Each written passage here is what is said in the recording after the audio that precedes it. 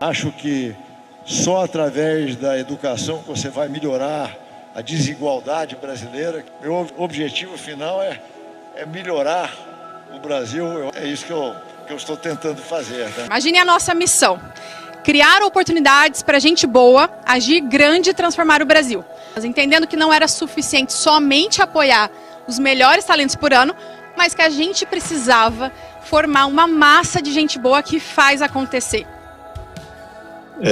Acho que a Fundação passou por diversas transformações, como o mundo tem passado por transformações, né? Ask not what your country can do for you. Ask what you can do for your country. Mas quando a gente pensa no real impacto que a gente gera, na verdade é um impacto e um efeito em rede. Porque a Estudar transforma pessoas, essas pessoas agem grande, fazem suas transformações, e as suas transformações acabam inspirando outras pessoas. E esse é o efeito de rede que a gente gera. Então a nossa logo dos 30 anos, né, só da comemoração, com todas essas linhas e esse slogan é para representar o que a gente acredita, que as transformações também geram outras transformações. Eu acredito que o líder transformador age como um catalisador e um guia na resposta a pelo menos duas perguntas essenciais. A primeira é como transformar a ambição em propósito.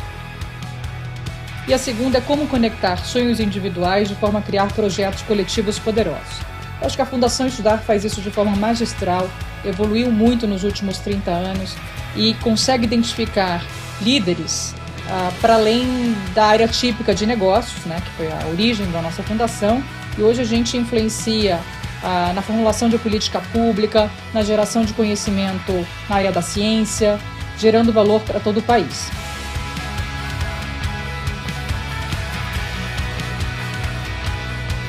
Eu acho que a gente precisa reconhecer, onde quer que a gente esteja, que a gente tem esse poder de transformação e de fato agir, ainda que sejam em coisas que parecem pequenas. Qualquer coisa que a gente faça para de fato agir é o que vai nos levar a um país melhor e a contribuir também em escala global.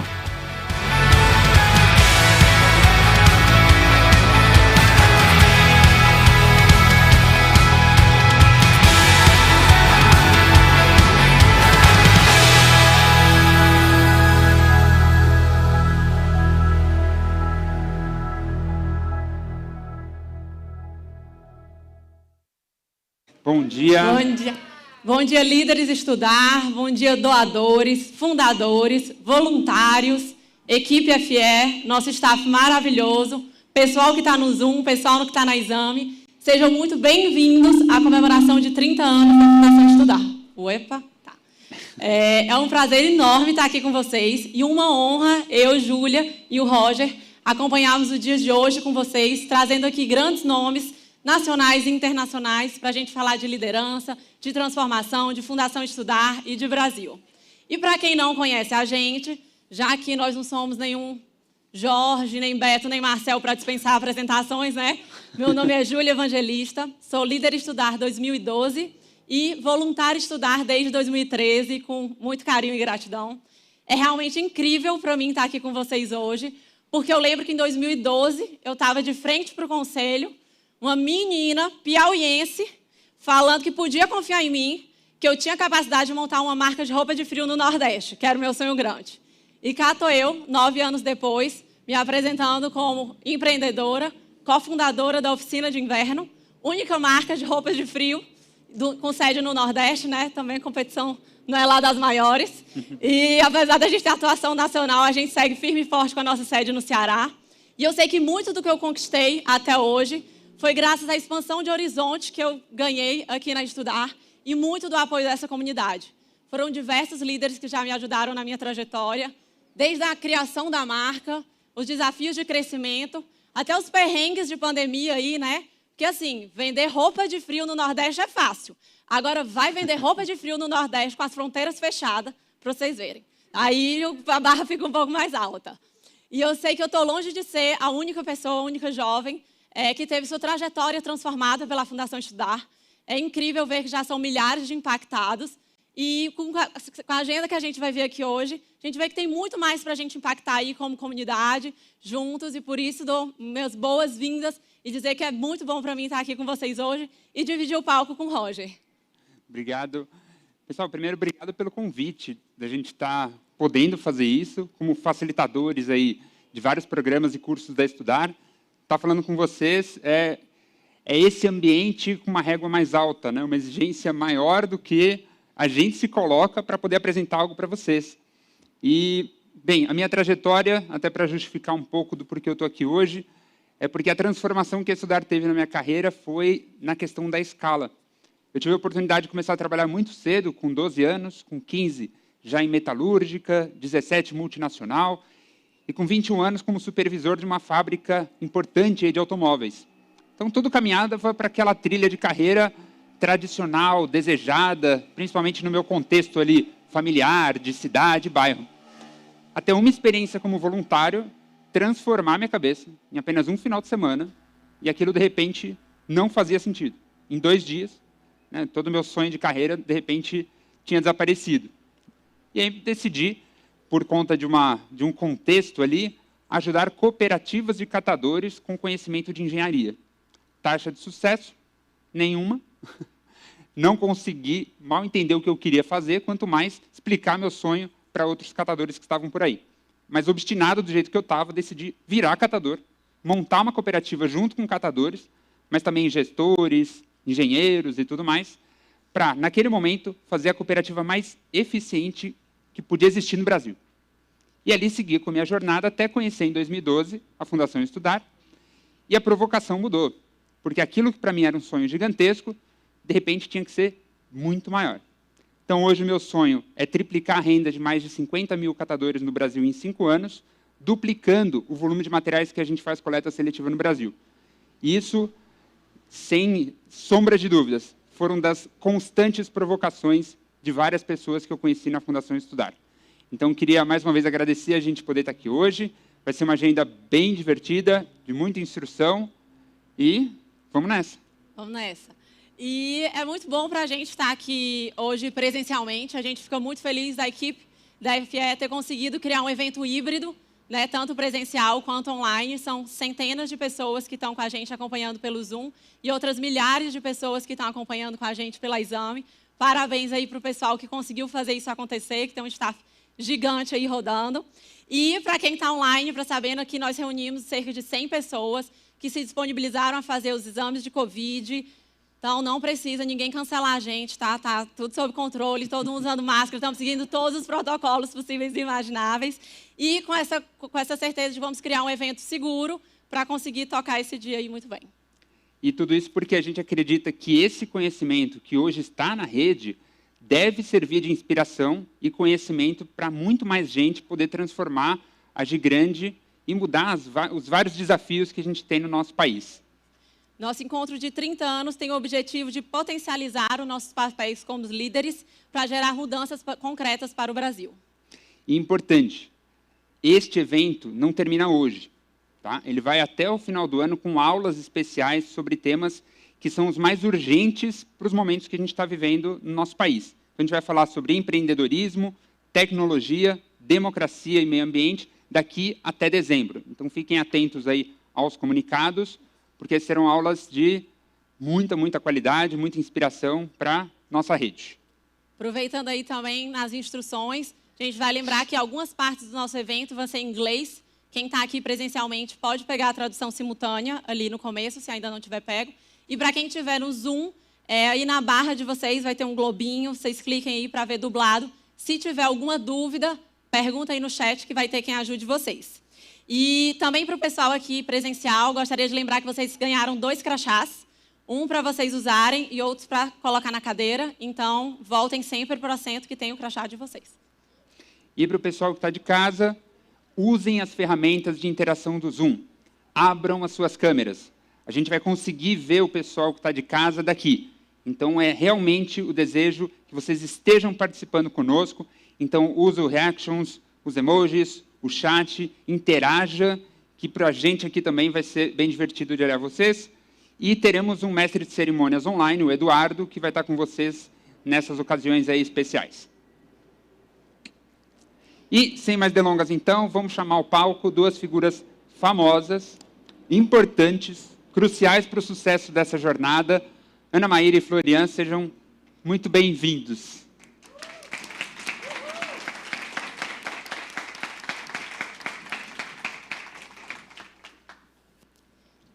Bom dia, pessoal. Florian e Ana Maíra, fala pra gente, como é estar à frente aí da Fundação comemorando agora 30 anos, essa data tão marcante pra gente? Acho que primeiro um grande privilégio, né? Tocar uma organização que está completando 30 anos, sendo que no Brasil nem 3% das empresas chegam nessa idade. E acho que toda vez que eu toco, que eu entro num projeto, numa organização, eu respeito muito o legado, a história dela. Eu gosto de entender contexto, quem criou, quem passou por ali, como as pessoas pensavam, como elas construíram aquilo. Eu acredito muito em lideranças que entram em lugares, olham para o que já foi construído e, a partir dali, constrói e vai além. E não que recomece do zero. Eu acredito em lideranças anteriores, times anteriores. Eu acho que, por isso que, quando a gente fala de 30 anos da Fundação Estudar, esse privilégio vem ainda mais forte, sabendo que tanta gente boa passou pelo time, pelo conselho, na nossa comunidade, muita gente contribuindo de fato para construir uma organização, a abrangência que a gente tem hoje, o impacto profundo que a gente tem na nossa rede. Acho que, segundo, é muita responsabilidade, e mais uma responsabilidade que faz a gente refletir sobre como que a gente mantém nossa relevância, né? O que fez a gente conquistar 30 anos não vai ser o que vai fazer a gente conquistar os 60. Então, essa responsabilidade de fato, a gente repensar, atualizar e trabalhar muito duro, né? O time sabe disso, para a gente conseguir conquistar o que o Brasil precisa. Eu vou puxar o gancho da Maíra. Assim, um sentimento muito de gratidão por todos que passaram pela Estudar, começando com a Kaique, Thaís, Rodrigo e o Fábio, né? Tiago, que está aqui. Tiago Mitrô, cadê o Tiago? Tiago Mitrô e agora a Maíra, né? Então, assim, o time é espetacular. Eu costumo brincar que, apesar do conselho, as coisas evoluíram muito, porque o conselho sempre foi um pouquinho mais conservador e o time sempre puxou o conselho para frente, né? Então, a responsabilidade do time é imensa, foi espetacular o que vocês fizeram e estão fazendo, né? Agradecimento aos conselheiros, que foram vários, né? O que mais impressiona assim, um pouco é a generosidade, sabe, assim, tipo, a gente sempre pensa assim, porque é a bolsa, é o dinheiro que eles dão, tal, mas assim, o que mais impressiona todo mundo depois que entra na comunidade é o tempo, né, que eles se dispõem, né? Então, assim, quem nunca recebeu uma ligação de Jorge Paulo, olha, tem aqui um garoto, uma garota aqui, você pode falar com ela e tal, não sei o quê, né? E quem nunca se surpreendeu quando um dos três responde e-mail assim, em 5 minutos, né? Você manda e-mail assim, Marcel, Jorge, Beto, 5 minutos vem a resposta. Assim, nossa, né? O sujeito tão ocupado me respondeu em 5 minutos, né? Então, assim, a generosidade, principalmente dos fundadores e dos conselheiros, com o tempo deles é uma coisa incrível, né? O que aumenta muito a nossa responsabilidade também, né? Porque eu acho que tem um sentimento assim de tipo, sabe assim, não posso decepcioná-los, né? Eles confiaram em mim, deram a bolsa, mas principalmente deram tempo e tal, então esse sentimento é incrível. Então, é um sentimento muito de gratidão por todos que fizeram isso acontecer, né? Muito bom. Maíra, qual que é a expectativa do evento? Não só do dia, mas do que vai ficar nas pessoas depois desse dia e principalmente dos eventos que estão por vir aí ao longo do ano?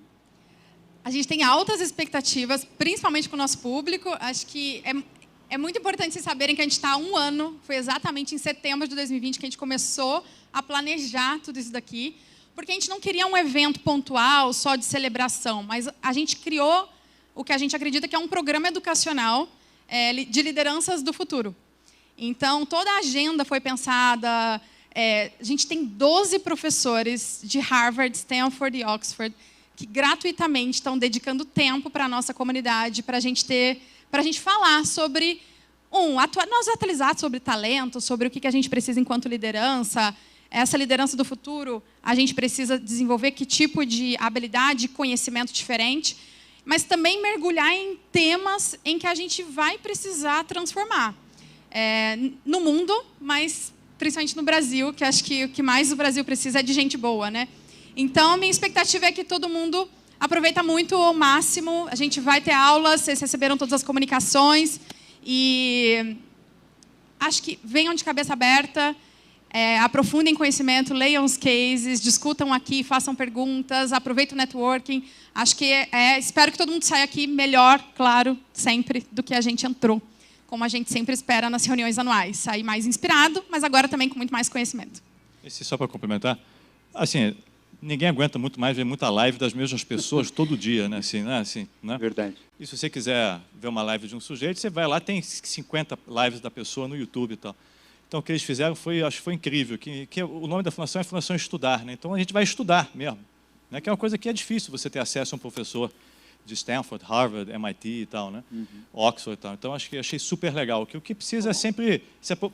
A minha filha escreveu um texto assim, menos lives, mais livros. Ela escreveu um texto, achei ótimo. Porque eu acho que a gente precisa um pouco menos, sabe, se aprofundar um pouco mais nos temas. Então, vocês estão de parabéns, porque eu acho que foi uma ideia genial.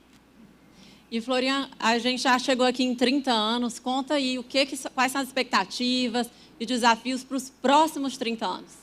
A régua aí vai subir? Olha, é o seguinte, eu acho que os modelos de negócio, quando se olha as companhias, antigamente duravam 10, 15, 20 anos. Hoje, muitos deles estão durando muito menos, né? Alguns duram 3 anos, 5 anos, né?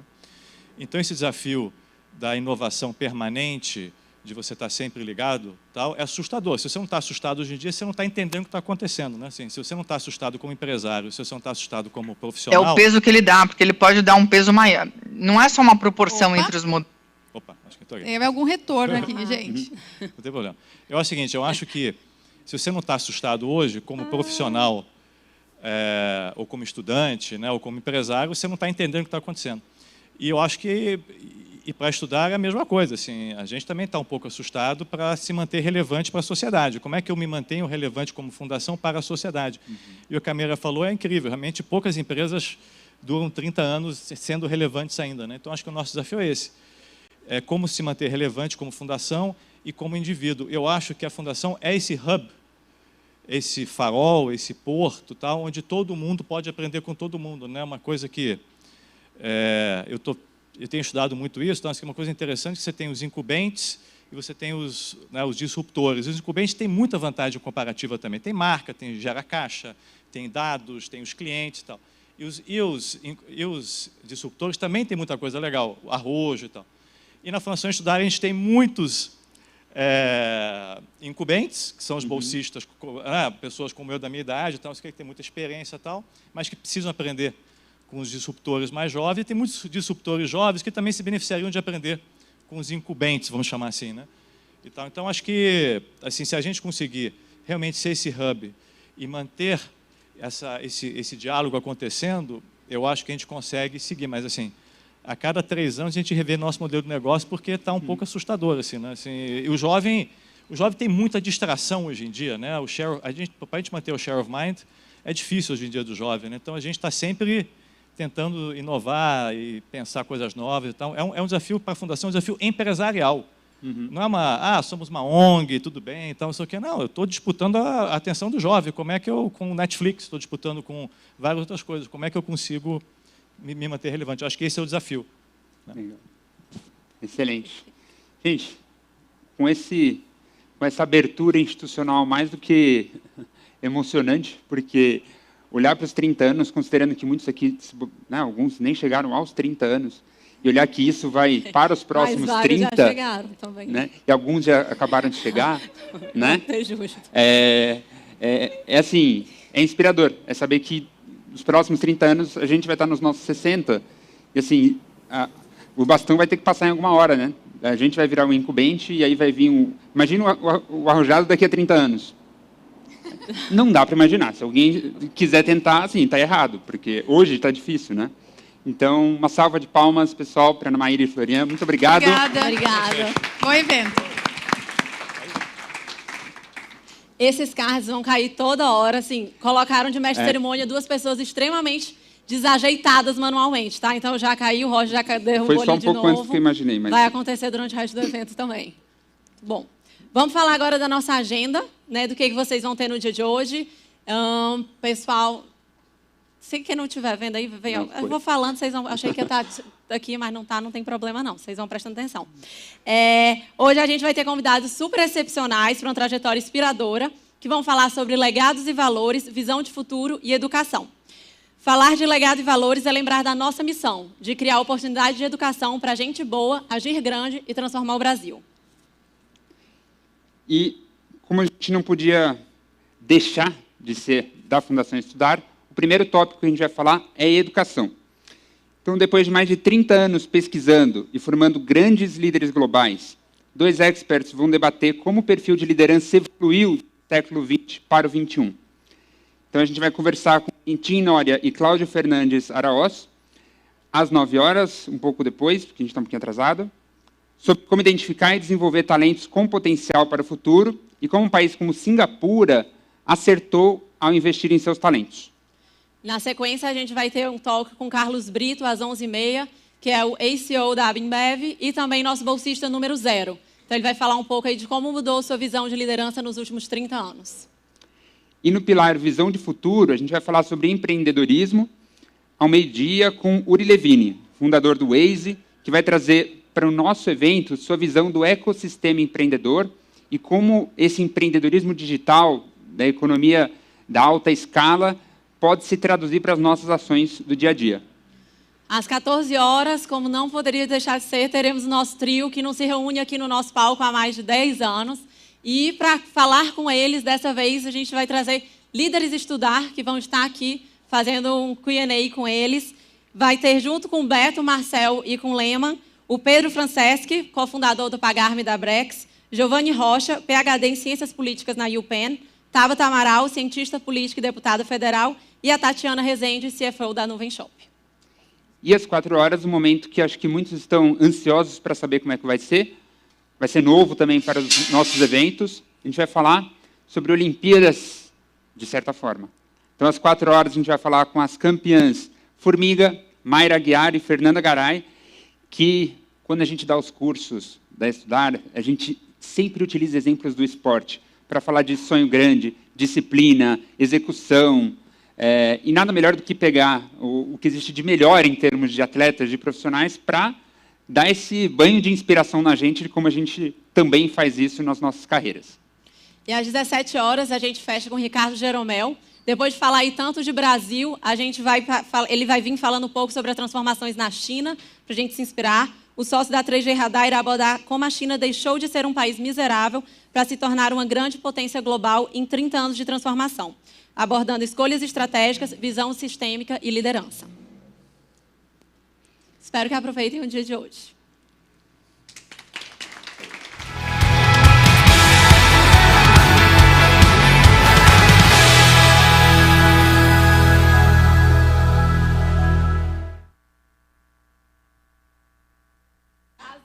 A gente vai começar o nosso primeiro bloco e ele vai ser em inglês. Então, como já falei, tem tradução simultânea, tanto aqui quanto no Zoom. O pessoal que está na exame já pode ter escolhido o link aí com a dublagem. E vou falar algumas observações sobre como vai funcionar nossas perguntas e respostas, tá? No final do talk dos nossos speakers, a gente vai ter o Q&A. Quem tiver perguntas, vai anotando aí. Presencialmente, no final, quando a gente abrir o momento de perguntas, basta levantar a mão, que a Anitta, que está ali no final, vai ir até você com o microfone para fazer a pergunta. E para quem está no Zoom, você basta levantar e informar no chat que você tem interesse de fazer a pergunta, que quando for na hora oportuna, você vai entrar aqui com o microfone desmutado, ao vivo, com a câmera, e fazer a sua pergunta diretamente para o nosso speaker. Quem quiser, as perguntas podem ser feitas tanto em inglês quanto em português. A Anitta ajuda vocês aí na tradução. E as perguntas vão ser feitas uma presencial e uma online, sempre seguindo essa ordem ao longo de todo o nosso evento. E também as perguntas vão ser feitas por ordem de quem levantar a mão primeiro. Então, vai. Contigo, Roger. E preciso dos meus cards.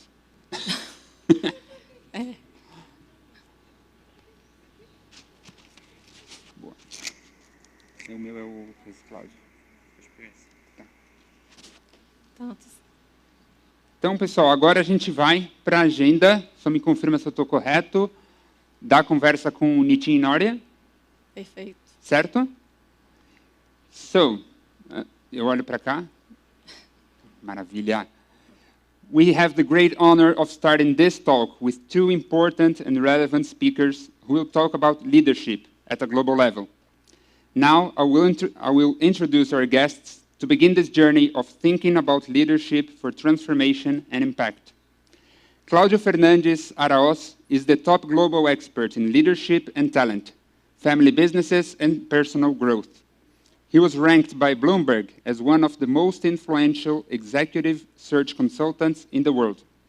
He is a fellow for executive education at Harvard Business School and was a partner and member of the Global Executive Committee at Egon Zehnder. Nitin Noria served as the 10th Dean of Harvard Business School. He also served as co-chair of the Leadership Initiative, Senior Associate Dean of Faculty Development, and head of the Organizational Behavior Unit at HBS. He sits on the board of directors and serves as a strategic advisor to many different global companies, such as AB InBev. And he is also responsible for one of the biggest changes in my personal understanding of leadership 10 years ago. Working in a factory producing thousands of cars every day, without any conscience about the bubble I was living in and the impact of the career I was envisioning. This was possible because of a video that I watched that your professor has made with Amanda Pepper in 2009. And this was mind-blowing for me at that time of how I could use my leadership to really transform the world. And I'm thrilled to be able to thank you in person for the impact that this video caused in my life. So we welcome you to our stage. The space is yours to share with us what you have learned about leadership for the century 20 to 21 and how this topic relates to the successful story of Singapore. Welcome. Thank you. Thank you very much. It's a big pleasure. It's a big honor to be both with Fundação Estudar and with Nitin, one of my greatest heroes. So Nitin, I think that we will exchange questions. Shall I start? Can I start? Why don't you start, Claudio? So, Professor, fabulous. If you could wait just for a second, we're just adjusting volume audio here. Just 1 second. Perfect.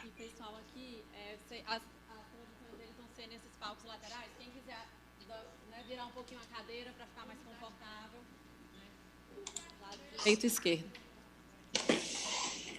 Podem virar.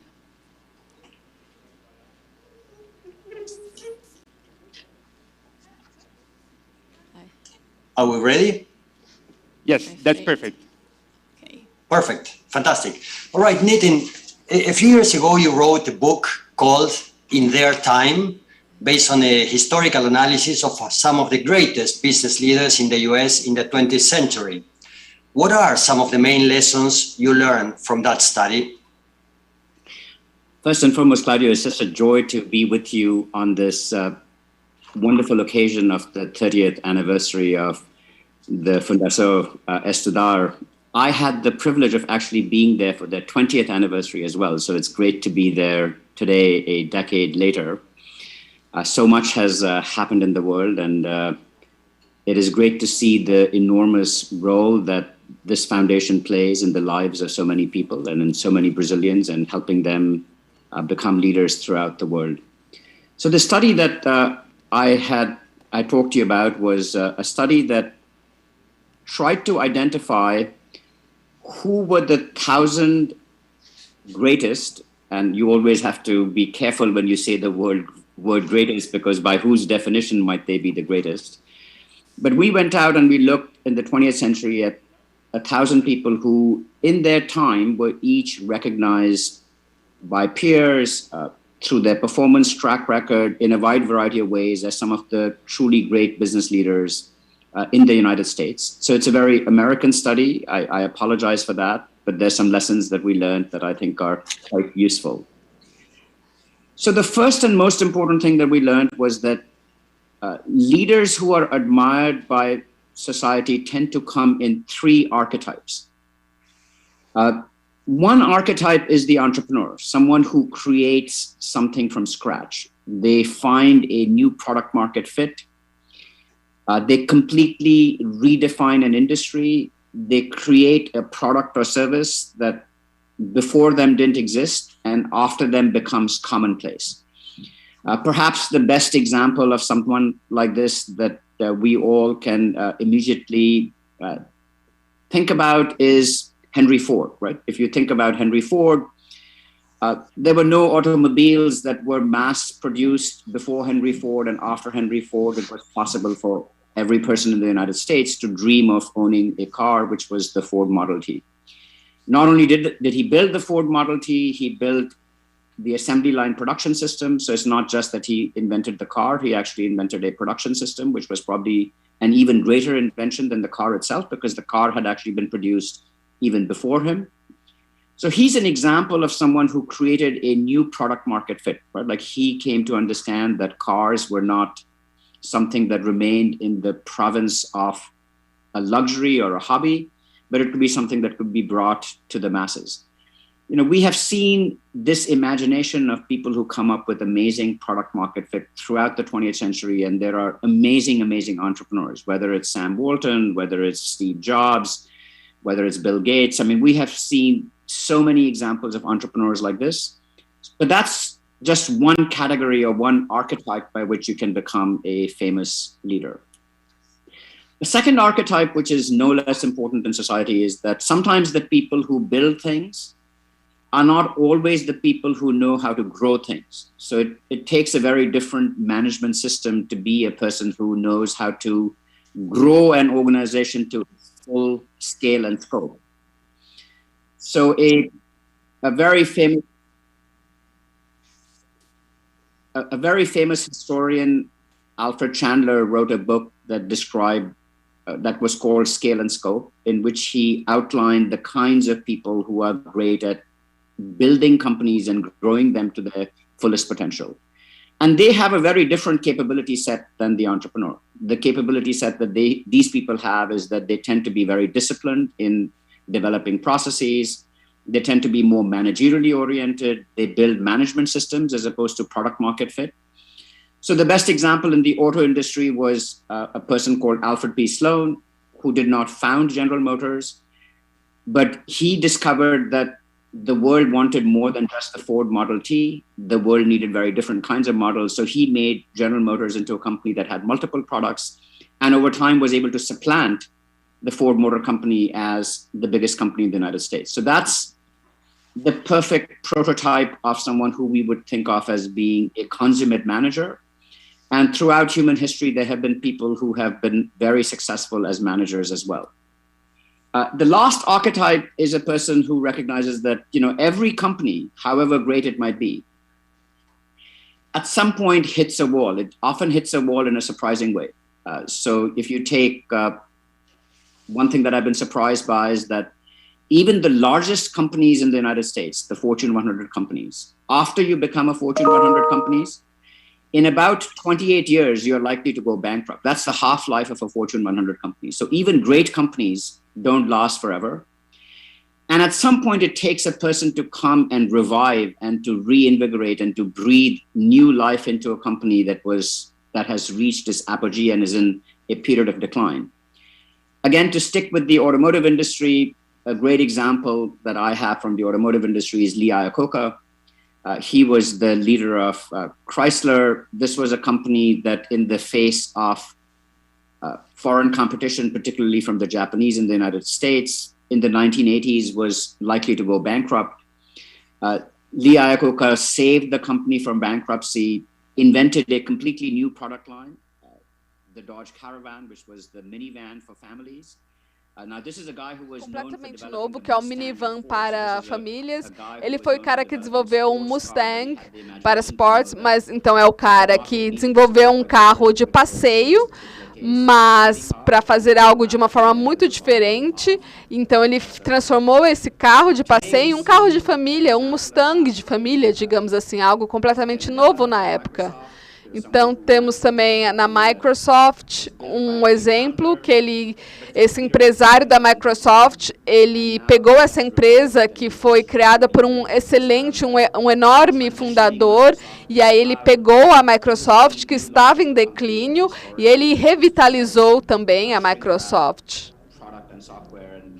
agora vendendo produtos, softwares, de forma muito diferente nessa nova era. Então, a principal lição que a gente aprendeu desse estudo é que, ao longo da história, há oportunidades para que os líderes surjam nessas 3 formas diferentes. Então, talvez hoje a gente esteja fascinado pelos empreendedores, mas mesmo assim há oportunidades para as pessoas serem grandes administradores, porque as coisas precisam ser escaladas e é necessário capacidade administrativa. E também há oportunidades para muitas organizações que estão em declínio, ou estão indo à falência, ou que se perderam, para que elas sejam revitalizadas. E isso também requer outro tipo de habilidade e capacidade.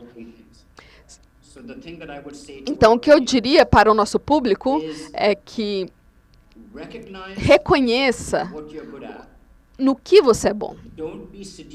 Não seja seduzido pela ideia de que a única forma de ser bem-sucedido é sendo um empreendedor. Você tem que entender o que é autêntico para a sua capacidade e qual é a oportunidade com a qual você se identifica, e isso é possível. É possível você florescer de diversas formas. Fascinante, Nietzsche. Muito obrigado. E voltando para o início da conversa, quais são os seus principais insights? Como você acha que a gente deve se adaptar aos tempos de hoje? Bom, o primeiro livro que eu escrevi chamava-se Beyond the Hype, e nesse livro eu procurei identificar quais eram as coisas fundamentais, independentemente do seu arquétipo. Independentemente deles, existem, nesses 3 arquétipos, existem coisas fundamentais que o líder tem que fazer.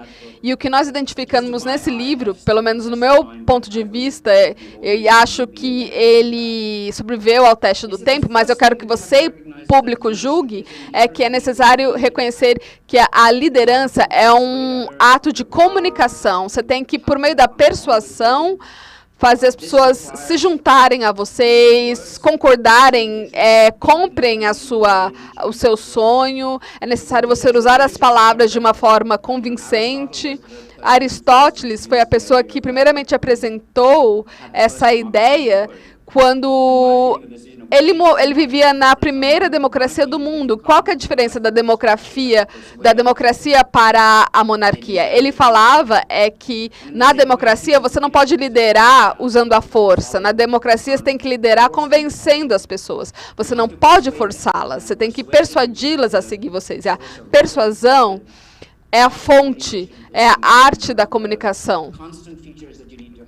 É algo que você tem que ter sempre, independentemente do seu arquétipo.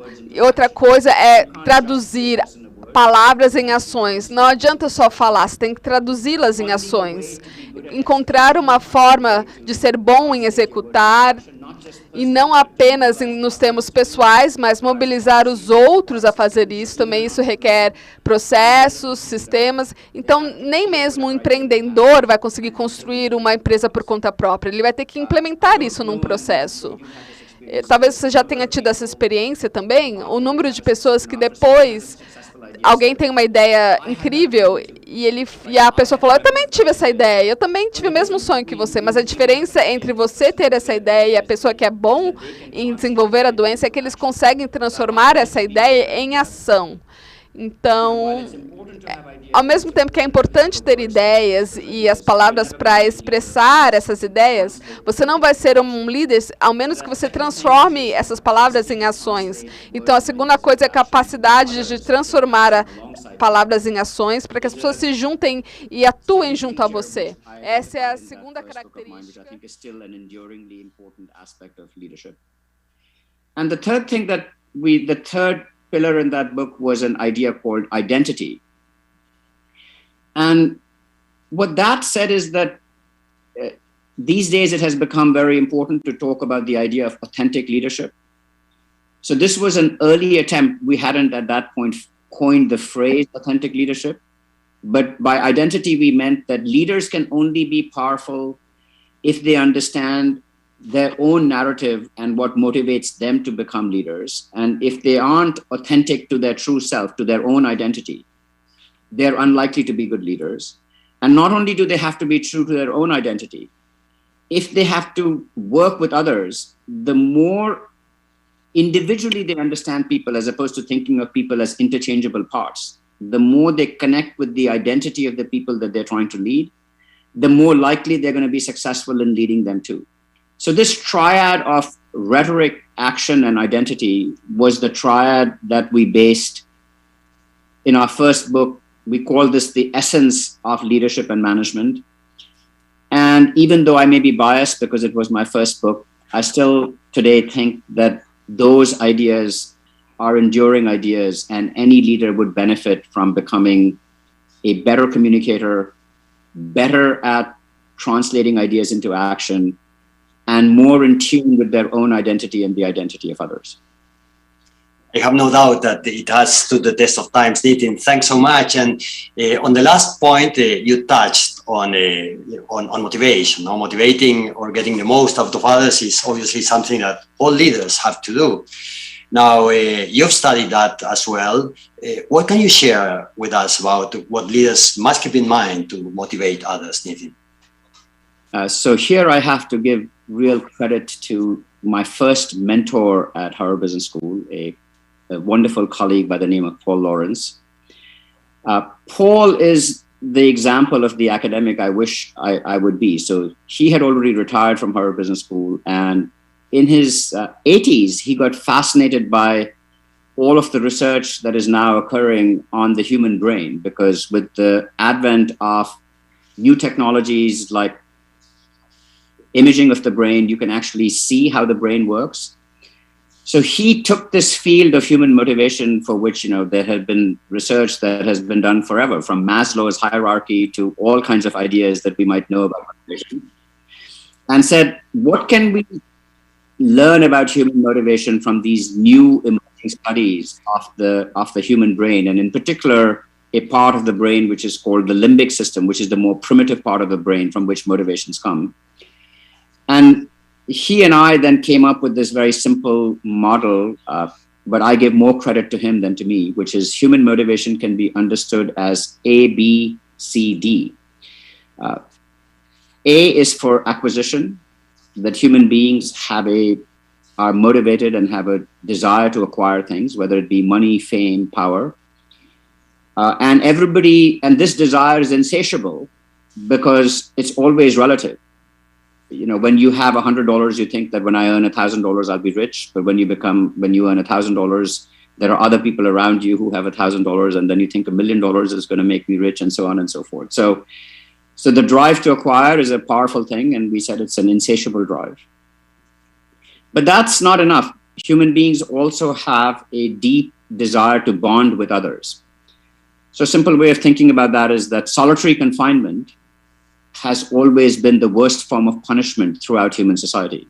So it tells you that even though human beings might be thought of as selfish, which is, the drive to acquire, they're actually also inherently collaborative.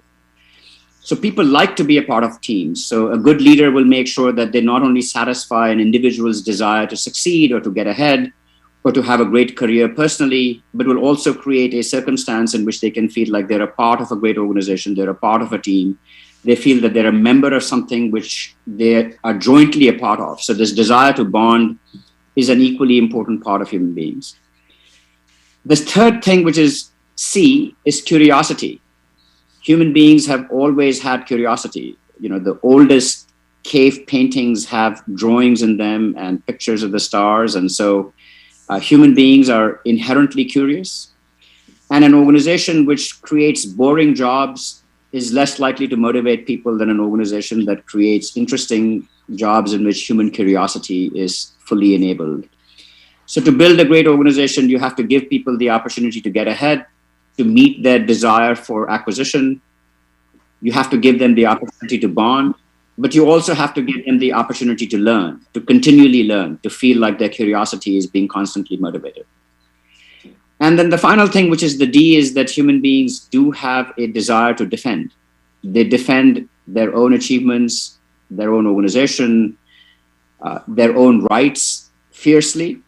So an organization in which people feel that that is not fair, in which they don't feel that they can defend themselves for their own accomplishments, or that others will not defend them against their enemies, is not successful. So we have to make sure that organizations provide people the opportunity to feel safe, to feel that they can defend their interests. So this little framework of ABCD, which came from all studies of the human brain, I have found, we've done a fair number of empirical studies, and we've learned that organizations that can supply all four of these things, or that can satisfy all four of these motivations, tend to be more successful than those that don't. Great, Nitin. Thanks very much. Now, moving from the brain to the heart and the soul, you've also written about the need for leaders to have moral humility. People, I'm sure, will laugh at this because I'm from Argentina, Nitin, and I don't know whether you're aware, but Brazilians make all type of jokes about our arrogance. So they say that we commit suicide jumping from our own egos, but we don't die when we crash against the floor. We die of starvation along the way. But now, anyway, going to what you wrote about the importance of leaders to have moral humility. Tell us about that idea and why you think it is so important for leaders, Nitin. So, one of the things that I have been permanently surprised by, and whether it's the great financial crisis or leaders who were extraordinary, stories of Enron, so many stories like that, that what causes leaders to lose their way, right? Like, what is it that causes leaders to lose their way? And the insight that at one point I had is that, look, human beings are, for the most part, it is healthy for us to have some level of overconfidence. So if you go into a room and you say the average IQ in a room is 120, and you ask people to write down on a sheet of paper what they think their IQ is, I mean, there's the super arrogant person who will write 160, but the average of the room will be in the 130, 135 range. Most people think, I'm not going to be average. I'm at least slightly better than average. That's not a bad thing. It's good for people to feel that they're better than, slightly better than average, because it motivates them to do more. But I think it gets very dangerous when morally you think you're going to be superior to others. So there was a great set of experiments that were done at Yale by a guy called Stanley Milgram, where he was deeply distressed by what happened in the Holocaust. And he wondered, how could so many Germans have been induced by Hitler to do so many crazy things in terms of, really almost being inhuman in their soul. So he conducted a set of experiments at Yale where he just took ordinary people off the street and he asked them to administer electric shocks to someone who was in an experimental condition. And the only thing was that there was someone standing in a white coat who was instructing the person to go ahead and give the shocks because it would be okay. And more than 2/3 of the people gave shocks to the level of XXX, which is at simply the instructions of a white coat person. They were willing to torture someone in a lab setting to the point that the other person was screaming for them to stop, and yet they kept going ahead. So, I show this to my students at Harvard Business School, and I say that these were people just like you who were taken off the street. So I asked them, how many of you would be the person who you think would have gone to XXX? And less than 5% of the class will ever acknowledge that they may have been the people in the 2/3 who were willing to go all the way. I think this excessive self-confidence that we have in our own morality gets us into trouble. If we are morally humble, then when we have doubts, we can ask someone else, we can seek advice, we might prevent ourselves from doing bad things. So I have said that while intellectual overconfidence is a slight problem, moral overconfidence is a huge problem. If people make intellectual mistakes, you can recover from them. But if you make moral mistakes, it's very, very hard to recover from them. So as a leader, be very careful about the extent to which you believe in your own morality. Have some humility. Surround yourself with people whom you trust so that they can help you in times when you have moral doubt to make the right decision. Because an intellectual misjudgment is not something from which you will fail. You can recover from that. But a moral failure is a very hard thing to recover from. So that's why I am particularly attached to the idea that leaders should exercise moral humility. I couldn't agree more, Nitin. Particularly the higher up you go and the more even large public leadership roles you have, the more devastating it can be. Now, as we look ahead, Nitin, what will be required of leaders in the next decade? So I think we're living through an extraordinary time. On the one hand, you have this technology and life science revolution. So we're living through a moment in which science and technology is so fundamentally transforming every imaginable business that leaders are living through a period in which immense opportunity is going to get created out of this current technological revolution that we're living through in many, many fields. It's going to create opportunities for new businesses. It's going to create opportunities for businesses to scale. It's going to create opportunities for existing businesses to be transformed. So going back to my ideas from in their time, tremendous entrepreneurial opportunity, tremendous managerial opportunity, and tremendous leadership opportunity will be unleashed in this period because of the work that is being done through technology. Simultaneously, I think we're also living in a time in which the relationship between business and society is very fraught with risk. As we're seeing with concerns about climate change, inequality, inclusion, people are beginning to be very anxious that business serves the interests of a small group of people, but not of society as a whole. And I think that as business leaders, if we don't correct that problem, if we are not seen as people who in the end run businesses for the benefit of society as a whole, which is to have businesses be more sustainable, to have businesses create prosperity for all as opposed to prosperity for a few, this entire engine of capitalism and democracy that has served society so well for the last 100 years will be put at risk. So I'm very, very concerned, and I hope that business leaders will not just seize the tremendous opportunity that this period of change will provide, but will do so in a manner that actually ends up being good for society as a whole and restores the trust between business and society. So those to me seem to be the two main challenges for business right now. Tremendous opportunity, but also tremendous risk if we don't address these questions of the relationship between business and society. But I'm an eternal optimist. I actually think that there is no force better than business to actually tackle the challenges of climate change and inequality. And we should harness business and our own imagination, just as we harness business to have imagination of how to use new technology. We should now harness our imagination to say, how can we reduce the environmental footprint of businesses? How can we create more equality?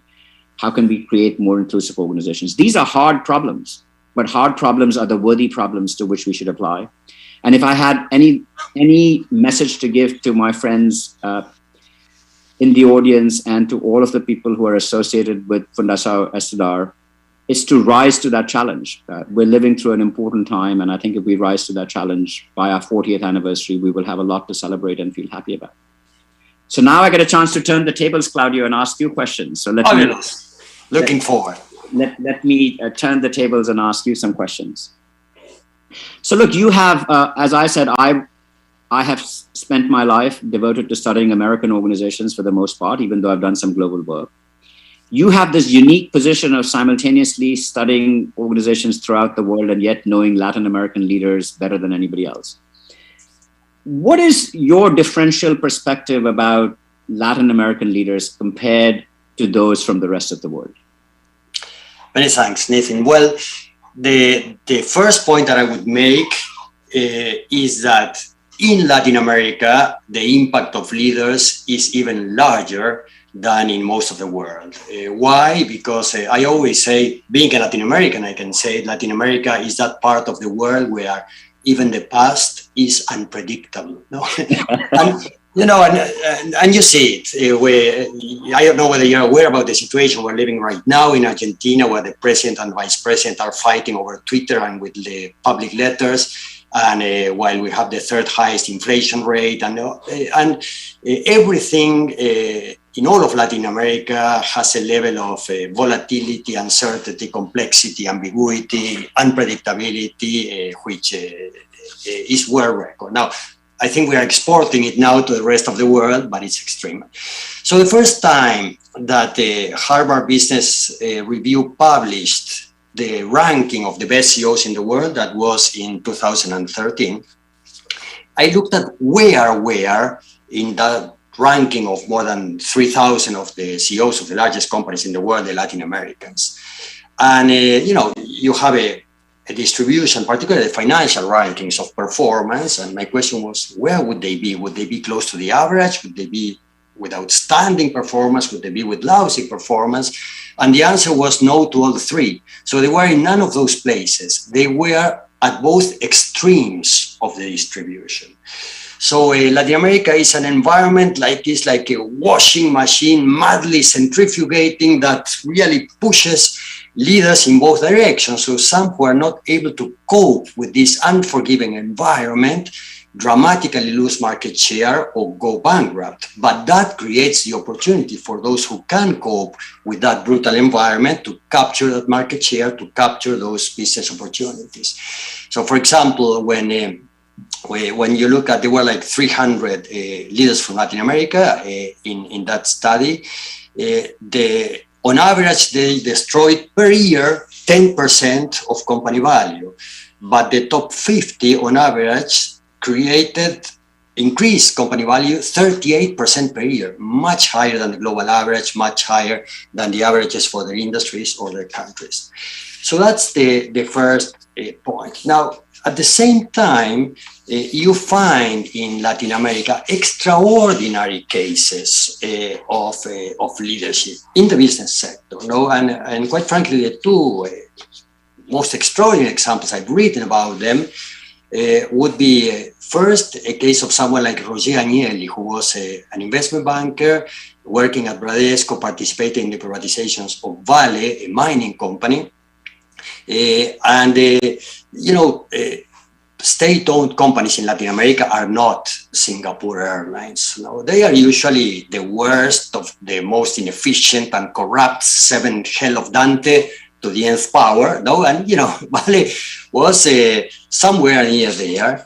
And he had this big dream, this big passion. He would meet with his people and say, why does Exxon need to be the greatest, largest company in the world? Why not a Brazilian company? Why not a mining company? Why not us? And in 10 years, Vale's value increased from $11 billion to $170 billion. Agnelli created more than $160 billion of value in a decade.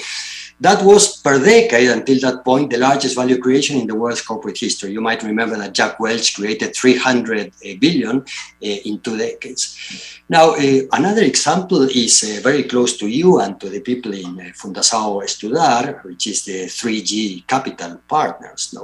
They revolutionized capitalism in Brazil. They ventured successfully in banking, private equity, retail with Lojas Americanas, railroads and logistics with ALL, and then beverages and then food.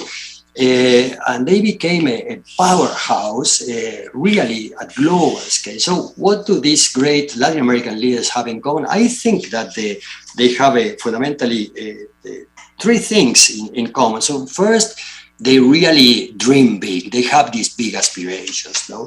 But second, they are fanatic about surrounding themselves with the best, mostly promoting people from within and helping everyone become the very best version of themselves. And so coming back to Latin America, it's a massive spread. You find the worst, but you also find the absolute best at global scale. And what those have in common is big aspirations, and they are fanatic, as Jeff Bezos would be at Amazon, at surrounding themselves with the best and helping the best become even better each day.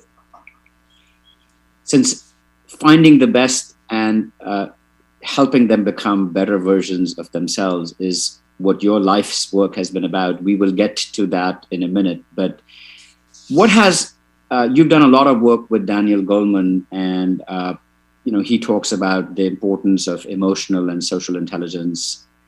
As you think about this theme that you said, that, dream big, but in order to dream big, you have to surround yourself with the very best and then make them better yet. Yes. What role does social and emotional intelligence play in that equation? Yes, thanks, Nathan. A huge role, and even larger in Latin America. So when I first met Dan in 1995, all of his research was in the US. And so he became intrigued about whether this would apply to other cultures. And so I went back in those days at Egon Zehnder. I had personally hired some 250 people.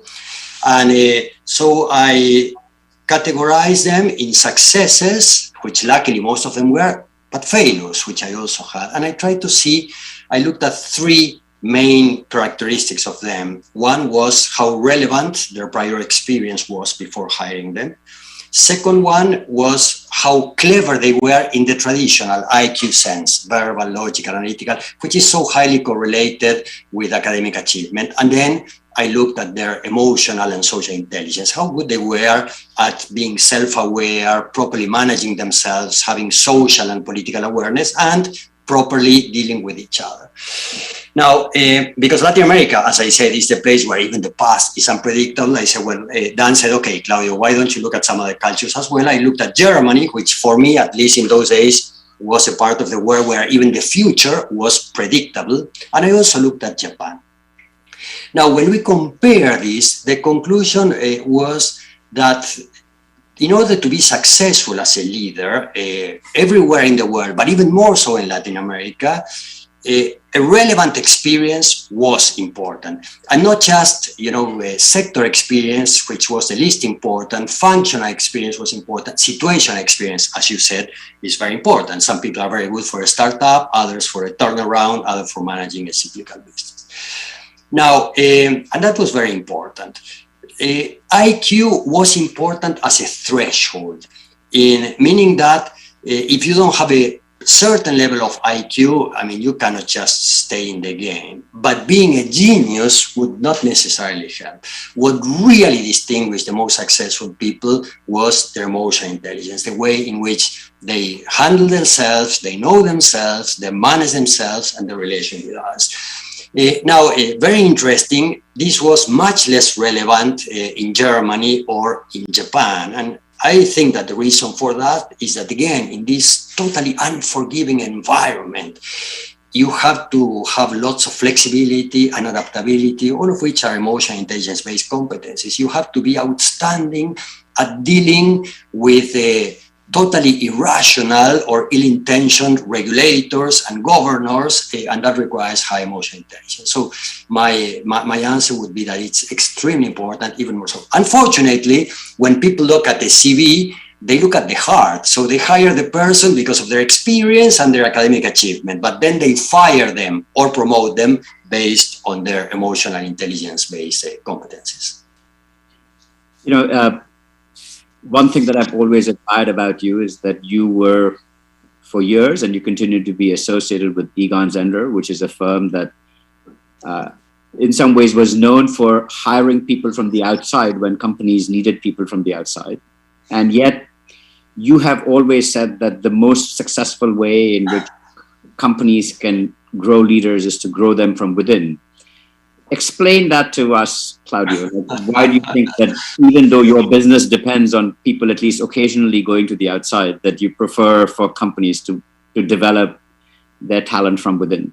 Yeah, it's a very insightful question, Nathan. Well, first of all, I have ended my formal relationship with Egon Zehnder a couple of years ago after 34 years, but I still admire a firm which is, I think, outstanding.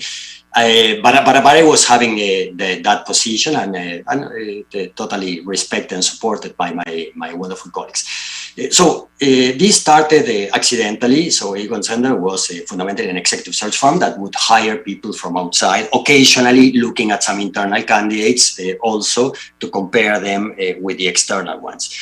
Now, in this incredible volatility of Argentina, there was a period of wonderland in the first government of President Menem, where he privatized about half of the economy. So all these public utilities, telephone companies, railroads, airlines, telecommunications, energy generation, distribution, and so on and so forth.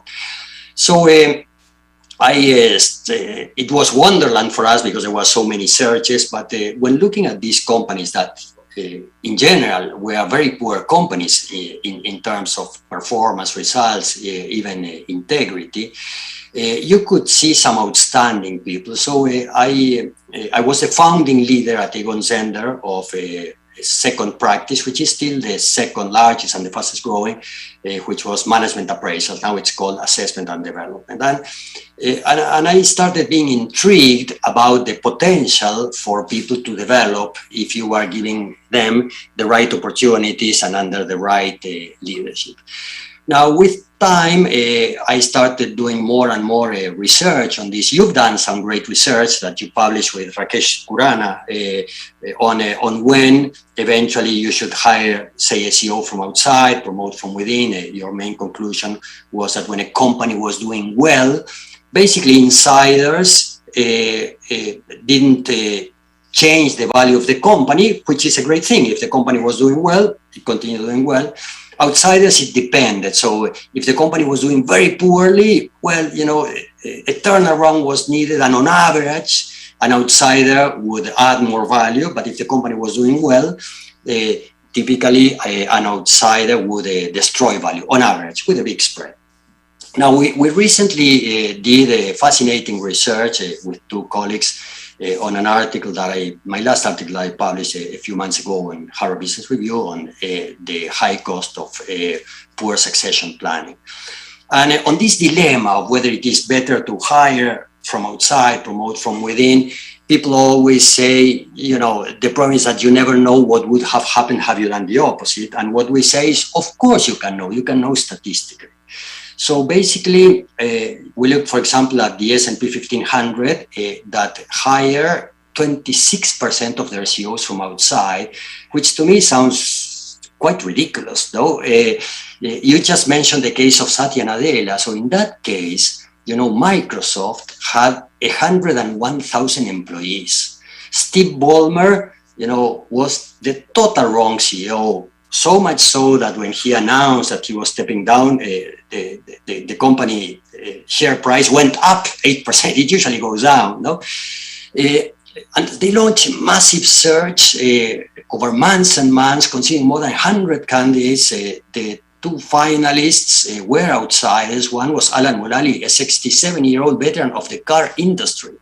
You know, and then another one was Steve Mollenkopf from Qualcomm. When people found out that he was a candidate, he was promoted to CEO. And because they lacked external candidates, they finally promoted Satya Nadella, who was an outstanding decision. So there is this bias to go outside too much. So what we did is we compared for a company that would hire a CEO from outside, the impact that CEO would have on the company value in the coming years, industry adjusted. And we would compare that real impact with the expected value of the impact that an insider promoted would have, calculated with a multiple regression of 80 different variables. And vice versa, when a company would promote a CEO from within, we measure the impact that he had in the value of the company and compare that with the expected value of the impact of an outside. And with that, we concluded that basically companies should be hiring their CEOs from outside, not 26% of the times, but maybe 3 or 4% of the times, which is really ridiculous. And we even computed the cost of this bad practice. The total cost for the S&P 500, because of 3 reasons. First, the inferior performance of the outsider wrongly hired the majority of the times. Second, because of the loss of intellectual capital at the other company that this executive left. And third, because of the poor preparations of the insider promoted, that cost for the S&P, for all the equities globally, is $1 trillion per year. It's 1 percentage points of real returns on equity investment. So, you know, with current high valuations and forward return on equity is expected to be maybe 4 or 5%, that's 20 to 25% value destruction per year. So that is the reason why I really advocate for companies doing their job, which would be much better in terms of their own performance, their own value, the value for investors and value creation, but also for the people working in those companies. Who wants to work for a company where whenever there is an opening at the top, they say, how great that we bring this brilliant guy because we're all so stupid down here. So that's the reason why I so much advocate looking within, looking inside. As in everything that you do, Claudio, I love the fact that it is grounded in research, but you have a real passion for it. So I know you also have a passion for how people can assess potential. Potential is this strange word. We all would like to believe that people have potential, and every human at some level has some potential. But how do we more rigorously assess potential? Yes, thanks very much, Nathan. We did some work together. We even published something with you and Boris on this. And as I said, I started guessing about what would be the hallmarks of potential more than 30 years ago with these privatizations. But then we worked together with our colleagues at the Egon Center for 30 years, trying to perfection a model for assessing potential. And the current one has a very high predictive accuracy. So there are fundamentally 5 things. So first of all, it's curiosity. High potentials are individuals who constantly have this infinite curiosity, and they cultivate it throughout their whole life. And the best leaders I've ever known are always like this. Talking about leaders of the previous century, Jack Welch, the only time that he came to Buenos Aires, we invited him to dinner, and we invited some friends, and they wanted to learn from him. At the beginning, they were so frustrated because in the dinner, he was asking all the questions, and because he was, why is it that you have this crazy inflation? And why is it that you have this corrupt government? And why is it that, and my colleagues wanted to learn from the leader of the center, couldn't ask a question, but the first one who left said to me, Claudio, I was frustrated initially because I wanted to ask him questions, but today I learned the best lesson from him, which is that he became the leader of the century because he cultivated throughout his whole life this, unceasing curiosity. Second, high potentials have great insight. In this complex world, they separate the wheat from the chaff. They are very good at drawing implications, at listening to the weak signals while ignoring all the noises. And as a result of this curiosity and insight, they come up with their creative vision. And then the third hallmark kicks in, which is the ability to engage others' minds and hearts towards that compelling vision. And the fourth element is great determination, because they don't crack under pressure. They really keep on marching towards very challenging goals in good times and bad. So it's curiosity, insight, engagement, and determination. Now, there is a fifth element, because even a psychopath can have all those 4, great curiosity and insight to plan the crime, great engagement to bring the victim to the place, and great determination to stab her in the back 28 times. So the final and defining thing that is required for the right type of high potentials is, the right motivation, what our friend Jim Collins would call the level 5 leader defining trait, which is this paradoxical blend of fierce commitment together with deep personal humility. Those individuals who really want to build something larger than themselves long after they're gone. So that's the way to assess potential and the right type of high potentials. That's great, Claudio. Before we open up for questions, which I hope people will have for both of us, what would be your parting words for the Fundação Estudar for its next 30 years? Thanks very much, Nathan. And so we discussed this a little bit with Ana Maíra and a couple of more members with whom I spoke. So first of all, I would encourage Fundação Estudar to keep on doing what they are doing.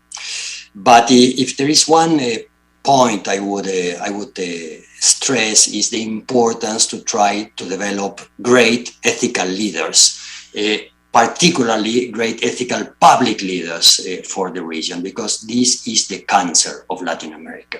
Latin America is so rich in terms of natural resources, even in terms of talent, but the big drama is that the political leaders and the public leaders are in a majority, not at the right level of integrity and not outstanding leaders either.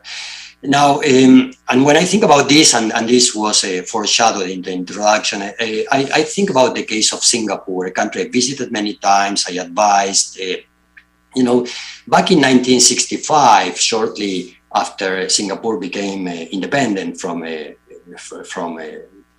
England, the Prime Minister Lee Kuan Yew made the decision. He said, listen, we have nothing.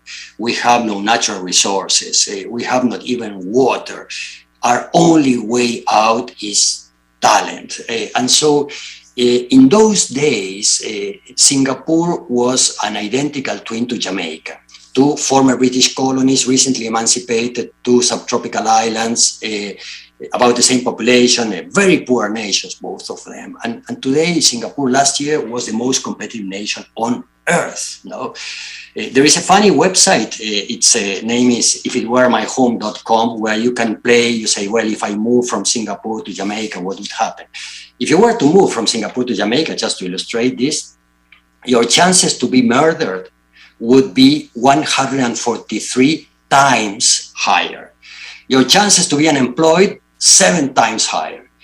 You would make 86% less money, and you would die 11 years earlier, which is probably good news given the conditions. Now, how did Singapore do it? Well, initially by doing something very similar to Fundação Estudar did, giving fellowship to poor children with great curiosity, with great determination. And they went to study to Oxford, to Cambridge, to Harvard, to Stanford, and went back and worked in the civil service. And Singapore, with this constant attitude to think ahead, to think across the whole world, to think again and question things, build the most professional civil service in terms of integrity, excellence, and service. And this is, I think, what we need in Latin America. I know that Fundação Estudar has already achieved something. Possibly in the audience today, we have Tabata Amaral, a congresswoman from Sao Paulo, from a fellow from Fundação Estudar, who studied at Harvard, and Felipe Rigoni from Oxford, who is a congressman from Espírito Santo. But I think that we need definitely great business leaders, but I would encourage Fundação Estudar to try to develop a great public leadership as well for Latin America.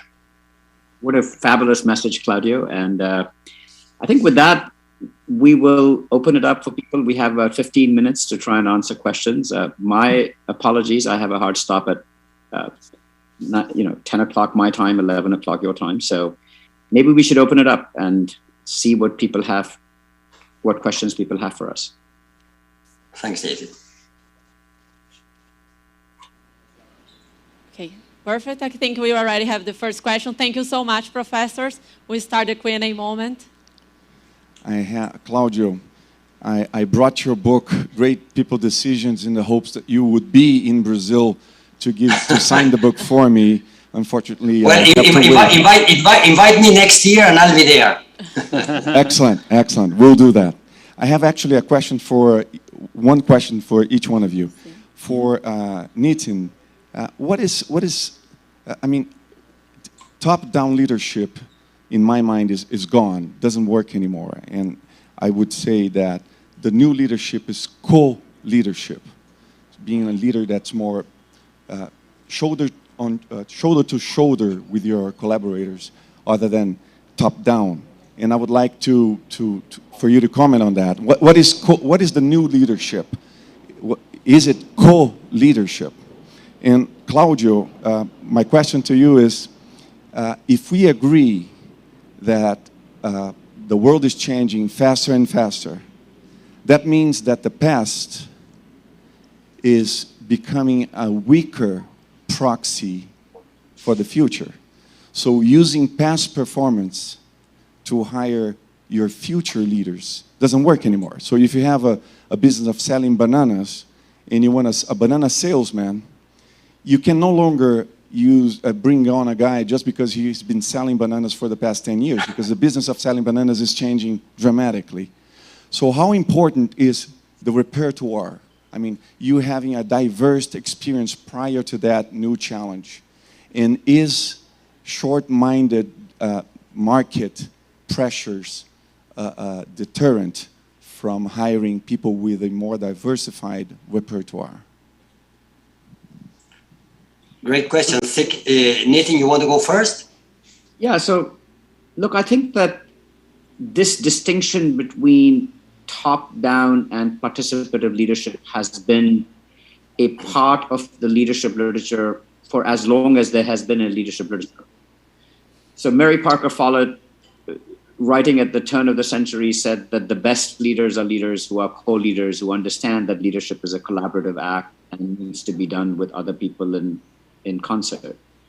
So this tension that no leader can do things alone, and yet in my experience, if you organize any group, you take any group, you get a group of people together on a playing field and you say, let's get together and play a game. Informally, someone will rise up to help organize things and will become the informal leader of that group.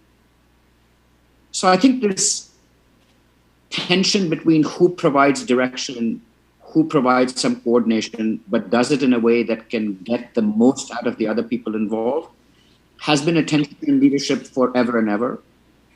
With the rate of change and the decentralization that can now occur more easily in the world, I think that the demand for collaborative or co-leadership will be greater.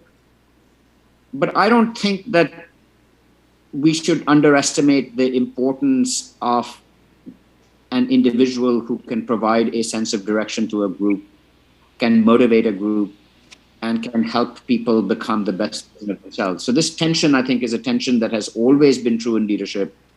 And to my mind, while there may be a little bit more emphasis on collaboration, I don't think the role of the individual leader will necessarily go away. Claudio, I'd love your reactions to this too, as well as an answer to your question.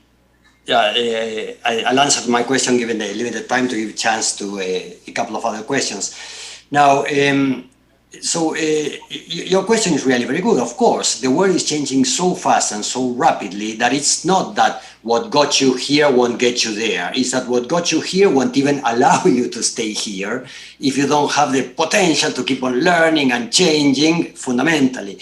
And so if you look historically how we made people decisions, for the millennia we made it on physical strength because work was physical. Then, since the Industrial Revolution, work became standardized, and so we looked at the IQ because work became more complex, but we looked at past experience and past performance. Now, as you properly say, all of that helps, even the competency approach, which is making sure that the person has the current abilities required for the job, is important. But more important than that is that the person has the potential to continue learning and changing so that they can continue to perform at a high level in the future in a job about which we have no clue about how it will look like 3 years from now, except that it will be different and more complex. Now, the beauty about focusing on potential is that not only you will be able to appoint the people with the best performance, but you will be able to foster diversity. Because, for example, women typically have even slightly higher potential than men on average with a wide spread. But the problem is that they were not given the chance to have the experience and therefore to develop the competence. But if you put more emphasis on potential, you will end up with a much more diverse and much more high-performing team. So that would be the solution and the opportunity. More questions. Thank you. The next question will be online from Joyce. I think it will appear here. Hi. Can you hear me? Yes, we can hear you. Yes. Perfect. Hi, I'm Joyce. So we talked about the importance of emotional intelligence to develop leaders. And we also have seen many sectors change significantly because of the use of new technologies. I would like to know how you see the disruption that technology can have in the people management sector. What is the full potential that you see, for example, from using technology, whether in assessment or in the development of emotional intelligence, for example?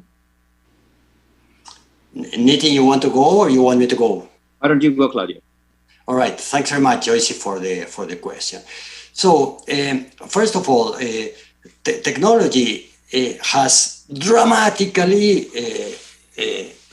improved our chances of working globally, connecting with everyone, increasing our productivity, and and the assets of technology are extraordinary. Artificial intelligence is improving the way in which you can analyze and make predictions, even about whether a potential candidate can be more successful than another candidate. So my expectation is that the impact of technology is going to be massive and enormous in making better people decisions. Now, having said this, we are all human at heart, and we really treasure in-personal meetings. And there are even some reasons, the mirror neurons that we have in the brain, where when you watch a person in the face, you are able to unconsciously understand their emotions and feel empathy by feeling the same feelings that the other person has.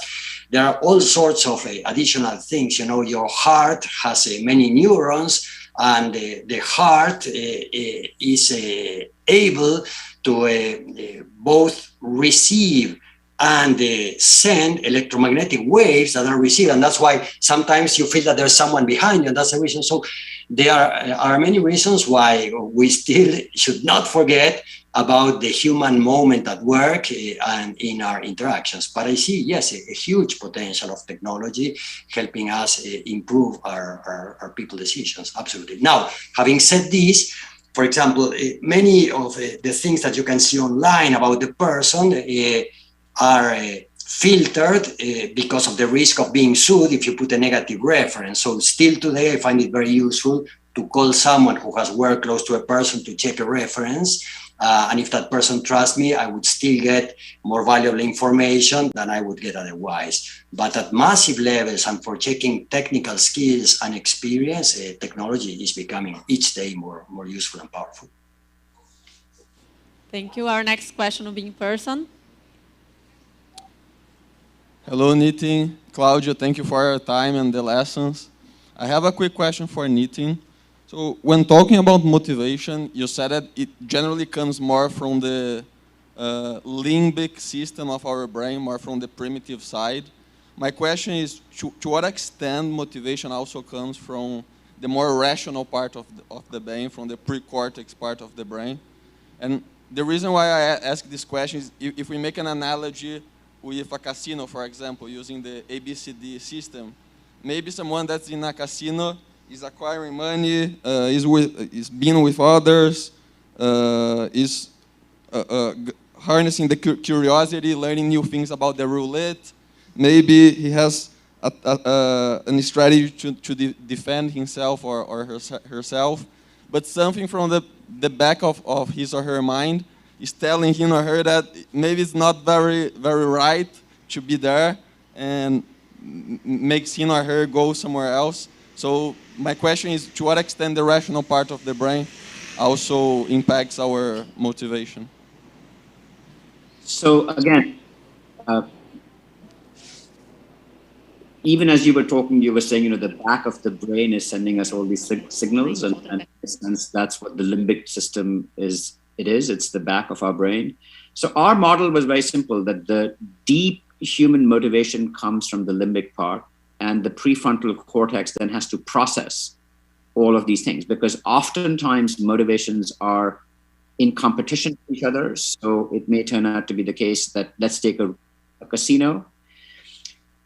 The desire to acquire more may want me to place a bigger bet, but the desire to save what I have on the table might lead me to make a smaller bet. So I have both these emotional tugs going on in me at the same time, which is I have a tug to say, if I put more money, I may make more money. But then I also have the defensive reaction. If I put more money, I may lose more money, or I might lose everything that I possess.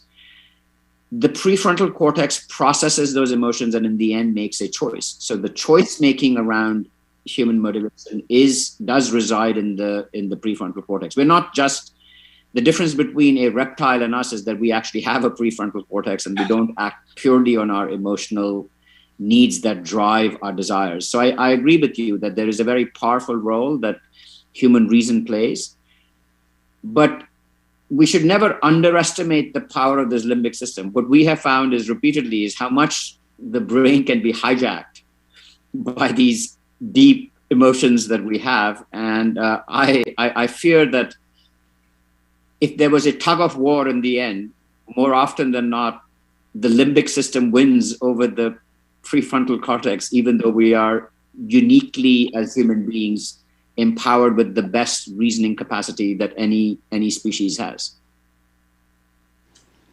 Thank you so much. Thank you, Nitin and Claudio, once again for sharing your knowledge and all the inspiration with us. And I would like also to thank our guests who contributed to making questions for this moment of interaction. Thank you. Thank you all.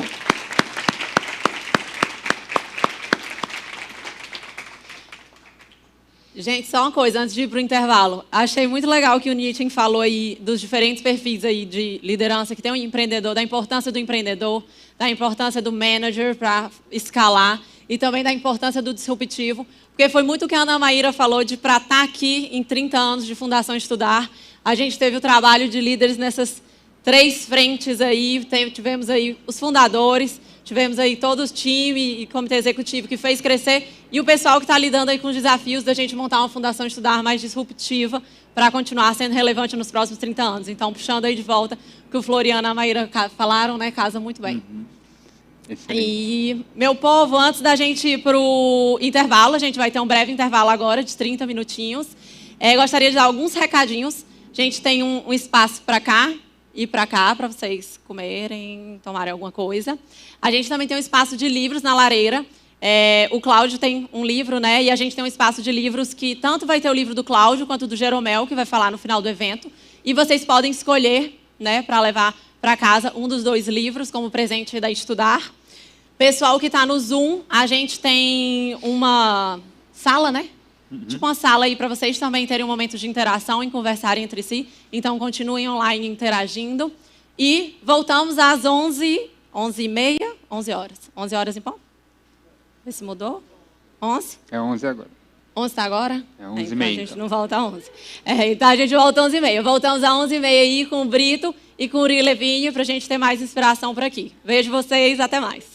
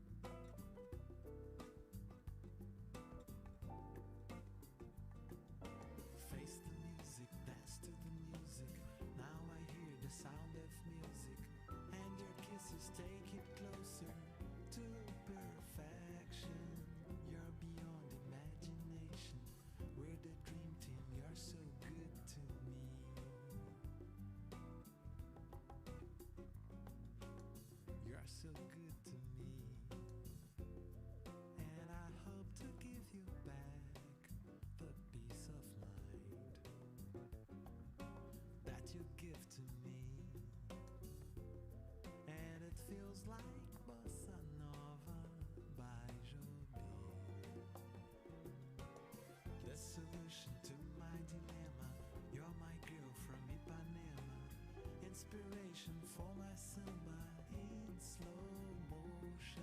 You're the top, you're my devotion, my slow motion bossa nova dream.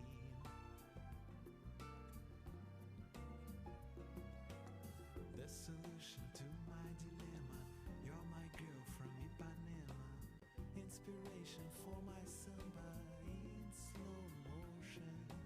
You're the top, you're my devotion, my slow motion bossa nova dream.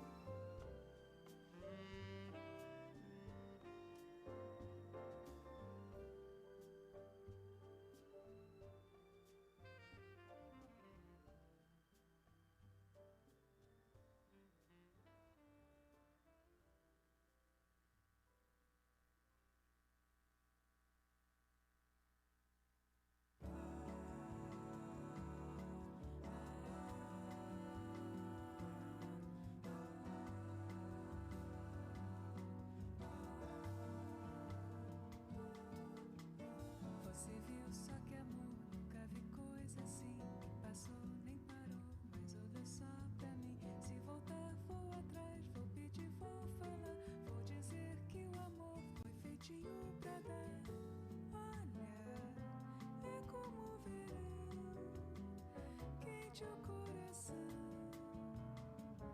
Salta de repente para ver a menina que vem. Ela vem, sempre tem esse mar no olhar.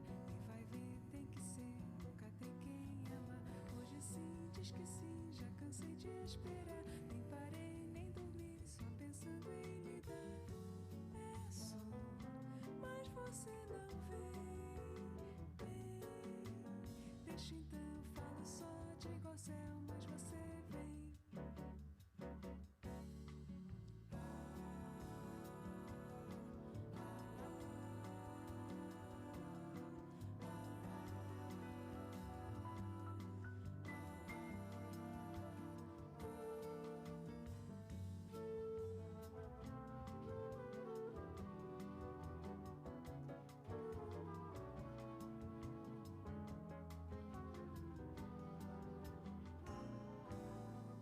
Ela vem, sempre tem esse mar no olhar. E vai ver, tem que ser, nunca tem quem ama. Hoje sim, diz que sim, já cansei de esperar. Nem parei, nem dormi, só pensando em lhe dar. Peço, mas você não vem. Deixo então, falo só, digo ao céu, mas você vem. Deixo então, falo só, digo ao céu, mas você vem.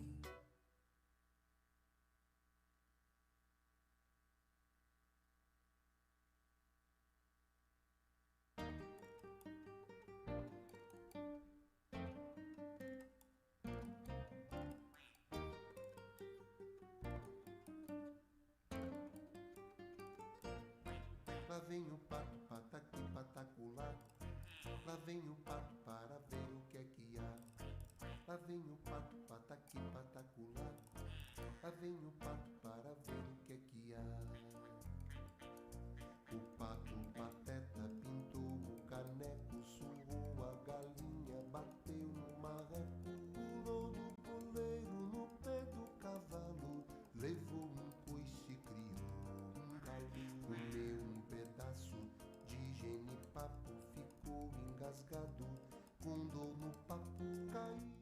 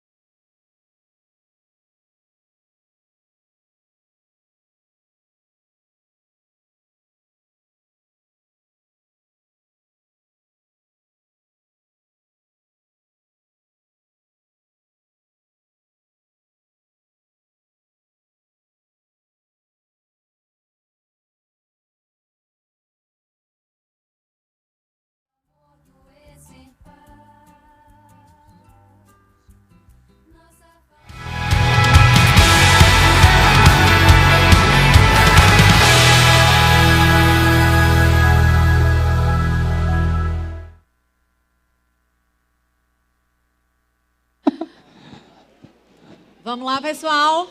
Voltando. Tiago Mitrô, me ajuda aí. Vem puxando que tu já fez muito liderança. Tu sabe como é trazer o pessoal de volta. Eita, eu tô com muita moral. Ficar chamando deputado assim, né? Tá... Ai, ai. Pessoal do online, já estamos vendo vocês aqui. Muito bom ver o Cláudio Andrade, nosso cabeça de chave. Bernardo Rez, muito bom ver você. Cláudia Macei. Muitas pessoas, deixa eu ver mais quem que... Brito já está aí com a gente. Tinha vindo o Cafarello também, bolsista novo. Muito bom ver os líderes novos já. Ali o Leonardo. Muito bom. Lembrem de voltar para o lugar que tem o nome de vocês. É, tá? pessoal, todos receberam 2 crachás quando chegaram. A ideia é um ficar na cadeira em que você está e outro com você, para a gente não trocar de cadeiras durante o evento, tá?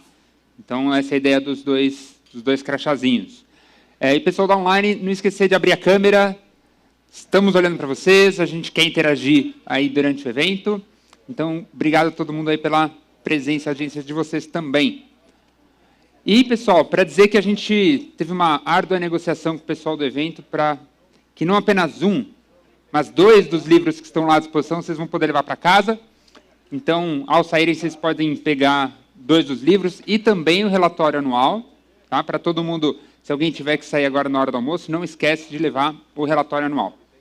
Combinado? Bem, vamos lá. E depois dessa imersão que nós tivemos sobre liderança, sobre carreira, a gente quer trazer um exemplo real que pode ilustrar e exemplificar tudo isso que a gente acabou de aprender, né, com o Cláudio e o professor Nitin. Então, a gente tem a honra de receber aqui ao nosso palco virtual o Carlos, que foi o bolsista número 0 da Fundação Estudar, e sabe, assim como todos que já puderam fazer um curso, receber uma bolsa, participar de um evento da Fundação Estudar, o poder que tem a rede de líderes, a rede de voluntários, de facilitadores da Estudar. Diria que hoje é um dos principais ativos que a Fundação consegue entregar para toda essa comunidade estendida. E o que começou com uma bolsa de estudo se tornaram 5, 10, 100, e hoje somos 760 líderes que foram aí beneficiados pela bolsa e por estarem nessa rede tão especial, né?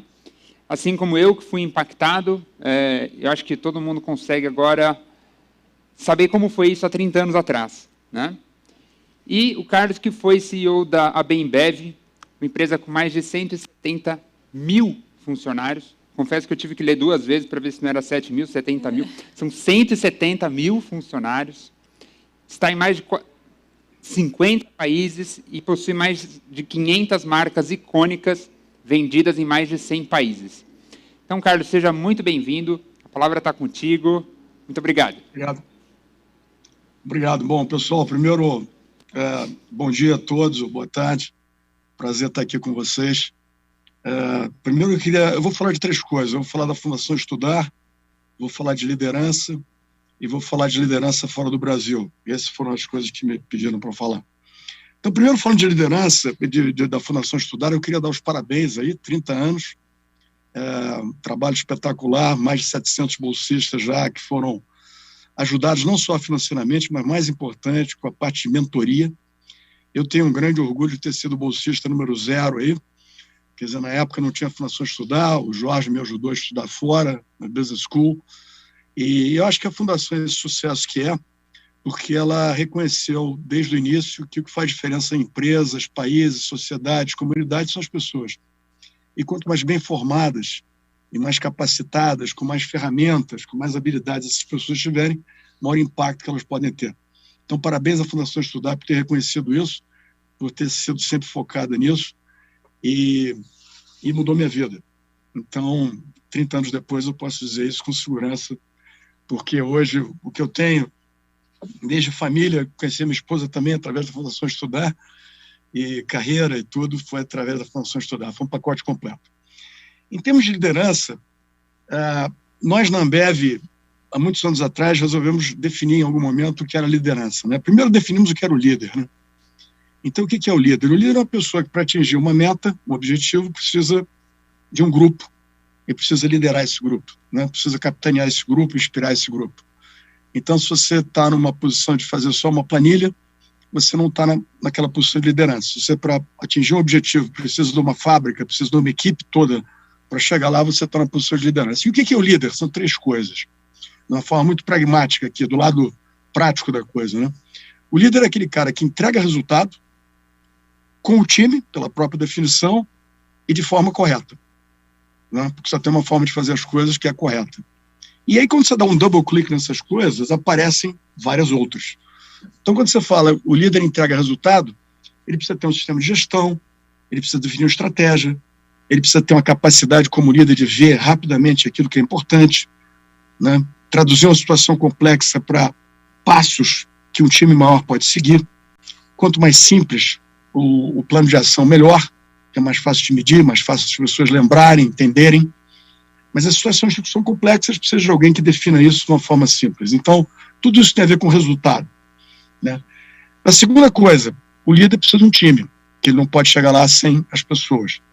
Então, tudo que tem a ver com pessoas, você formar um time, inspirar as pessoas, saber selecionar as pessoas, ainda mais importante, saber como montar um ambiente para reter essas pessoas, desenvolver essas pessoas, usar meritocracia, dar feedback, fazer coaching. Quer dizer, tem um mundo de coisas aí que, se você der o double click em o que é fazer com as pessoas, vão aparecendo. E hoje em dia tem que pensar também em diversidade e inclusão, muitas das coisas para se formar um time que é um time diverso o suficiente para que tenha soluções para problemas complexos, que serão soluções melhores do que um time que é muito homogêneo. E a terceira coisa é fazer da forma correta. Primeiro, precisa ter uma forma de fazer que é a correta, aquela forma ética, aquela forma correta, e aquela forma que continua construindo a sua reputação como líder, né, e a reputação da empresa ou da organização. E essa palavra reputação é que vai me dar o gancho para eu falar do que era o líder, na minha visão, na minha experiência, há 30 anos atrás, o que é o líder hoje. Há 30 anos atrás, tinha aquela visão de que o bom líder, a reputação de um bom líder, era toda centrada naquele que entregava bons resultados para o negócio, e somente o negócio nas quatro paredes, é aquela visão lá do Milton Friedman, que você tem que cuidar disso, outras pessoas cuidam de outras coisas.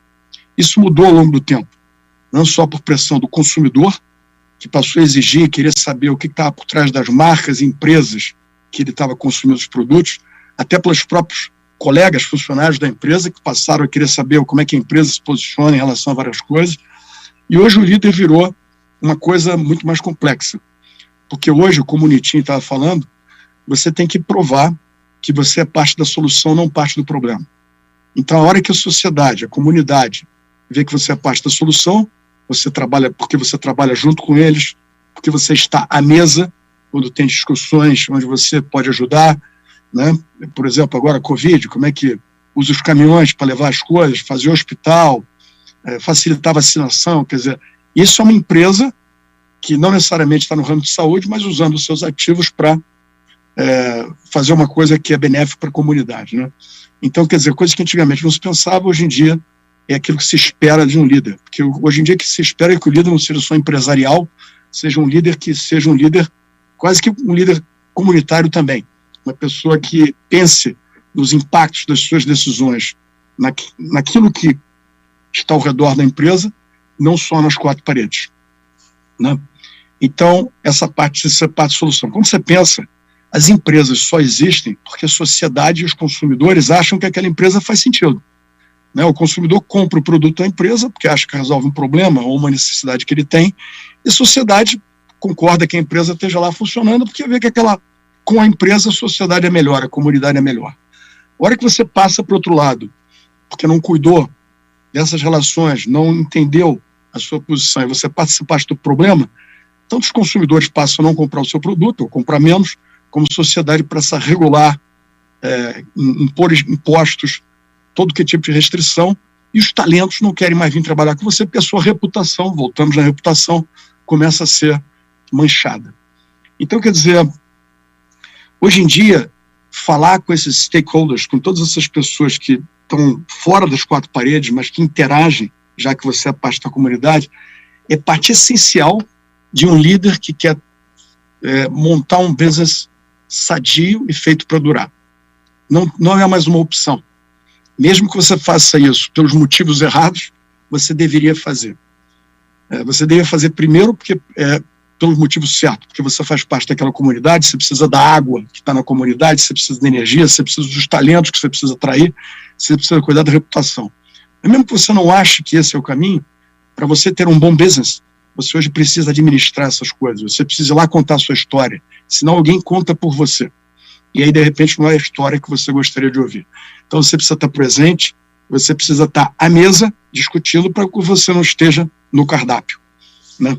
Então, essas são coisas que você aprende. Mas aí tem aquelas perguntas, né? Bom, então, para você ser hoje uma empresa responsável, você precisa ser uma empresa ativista? Você precisa ter opinião sobre todo e qualquer tema que a sociedade e a comunidade está discutindo? A minha experiência diz que não. Mas nós definimos algumas coisas, né?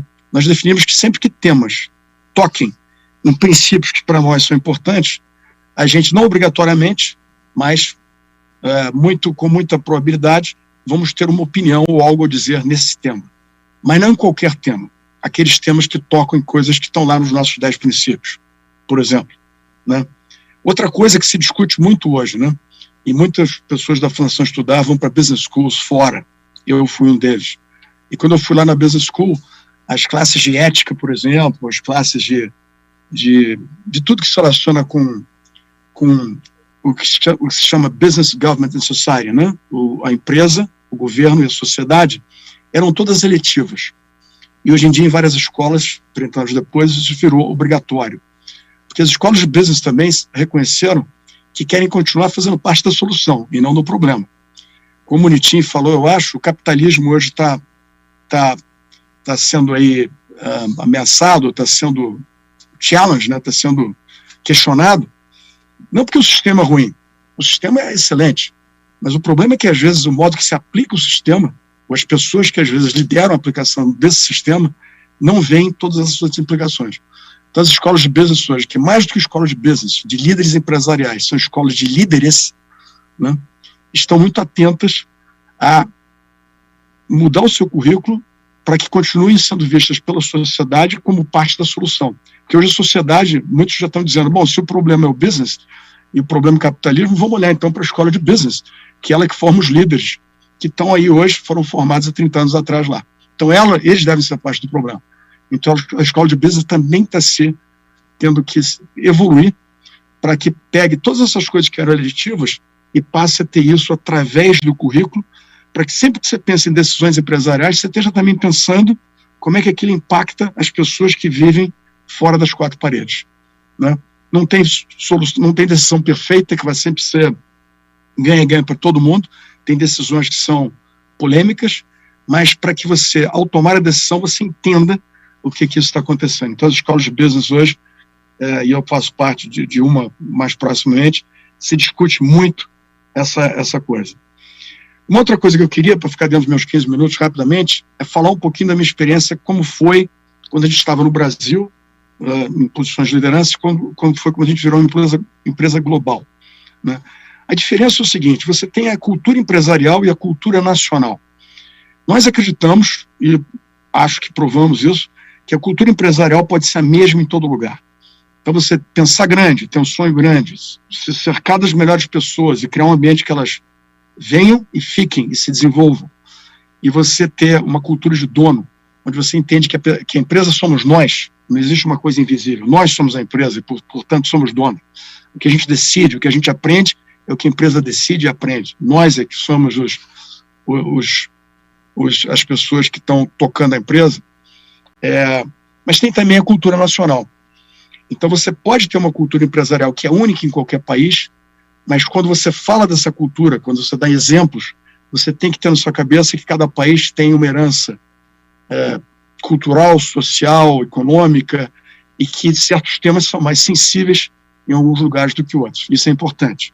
Desde temas raciais, até temas políticos, até temas de várias ordens, né? E até países que você atua que a democracia não é necessariamente o sistema prevailing do governo. Então você tem que estar sensível a essas coisas todas e entender que pessoas podem até comprar a sua filosofia empresarial, mas vivem suas vidas e foram criadas de forma diferente. Então, isso é importante. Então, nós brasileiros, como saímos por aí afora, desde coisas bobas a não usar palavrão, porque o palavrão é uma coisa que, às vezes, é bem aplicada na sua língua, mas quando você tenta aplicar um palavrão numa língua que não é sua, em geral, 99% dá errado. Então, um exemplo bobo, mas de uma coisa que é cultural, ou uma piadinha, até exemplos de termos que você pode usar. Meritocracia, por exemplo. Meritocracia é um tema que, na maioria dos lugares, né, meritocracia é um tema que todo mundo entende e é um tema que traz energia positiva à discussão. Num certo país da África, que eu fui falar sobre isso, pelo passado racial e como eles falavam das coisas nos anos anteriores, meritocracia era uma coisa que era muito ligada àquele passado. Era uma palavra que trazia memórias que não eram aquilo que a gente queria dizer. Então você tem que ser sensível a essas coisas. Mas fora isso, essa ideia de que você tem que tratar as pessoas como você gostaria de ser tratado, que você tem que dar o exemplo pessoal, o que o líder tem que fazer, e que você tem que ser ético, e tem que estar sempre construindo a sua reputação, isso vale em qualquer lugar. E você sempre vai encontrar no mundo, na nossa experiência, pessoas que querem pensar grande, realizar coisas grandes, com pessoas interessantes, e que se veem como dono, e sabem que a vida é muito curta para trabalhar para uma empresa que está só tentando fazer aquilo que é o ordinário, querem fazer alguma coisa extraordinária. Então, vou parar por aqui e vamos abrir para perguntas, é isso?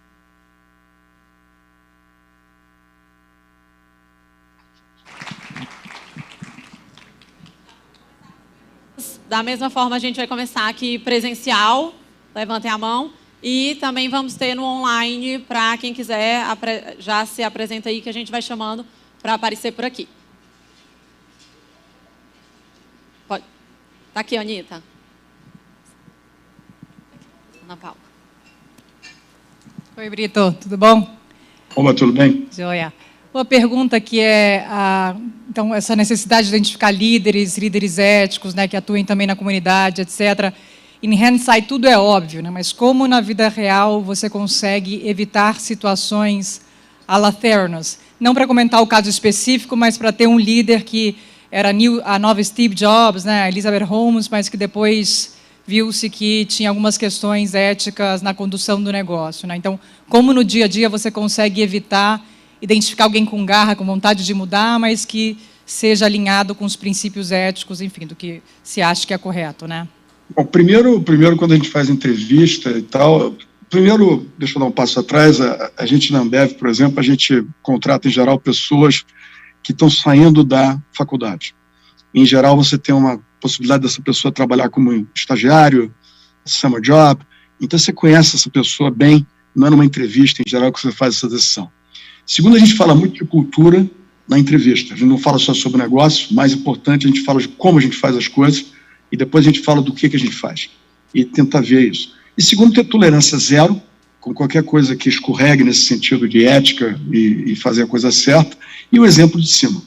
Isso é fundamental, né? Quer dizer, essas coisas todas valem muito mais o que você faz do que você diz. Então, o exemplo de cima é o que qualquer investigação de coisa errada em companhia nos Estados Unidos, por exemplo, a primeira coisa que eles olham é qual é o exemplo de cima.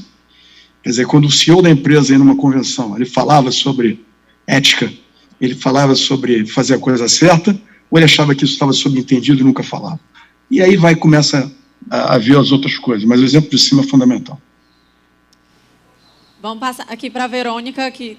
Não é que tinha levantado a mão? Tinha. Não estou pegando cold call, não, viu, gente? Não desespera, não. Eu falei a Verônica, eu tinha levantado a mão. Pode passar aqui para a Verônica, Nícia.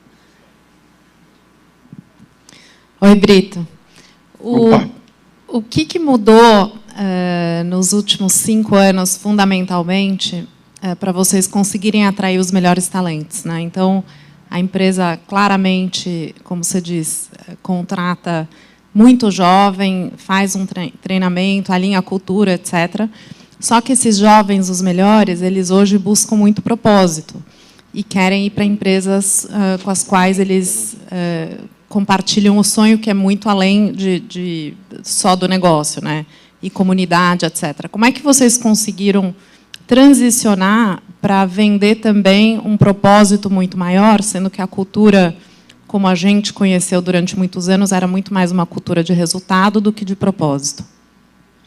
Excelente pergunta. Hoje isso é uma pergunta que tem muito, e a gente não precisou ir muito longe. O propósito está no nosso negócio. É só o problema da gente botar luz nele, né? Então, por exemplo, a gente, para fazer cerveja, precisa de água, precisa de produtos agrícolas, precisa cuidar do nosso packaging para que não vire lixo. Tudo isso a gente sempre fez. A gente só começou a falar disso. Isso, antigamente, era metas de supply chain, que aí foi relabeled como sustentabilidade, que aí foi relabeled como ESG. Mas a gente já faz isso há muito tempo, é parte do nosso negócio, e isso é uma coisa que o pessoal gosta muito, de ver que a gente está sendo eficiente. E o pessoal, às vezes, que criticava a nossa cultura por focar muito em fazer coisas de forma eficiente, hoje em dia isso é a coisa mais cool que tem. Como é que você pode fazer a coisa com o menor impacto no ambiente e usar as coisas que você usa do meio ambiente, como água, energia e tal, de forma mais racional, né? Outra coisa que a gente fez é o seguinte: a nossa base de clientes da Ambev, a base de clientes da Ambev, 80 e poucos % ou mais são de clientes pequenos, né? E esses clientes estão sendo pressionados pelo digital divide, pelos grandes, pela sofisticação que os grandes têm e que eles necessariamente não têm.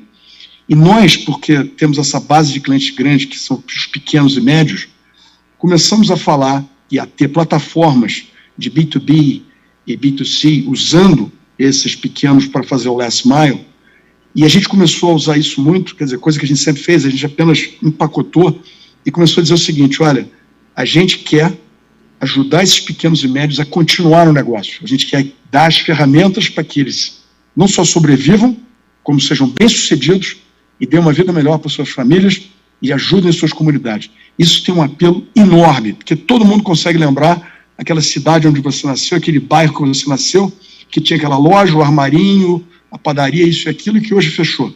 E só os grandes existem. Todo mundo consegue dizer: não, legal, isso é uma coisa que eu quero fazer.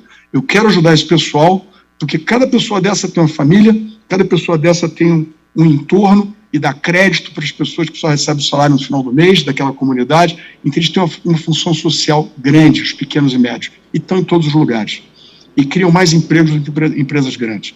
Então, quer dizer, todas essas coisas que a gente meio que já fazia, mas estava no segundo plano em termos de como a gente comunicava o que a gente estava focando, essas coisas, pelo nosso próprio pessoal e pelos nossos consumidores perguntando, foram ganhando mais relevância, e aquilo que a gente já fazia começou a ser uma coisa que começou a atrair também. O uso de tecnologia também, mais intenso, é uma coisa também que o pessoal gosta. Mas você tem razão, Verônica. Hoje o pessoal quer trabalhar numa empresa que não é só bem-sucedida, mas é uma empresa que vai deixar um legado e que faz parte da solução quando você olha o todo da comunidade. Muito obrigada. Nossa próxima pergunta é no online, da Michele Nogueira, do time Estudar. Michele, pode abrir tua câmera para a gente te ver aqui. Olá, bom dia.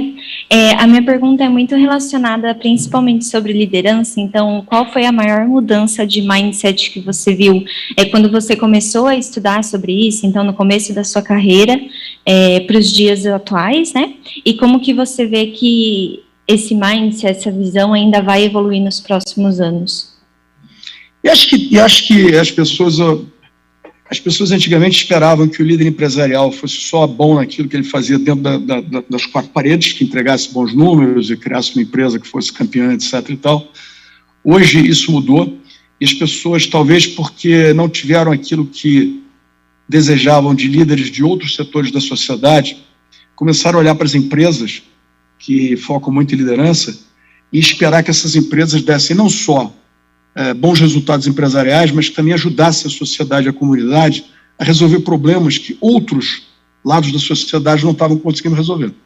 Então, acho que foi isso que mudou. A própria definição de reputação. De novo, a reputação do líder empresarial, na época lá do Milton Friedman, era só entregar os números todo core.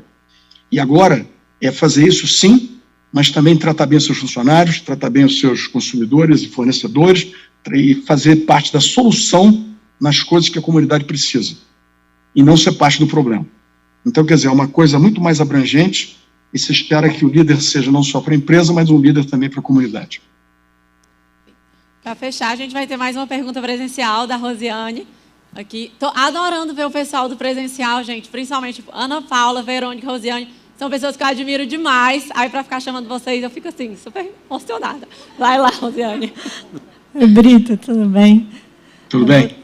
Você falou sobre times diversos. Eu gostaria de saber qual é a estratégia de vocês para criar esses times diversos e vocês já chegaram onde querem. Porque é uma questão bonita na teoria, é muito complexa, é muito desafiadora na prática, né? Se você for recrutar só em Harvard Business School ou em Stanford, vai ser bastante complexo criar times realmente diversos. Precisa, talvez, recrutar no community college. Isso exige tempo, dinheiro, vontade da liderança da empresa. Você pode contar um pouco sobre a experiência e se vocês já chegaram lá? De novo, hoje eu não estou falando como Ambev ou como ABI, porque eu saí, né, tem 2 meses, mas o que a Ambev estava fazendo quando eu estava lá, e continua fazendo, pelo que eu sei, é o seguinte: a gente estudou muito esse tema, a gente tinha uma lacuna, tá? Então, para ser bem franco, a gente não era a empresa mais diversa, estudamos muito esse tema e vimos o seguinte, que na admissão o nosso quadro era bem diverso.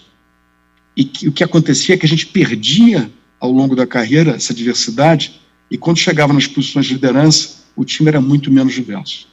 Então, o que a gente estudou muito nesses últimos 6 anos, há 10 anos atrás a gente não pensava nisso, como a maioria das empresas, mas nos últimos 6 anos começamos a estudar isso, e vimos que tem muita coisa que, se você proporcionar um level playing field, né, onde o talento ganha, que é a meritocracia, e o bias fica de lado, e você dá chance às pessoas de forma igual, e você procura ajudar as pessoas em momentos importantes da vida dela, sendo flexível, para que ela continue na empresa, que o talento, como está distribuído igualmente na sociedade, não tem talento mais aqui ou ali, o talento é alguma coisa randômica que está distribuído igualmente na sociedade, então não tem por que pensar que aquele tipo de pessoa que veio daquela escola ou que tem aquele tipo de formação tenha mais talento do que uma outra que veio de um outro background. Então, o que a gente tem que fazer só na empresa é fazer com que as pessoas tenham a mesma oportunidade, que a gente tire os bias, né?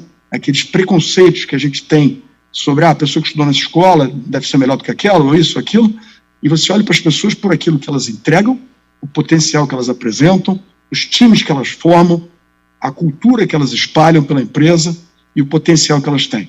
E se você olhar isso, como o nosso quadro no início já é diverso, a gente vai tentar cada vez mais não perder essa diversidade. E se você olhar nos últimos anos, a gente teve muita evolução, porque não atacou o problema final, com cotas, etc., mas atacou o root cause, atacou a causa. A gente falou, poxa, a gente entra, por exemplo, feminino e masculino, entra 50-50 nos programas de trainee e MBA. Mas se olha 10 anos depois, 15 anos depois, a proporção já não é essa. Então, nosso problema não está na admissão, o nosso problema está aqui ao redor, ao longo da carreira, coisas acontecem e essas coisas é que a gente foi identificando e foi corrigindo. Ainda tem muito o que fazer, mas o progresso está sendo rápido. Excelente. Brito, eu queria agradecer, primeiro, pela abertura, pela transparência em trazer com tanta intimidade os desafios de uma gigante que é hoje a Ambev, né? E tenho certeza que a gente se relaciona em negócios menores, em startups, com esses problemas em escalas ainda pequenas, né? Então, isso traz uma dose de esperança que não é um tema fácil, ainda com uma empresa desse tamanho, e também de trazer a importância da função social dos negócios, né? A gente tem ouvido cada vez mais... porque esse modelo do resultado da última linha, a geração jovem praticamente já superou isso, né? Então, você trouxe isso com muita clareza, e o que eu gostaria que... Eu só queria dizer uma coisa, eu acho que o modelo da última linha continua sendo importante. É como se chega lá que o líder precisa ser mais consciente de como se chega lá. Mas o modelo de ter um negócio que é lucrativo, isso não tem problema nenhum, continua sendo uma coisa muito boa. Construir uma empresa para durar, continua sendo uma coisa muito boa. Só que ao fazer isso tudo, você tem que levar aquela comunidade o máximo possível junto com você, né? E não pensar só em 4 paredes. Perfeito. É o como que lá na frente se traduz em longevidade, essa reputação em fidelidade, né? Exatamente. O consumidor olha para isso e quer se relacionar com essa marca porque ela está fazendo bem para outros stakeholders. E você atrai mais talentos, porque os talentos também querem estar relacionados a essa reputação que é forte e se identificam com a causa que a empresa está se propõe. E serve como exemplo de quem está agora no início da caminhada, no início dessa jornada, porque a gente olha para quem já está lá na frente, para as empresas que deram certo e seta muitas vezes como referência. Então, se a nova referência é esta, a esperança é de que teremos novos negócios, novas startups já surgindo nesse novo modelo mental. Então, acho que foi muito valioso para todo mundo que está assistindo poder saber que vocês estão nessa caminhada. Obrigado. Bacana. Obrigado a vocês. Tudo de bom. Valeu. Parabéns. Um abraço.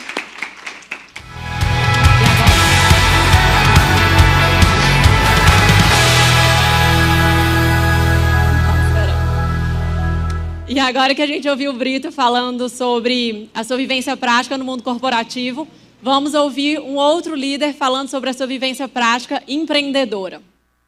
Chamamos para isso, eu vou chamar o palco para me acompanhar nossa bolsista Flávia. Tá aqui, estava te procurando, Flávia. Vou chamar o palco nossa bolsista Flávia Deutsch, que vai falar com Uri Levine, também precisando do microfone. Se preocupa não, a gente vai. Tu tá vendo que eu estou arrandando vários improvisos, tu vai pegar rápido. Bate aí, dá um oi, finge que já era previsto. Fingindo que está previsto. Tá, ótimo. Obrigado. Muito obrigada, Flávia, por ter vindo aqui para a gente chamar Uri Levine. Para esse próximo bloco, a gente vai falar mais uma vez em inglês, tá? Então, o pessoal do Zoom, precisar da tradução, tem aí embaixo. E o palco é com você, Flávia. Muitíssimo obrigada. Guys, thank you so much for the opportunity. And introducing our next guest, I want to share a quick tale about my 5-year-old who found a compass at home. He asked what that gadget was, and once he understood, he was like, oh, that's what people used to use prior to the existence of Waze. And I was like, yes, even a 5-year-old knows and understands what Waze and how it changed global mobility. So I'm really happy to be here to introduce Uri Levine. He's a passionate serial entrepreneur and disruptor. He co-founded Waze back in 2007, which is the world's largest driving traffic and mobility app. It was acquired back in 2013 by Google for $1.1 billion, and then he became the first board member and an investor in Move It, which is Waze for public transportation, and also serves 750 million people worldwide every day. Thanks, Uri, for being here and sharing our knowledge with us about Brazilian and Israeli ecosystem and how to be relevant in the digital economy. Thank you, Uri. Thank you, and I'm really excited to be here. I will try to upload my presentation and share my screen, and hopefully it will work.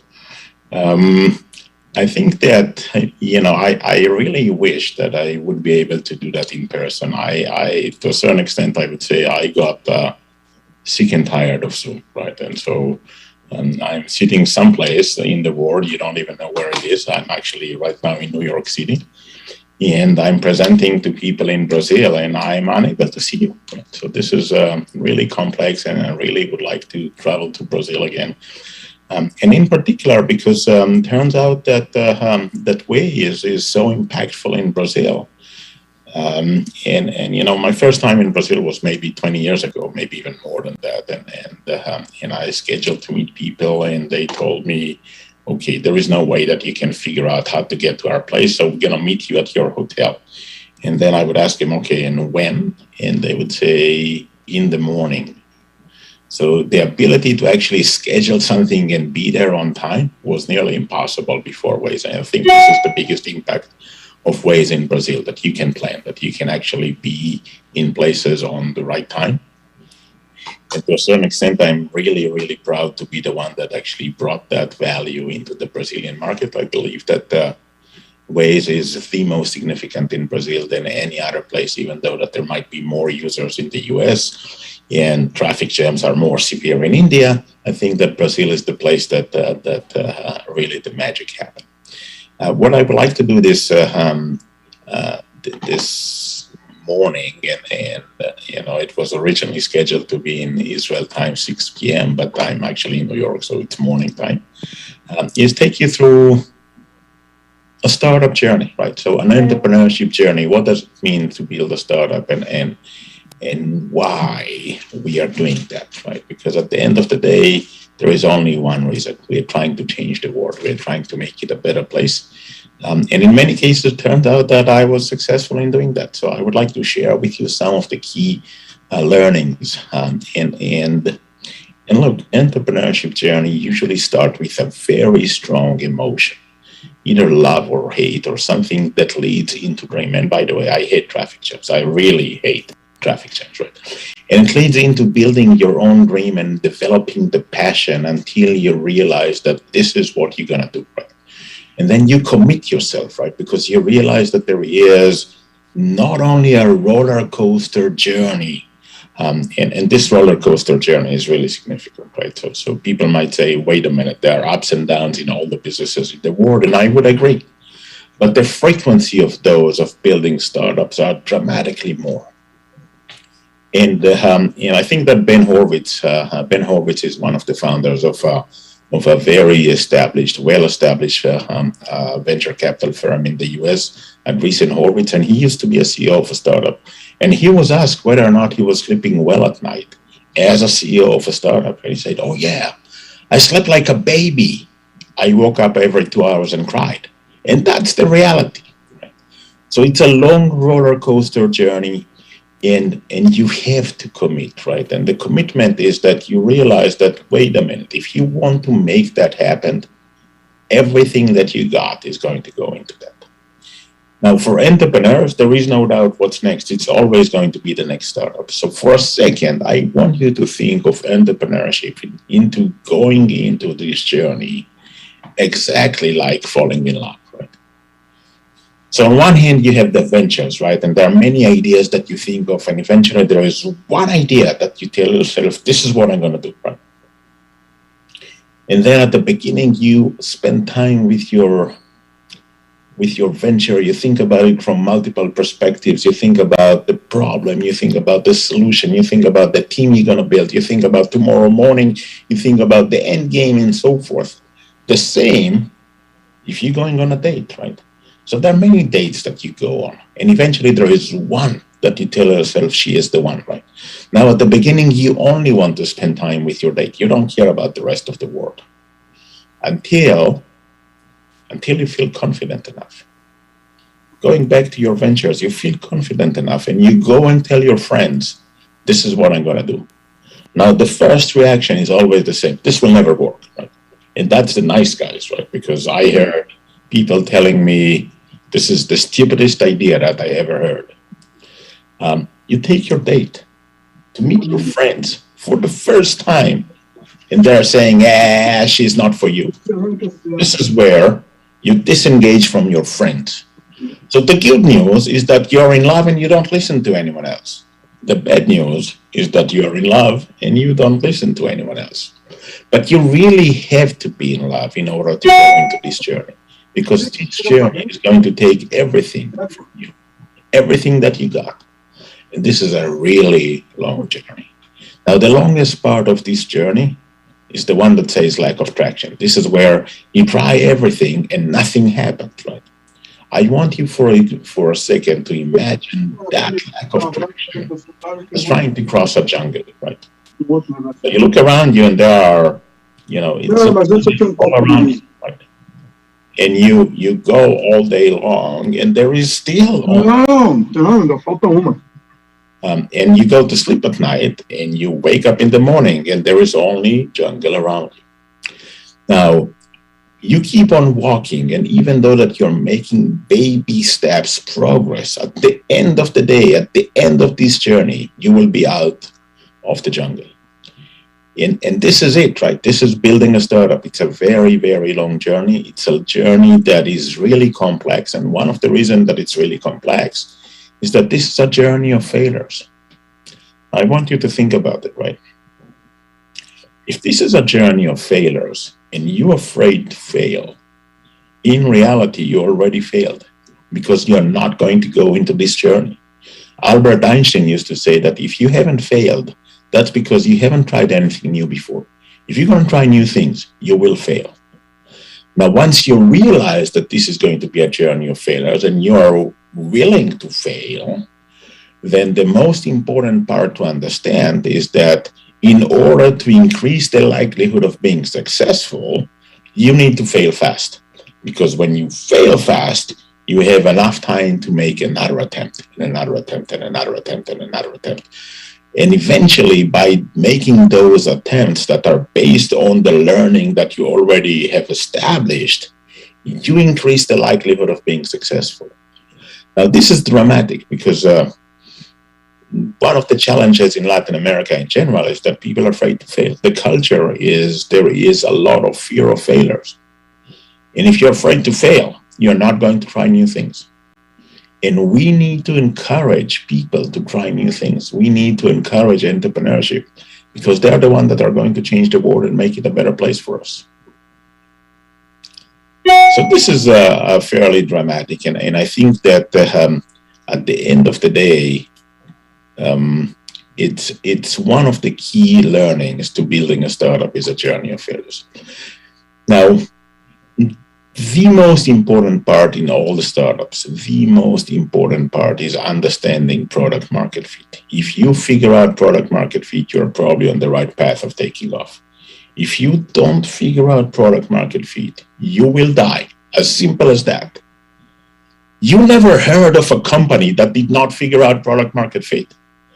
But for those that did figure out product market fit, I want you to think of the following, right? So just imagine, you know, all the apps that you're using every day, right? So Waze, WhatsApp, Uber, searching Google, whatever. Netflix.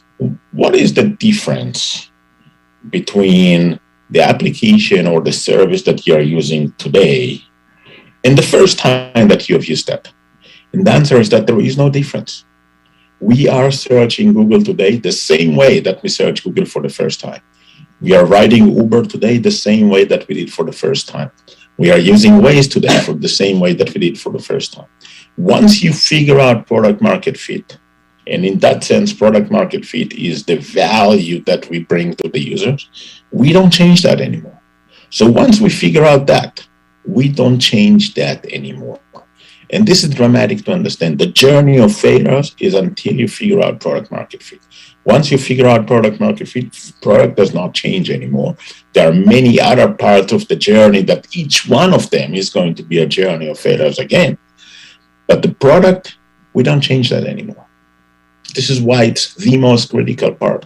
If you figure out product market fit, you have an opportunity to make an impact. If you don't, you will die. Now, for me, building a startup is really easy, right? I always start with a problem. So think of a problem, a big problem, something that is worth solving, something that the world will become a better place if you solve that. And then ask yourself, so who has this problem? Now, if you happen to be the only person on the planet with this problem, then I would say, you know what? Go to a shrink. It's going to be so much cheaper than solving a problem of a single person. Building a startup is expensive. It's not expensive by money. It's expensive by time, by effort, by commitment, by mindset, by everything. If not a lot of people actually have this problem, it's not worthwhile to solve it. Now, once you figure out that there are actually a lot of people with this problem, go and speak with those people and understand their perceptions of the problem. And only then go and build a solution.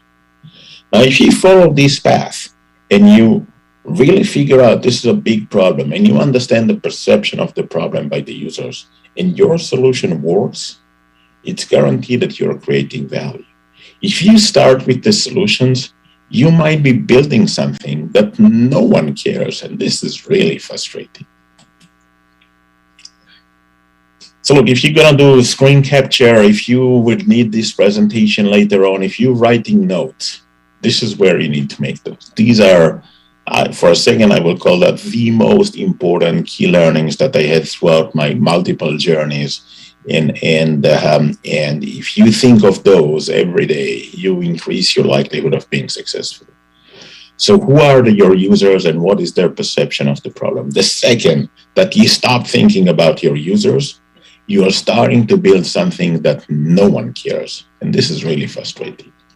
Make your mistakes fast, right? This is the answer to a journey of failures. You simply, by making the mistakes fast, you have more attempts and more mistakes to be made, and eventually you will figure that out. And this is dramatic, right? If you think that you're going to build a product now for a few years and then launch that, rather than launch whatever you have right now and then get feedback from the users and keep on improving, those that are going to make the mistakes fast are simply going to get there faster. Product market fit is the most important part of all the journeys, of all the startup journeys, and it means value creation. If you don't create value, there is no reason for you to exist. Fall in love with the problem, not the solution. Every day, ask yourself whether or not you are making progress in eliminating the problem. And as long as you think of the problem and you think of the users, you're actually in a much better shape to become the market leader. Now, focus turned out to be very interesting because, in a startup, you start with a mission and with a vision, and this is what you're going to do, right? But you realize that this is not only just a journey of failures, there is a lot of lack of traction, period, in a long period, that you don't see that you're making progress, right? And then there are all people coming to you with different ideas. Why don't you do ways for bicycle riders? And I do ride my bike. Or for skiers, right? Or for pedestrians, or for public transportation, or for truck drivers. And it's really easy to get distracted. So focus is not about what we are doing. It's about what we are not doing, because these are the harder decisions. And when you say, I'm not going to deal with pedestrians, I'm not going to deal with outdoor activity, I'm not going to deal with bicycle riders, I'm not going to deal with search, you remain focused on the commuters. And this is exactly what we did. And this is critical for all the startups. Now, the last one is actually, I didn't know that until until afterwards, where I was speaking to many entrepreneurs, and many of them, their startup failed. And I asked them why, what happened? And about half said the team was not right. So I kept on asking, okay, what do you mean the team was not right? And so I had some group of people telling me we had this guy not good enough, this guy not. So not good enough was one reason. Another reason that I heard often was that we had communication issues, right? So something that I actually call ego management issues, right? But then I asked them the most interesting questions. When did you know that the team is not right? All of them knew within the first month. Within the first month, all of them knew that the team is not right. So you say, wait a minute. The problem was not that the team was not right. The problem was that the CEO did not make hard decisions. Making easy decisions are easy. Making hard decisions are hard. By the way, for all those startups, I have different t-shirts. This is for the last one. But when you think about it, you realize that, wait a minute, if the CEO knew and he didn't make the decision, the problem is very different. The problem is the leadership of the CEO. Look, people don't like to make hard decisions. People don't like to make decisions in general, but hard decisions, they really hate. And they're afraid of making those. And so in most of the organizations, when their decisions need to be made, it will go all the way to the top. In a startup with 20 or 30 employees, it will go to the CEO. And if the CEO does not make the hard decision, if there is someone in the organization that does not fit, and it doesn't matter because this guy is really, way underperforming, or this guy is a complete jerk that no one likes to work with him, it doesn't make any difference. Everyone knows. Everyone knows that there is this guy in the organization. And the CEO doesn't do anything. That's actually pretty bad. That means that the CEO either doesn't know, which is not good, or does know and still doesn't make the hard decision. The result, by the way, is always the same. The top performing people would leave. Now, they would leave because they have a choice, and they don't want to be in an organization that is unable to make a hard decision. So this is really, really important. And by the way, it turns out that in many cases, it is the most critical part. The ability to make hard decision is critical, and this is not happening in some cases. And then there is a research of Harvard Business School that went across 16,000 companies, and we're looking at the behavior of the CEO in the successful companies. And what it turned out is that the number one was actually making decision with conviction. Because there are no wrong decisions. There are right decisions or no decisions. So in many cases, I share with, the creations of ways and the magic of ways. And to a certain extent, I would say, look, the real magic of ways is that ways creates all of its own data, right? So we crowdsource everything, not just speed traps and traffic jams, the map itself. The map itself is being generated by the drivers as they drive.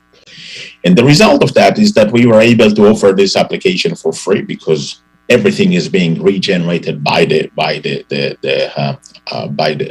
drivers. And that is the magic of ways. Now, if I would have a time machine and I will go back into 2007 and I will tell you this is what I'm going to build, you wouldn't believe me. You will tell me this will never work. So the magic of ways is that it does actually work. But I want you to think about it for a second, right? This time machine going back into 2007, first version of Waze was running on a PDA. Remember? Long time ago, there were dinosaurs, and then PDA, and then Nokia phones, and today we all have iPhones and Android, right? This long time ago is only 14 years, right? Just imagine that we will go back into 2007. I'm going to take away your iPhone. I'm going to take away your smartphones. I'm going to take away Uber, Waze, Facebook, WhatsApp, everything. Some of us will not even survive. This is how fast things are changing. But the journey of Waze was interesting because we started in 2007 and we say, this is what we're going to build. And we only raised capital at the beginning of 2008. Now, if you think of building a startup as a roller coaster journey, then fundraising is roller coaster journey in the dark. You don't even know what's coming. This is how much more intensive and more challenging it is. And so it took us from the summer of 2007 until the beginning of 2008 to raise capital. And then we started to recruit people and building the real-time version, not a PDA version. And we only launched the product in Israel at the beginning of 2009. Now, in Israel, it was actually pretty okay. It turns out that everything is working. And then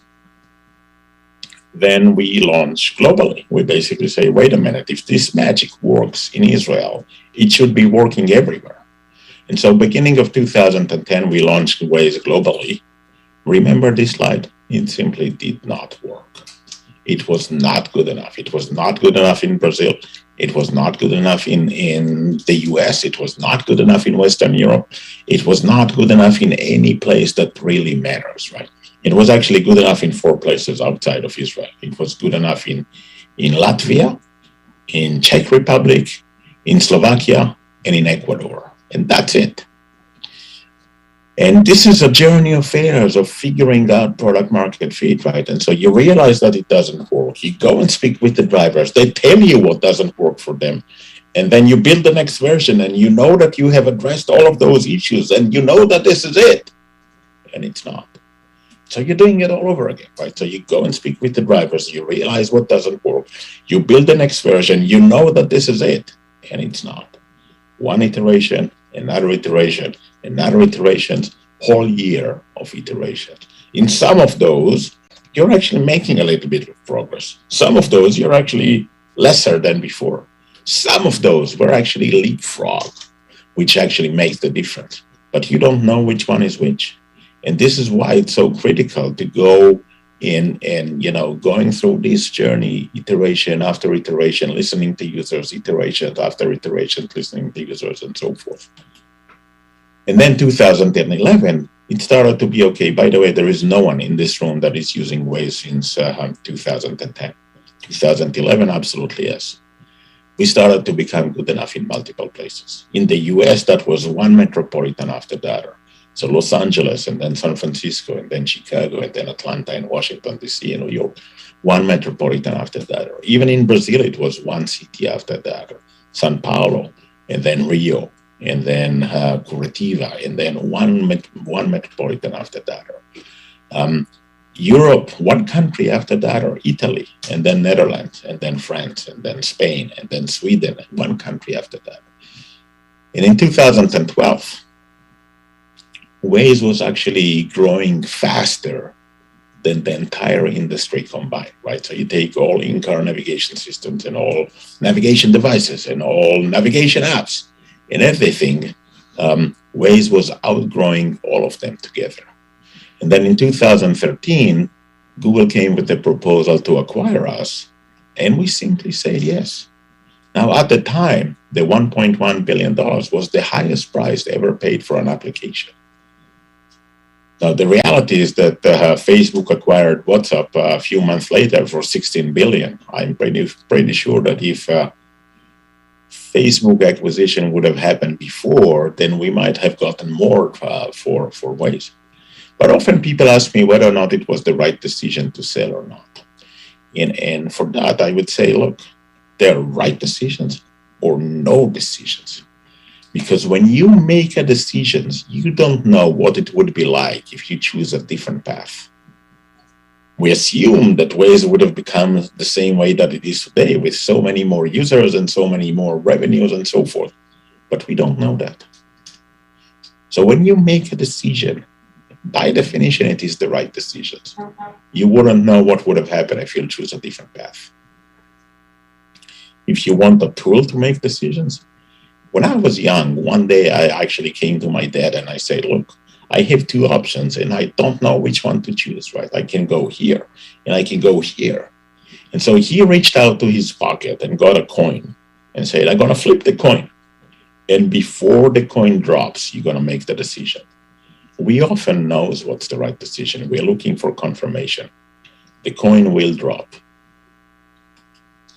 So a little bit about myself. So I'm building startups, right? This is what I'm doing, and all of them are trying to solve real problem. All of them, hopefully, are about doing good and doing well. And hopefully, I would imagine that I want all of them to be successful. The reality is that probably not.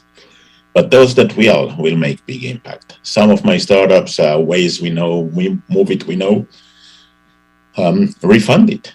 Now, I know that this is COVID period and no one travels to Europe these days, but before COVID, if you travel to Europe and you bought goods, you actually entitled to get the VAT back. Now, in Europe, this is about 20%, right? Turns out that 90% of the cases, people are unable to get their money back. There is so much complexity, right? You go to the airport and there is long line at customs. You go to the store and they tell you, I don't have the right form right now, but if you wait until tomorrow, wait a minute, I cannot wait until tomorrow, right? One day in Rome, I actually came there and I asked at the information, where is the tax-free shopping? Do you even have that? And they say, of course we have. It's in a different terminal, right? And so you end up with different reasons that it simply doesn't work. And Refund It basically say, wait a minute, what if we simplify that? What if all you have to do is scan the receipt, scan the boarding pass, and get your money back? As simple as that. And this is what we're trying to do. C3 actually turned out to be very successful in Brazil. And C3 is helping, is in the agriculture technology space. And the name suggests that it's actually seeing the trees, and this is exactly what it does. So we are flying over plantations of trees with drones. And at the level of a single tree, we can tell the farmer if this tree is healthy or not. And if it's not, what is the issue? So maybe water stress, nutrition, whatever it is, and actually increase the yield of the plantation by about 20%. So it turns out that Brazil have a lot of trees, and some of the largest manufacturers of orange juice are actually in Brazil, and it turned out to be very successful there as well. Each one of those startups trying to address a single problem, and in many cases, the world will become a better place if we are able to address that. So maybe one more story, and then we open up the stage for questions. And look, over the years, I heard so many people coming to me and say, "Thank you for Waze. You saved me from a nightmare traffic jams." Or there was one guy that told me, "You know what? I owe you thousands of dollars in speeding tickets."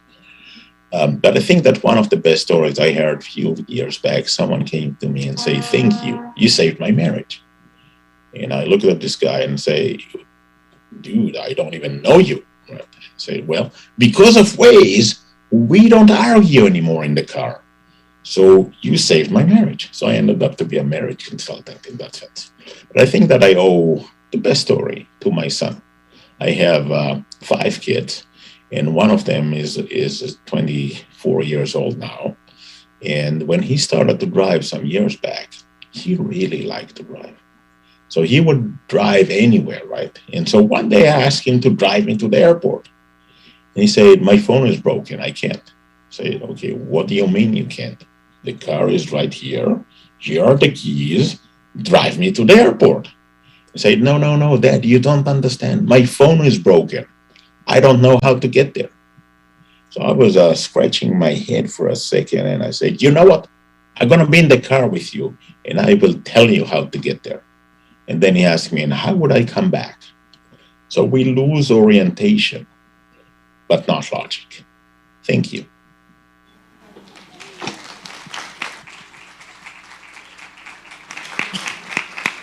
Thank you so much, Uri, for your talk.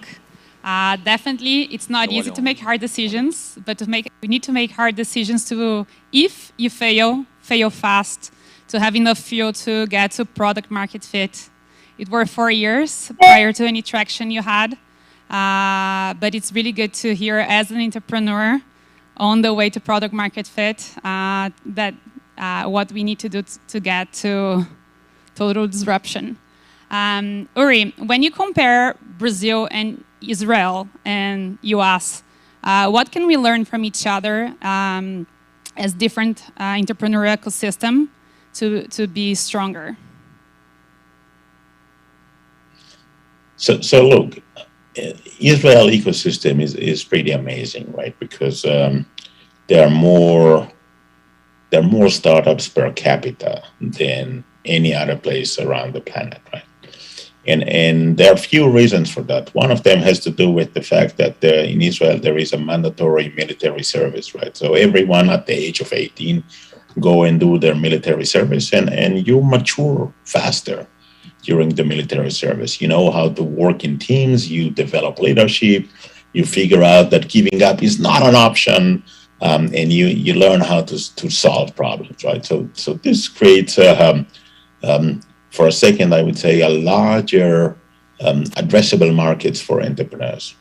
But this by itself is not enough. There is 3 critical parts for it.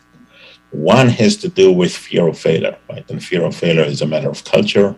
And I think that it's up to the Brazilian media to encourage entrepreneurs to try.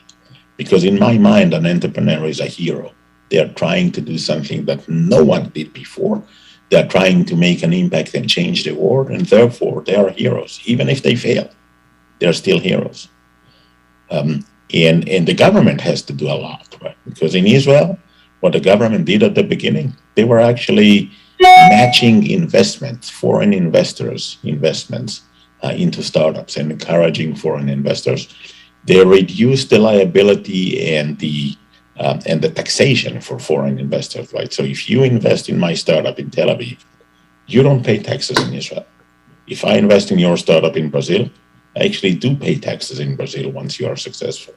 And this is too complex for me. I don't need to deal with that. I'm okay with investing in a place that I don't pay taxes.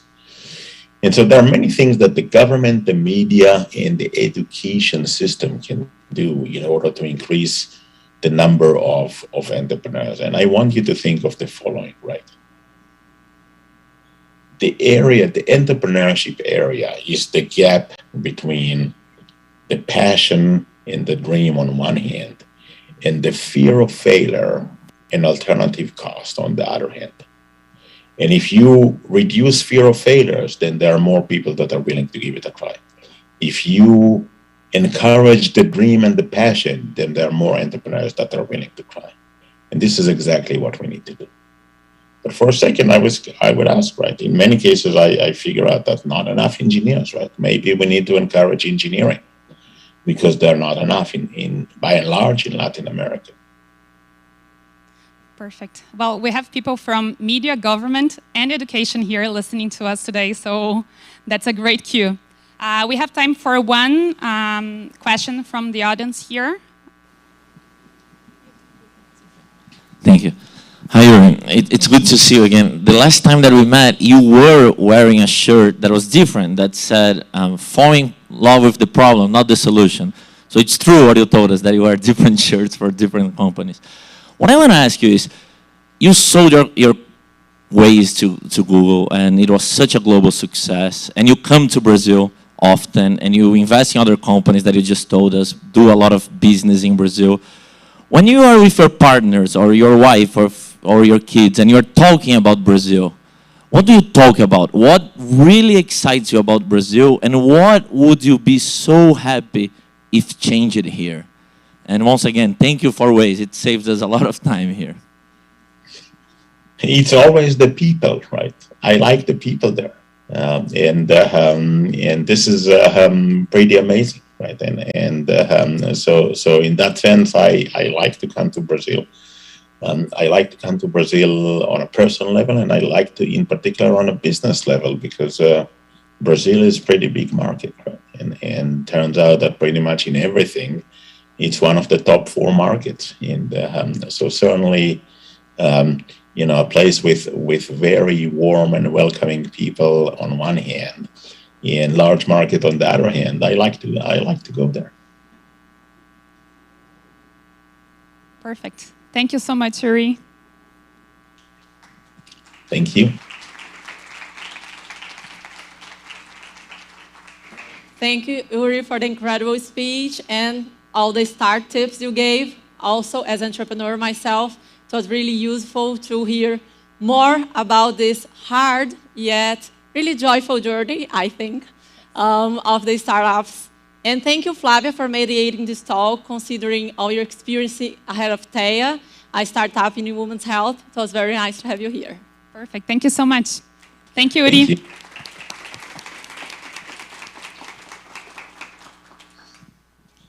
E a gente vai fazer um intervalo agora, pessoal, para o almoço, voltando às 2 horas, com o nosso encontro super especial do trio e jovens lideranças. O almoço vai ser servido aqui mesmo, em 2 espaços, assim como foram o coffee break. Acho que é isso. Alguém tem alguma pergunta, alguma dúvida, alguma coisa?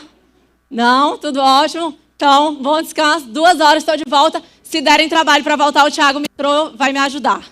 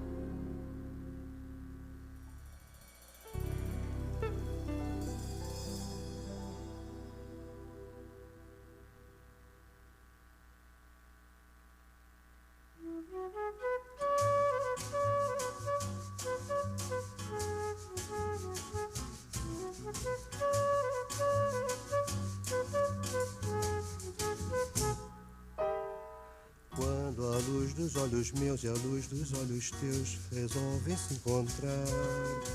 Ai, que bom que isso é, meu Deus, que frio que me dá o encontro desse olhar. Mas se a luz dos olhos teus resiste aos olhos meus só pra me provocar, meu amor, juro por Deus, me sinto incendiar. Meu amor, juro por Deus que a luz dos olhos meus já não pode esperar. Quero a luz dos olhos meus, na luz dos olhos teus, sem mais larirurá. Pela luz dos olhos teus eu acho meu amor, e só se pode achar que a luz dos olhos meus precisa se casar.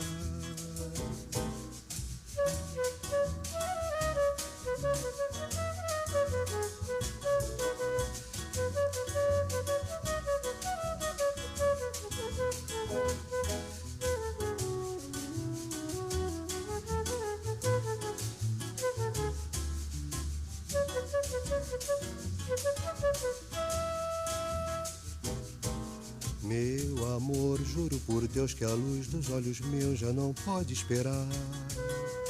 Quero a luz dos olhos meus, na luz dos olhos teus, sem mais larirurá. Pela luz dos olhos teus eu acho meu amor, e só se pode achar que a luz dos olhos meus precisa se casar.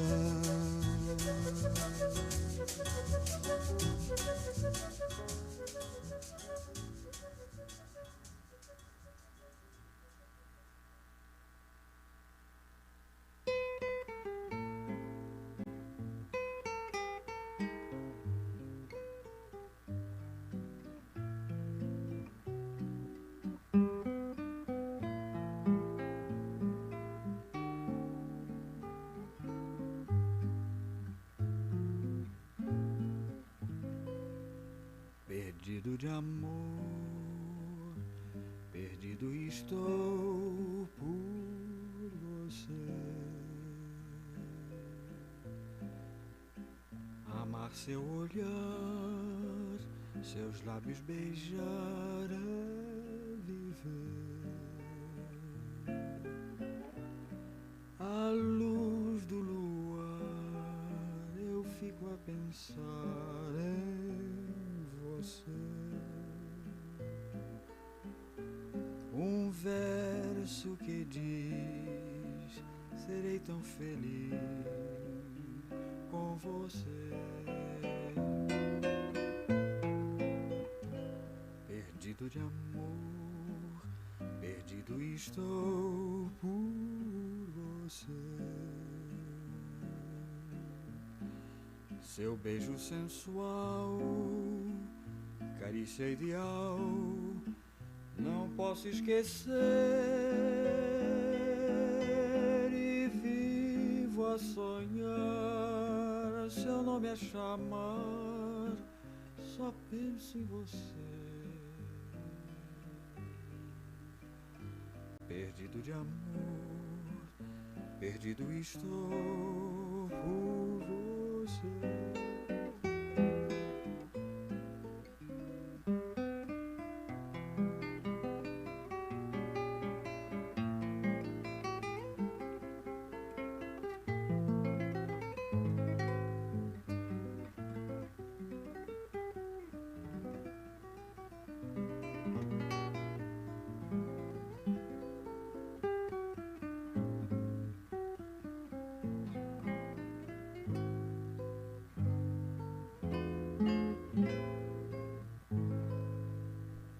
Perdido de amor, perdido estou por você. Seu beijo sensual, carícia ideal, não posso esquecer, e vivo a sonhar seu nome a chamar, só penso em você. Perdido de amor, perdido estou por você.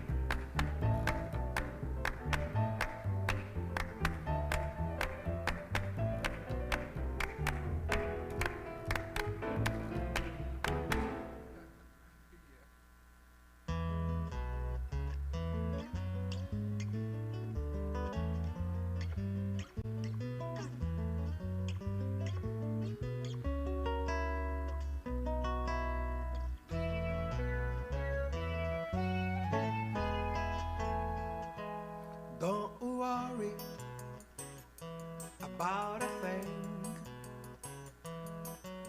'Cause every little thing is gonna be alright.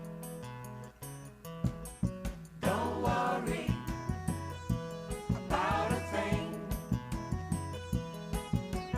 Every little thing is gonna be alright.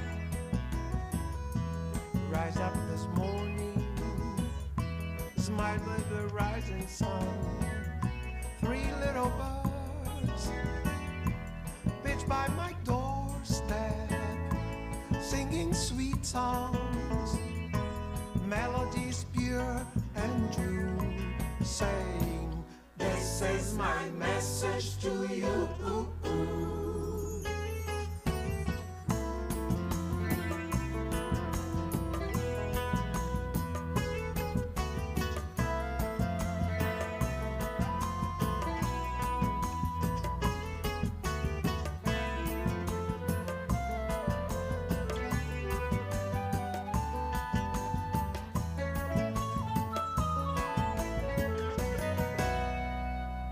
So don't worry about a thing.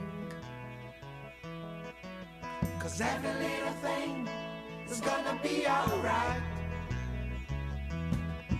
Don't worry about a thing.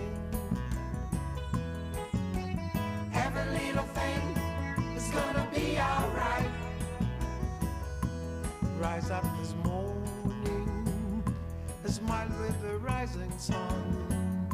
3 little birds pitch by my doorstep, singing sweet songs, melodies pure and true, saying, this is my message to you.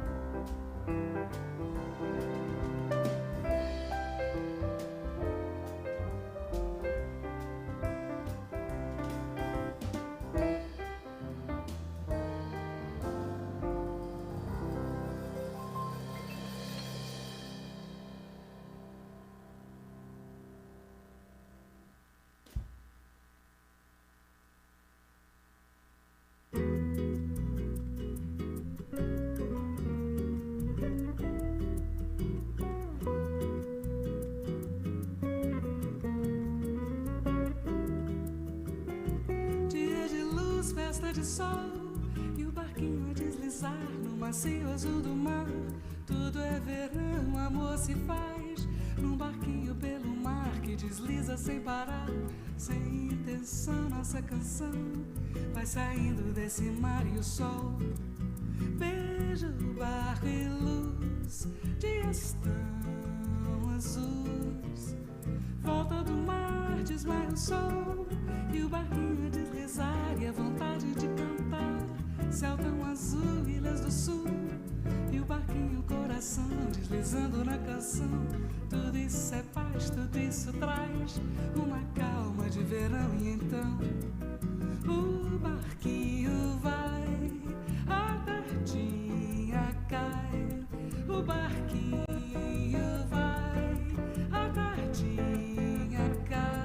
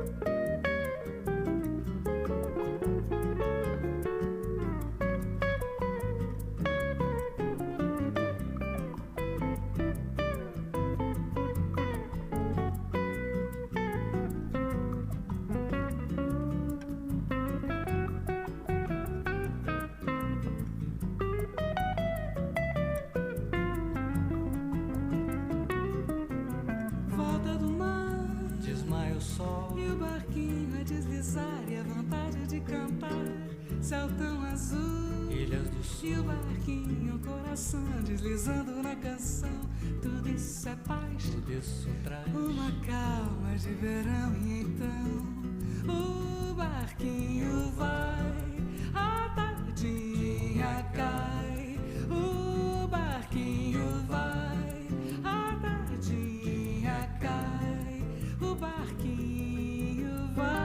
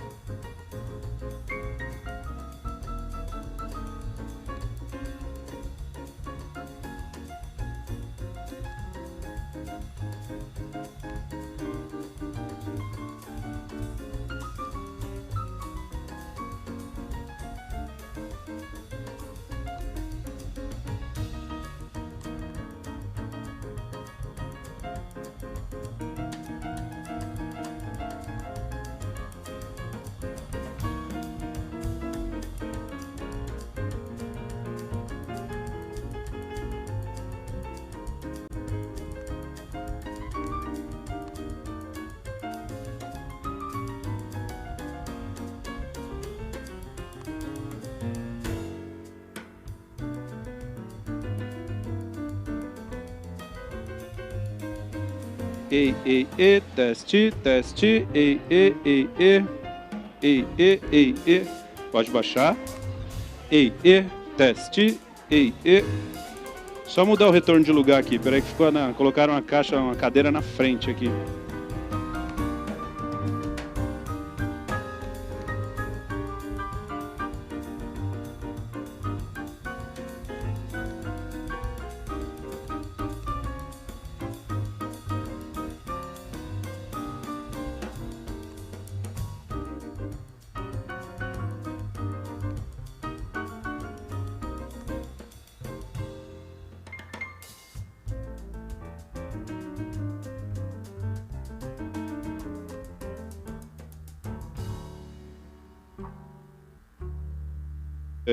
Alô, teste, som 2, som 2, alô, som 2, teste, teste, alô,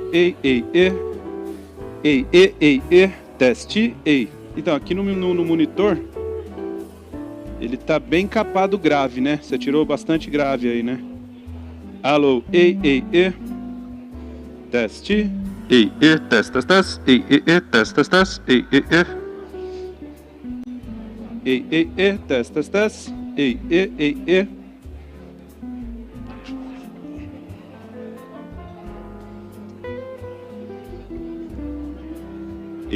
teste, teste, som 2, alô, alô, alô, teste, teste, som 2, teste, som 2, som 2, teste, teste,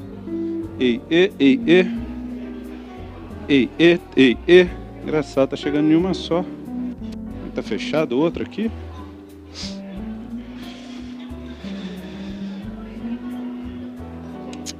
Desligado essa porra.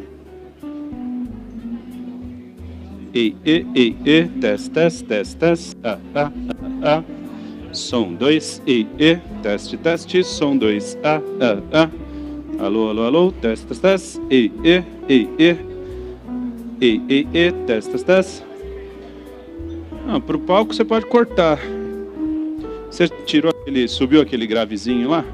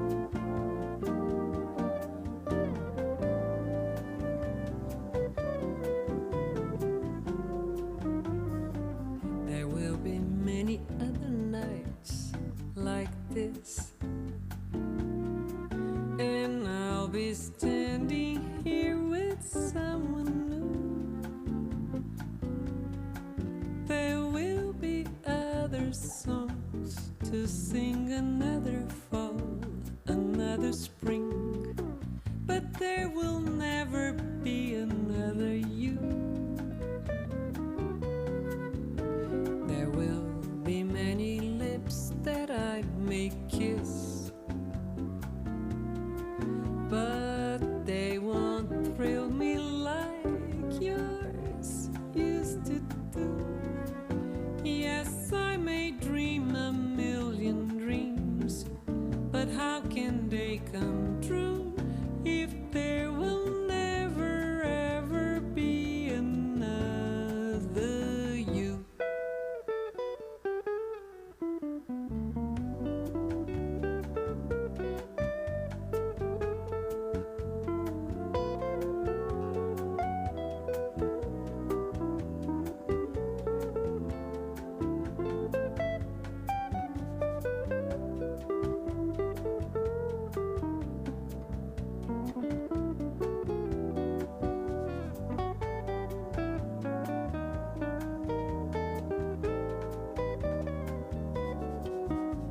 There will be many lips that I may kiss,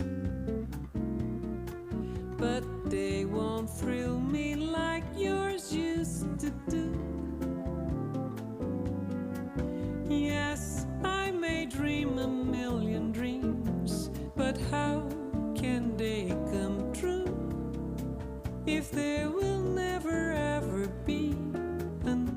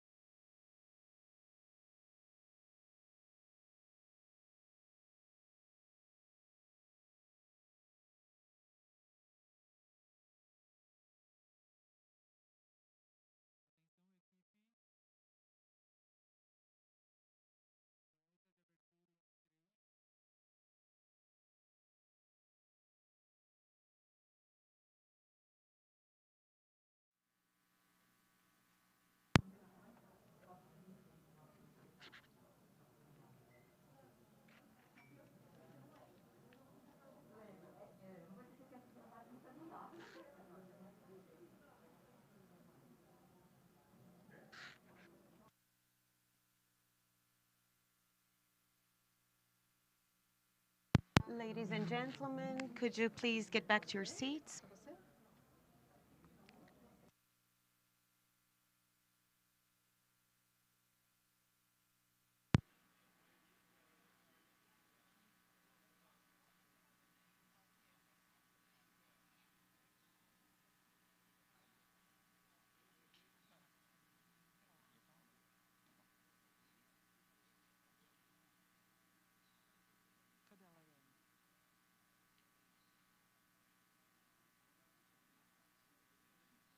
Silêncio no estúdio, pode soltar a vinheta de abertura.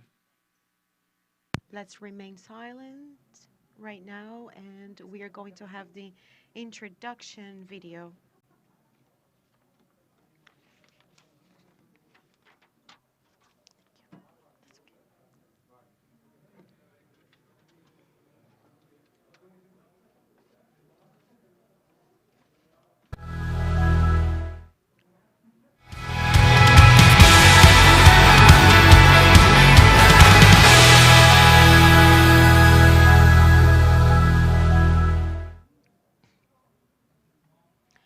So guys, I know everybody's tuned.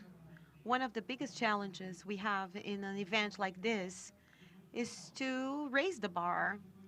Ever since the first conversation that we had, the first discussion that we had, I think we tackled some really sensitive points. In order to raise the bar even more, we wanted to invite these people because they are used to discipline, to execution, and they have excellence in delivering and they perform really well. So we have Liana, Formiga, Mayara, Aguiar, and Liana. They're going to be explaining to us how their values are connected to Educar Foundation.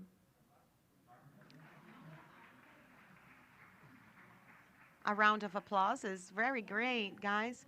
So in order to invite this group of beautiful women who represented Brazil beautifully in the Olympic Games, we have the coordinator of events, the NBA coordinator events in Rio de Janeiro. Welcome, Liana. It's very good to have you here in this panel. The pleasure is mine. I'm very anxious. I'm a little nervous too. Thank you so much for the invitation. It's good to have hot contacts at MBA, right? And let's start calling the girls. Yeah, let's start with Fernanda.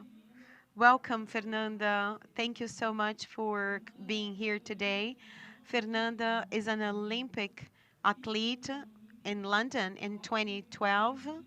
She also won another title in Tokyo 2020, 2021. But Fernanda was born in Rio Grande do Sul state. She has 4 siblings. They were all involved in sports. She's married, a young Brazilian lady who has announced her retirement because she's going to be a mother. So Mayra Aguiar is the first Brazilian woman who won 3 bronze medals in London and Tokyo. In Porto Alegre, she started working in joining the team, the judo team, in 2008. And then she overcame all her adversities after 7 knee surgeries. Hello, good afternoon, everyone. It's a pleasure to be here with you today. Thank you, Mayra. Another guest that will be sharing the stage with us is Formiga. Formiga, you can come on stage. Formiga is one of the most important and one of the most important soccer players in Brazil. She has a brilliant history. She started in Bahia, and she's been playing for the national team for 2 decades. Good afternoon, everyone. Thank you for your invitation. The pleasure is ours. So we are a bit nervous, but let's do this, right? So first of all, I'd like to thank each and every one of you to be sharing the stage with me and to be online with me. We are super excited to hear about your career, about your learnings along the years. And I'm so happy and so proud to be sharing this stage with another important woman. And we are here today to talk about leadership. Thank you so much for joining us. So in order to start our discussion panel, we are all athletes, right? I am not as good as you guys are, but I'm still an athlete. I'd like to talk to Fernanda Garay. In many interviews, you say that your family has always supported you. You also mentioned that you were able to grasp every single opportunity that came your way. So I'd like you to tell us a little bit about your journey and how you realized that the opportunities came your way, and how you were able to grasp the right opportunities. And did you know that these opportunities would lead you to achieve your dreams? If you could tell us your story, we would love to hear from you. Hello, everyone. Hello, Formiga. It's such a pleasure to be here with you. Well, I'm very happy to be sharing my experience and my life story with you guys and answering your question. I think when I was young, maybe at the beginning of my career, I wasn't really aware. Nowadays I am, and I feel very privileged because I grasped every single opportunity that came my way. And at that time, back then, I didn't know it was an opportunity. I was very naive, I was very young. So I do believe that sometimes we go against the flow, or we can create our own opportunities if we want to, right? We need to work hard, and we need to work towards our dreams. I mean, we need to focus on our goals, on our dreams, and that's when the opportunities come up. So we keep dreaming about something. Sim, claro que às vezes acontece de uma forma natural, mas às vezes, e na maioria delas, né, acredito que as minhas companheiras aqui, atletas, compartilham desse sentimento, mas a maioria delas, a gente busca muito que as oportunidades apareçam, né? Sim, eu acho que você tocou nos pontos chaves, né? Eu acho que é a preparação. A oportunidade vai aparecer, mas se você não estiver preparada para aquilo, ela vai passar e vai embora, né? Então, acho que é você se preparar independente de ter a oportunidade ou não, e quando surgir, você está preparada para aquilo. No caso da Formiga, que vai ser a próxima que vai responder a minha pergunta aí, a gente está falando de um esporte, né, Formiga, que tem mais ou menos uns 40 anos aí de idade, né, como futebol feminino, no caso. O masculino é centenário. Então, a gente está falando que quando você tinha 1 aninho de idade foi quando o futebol deixou de ser proibido, o futebol feminino deixou de ser proibido aqui no Brasil.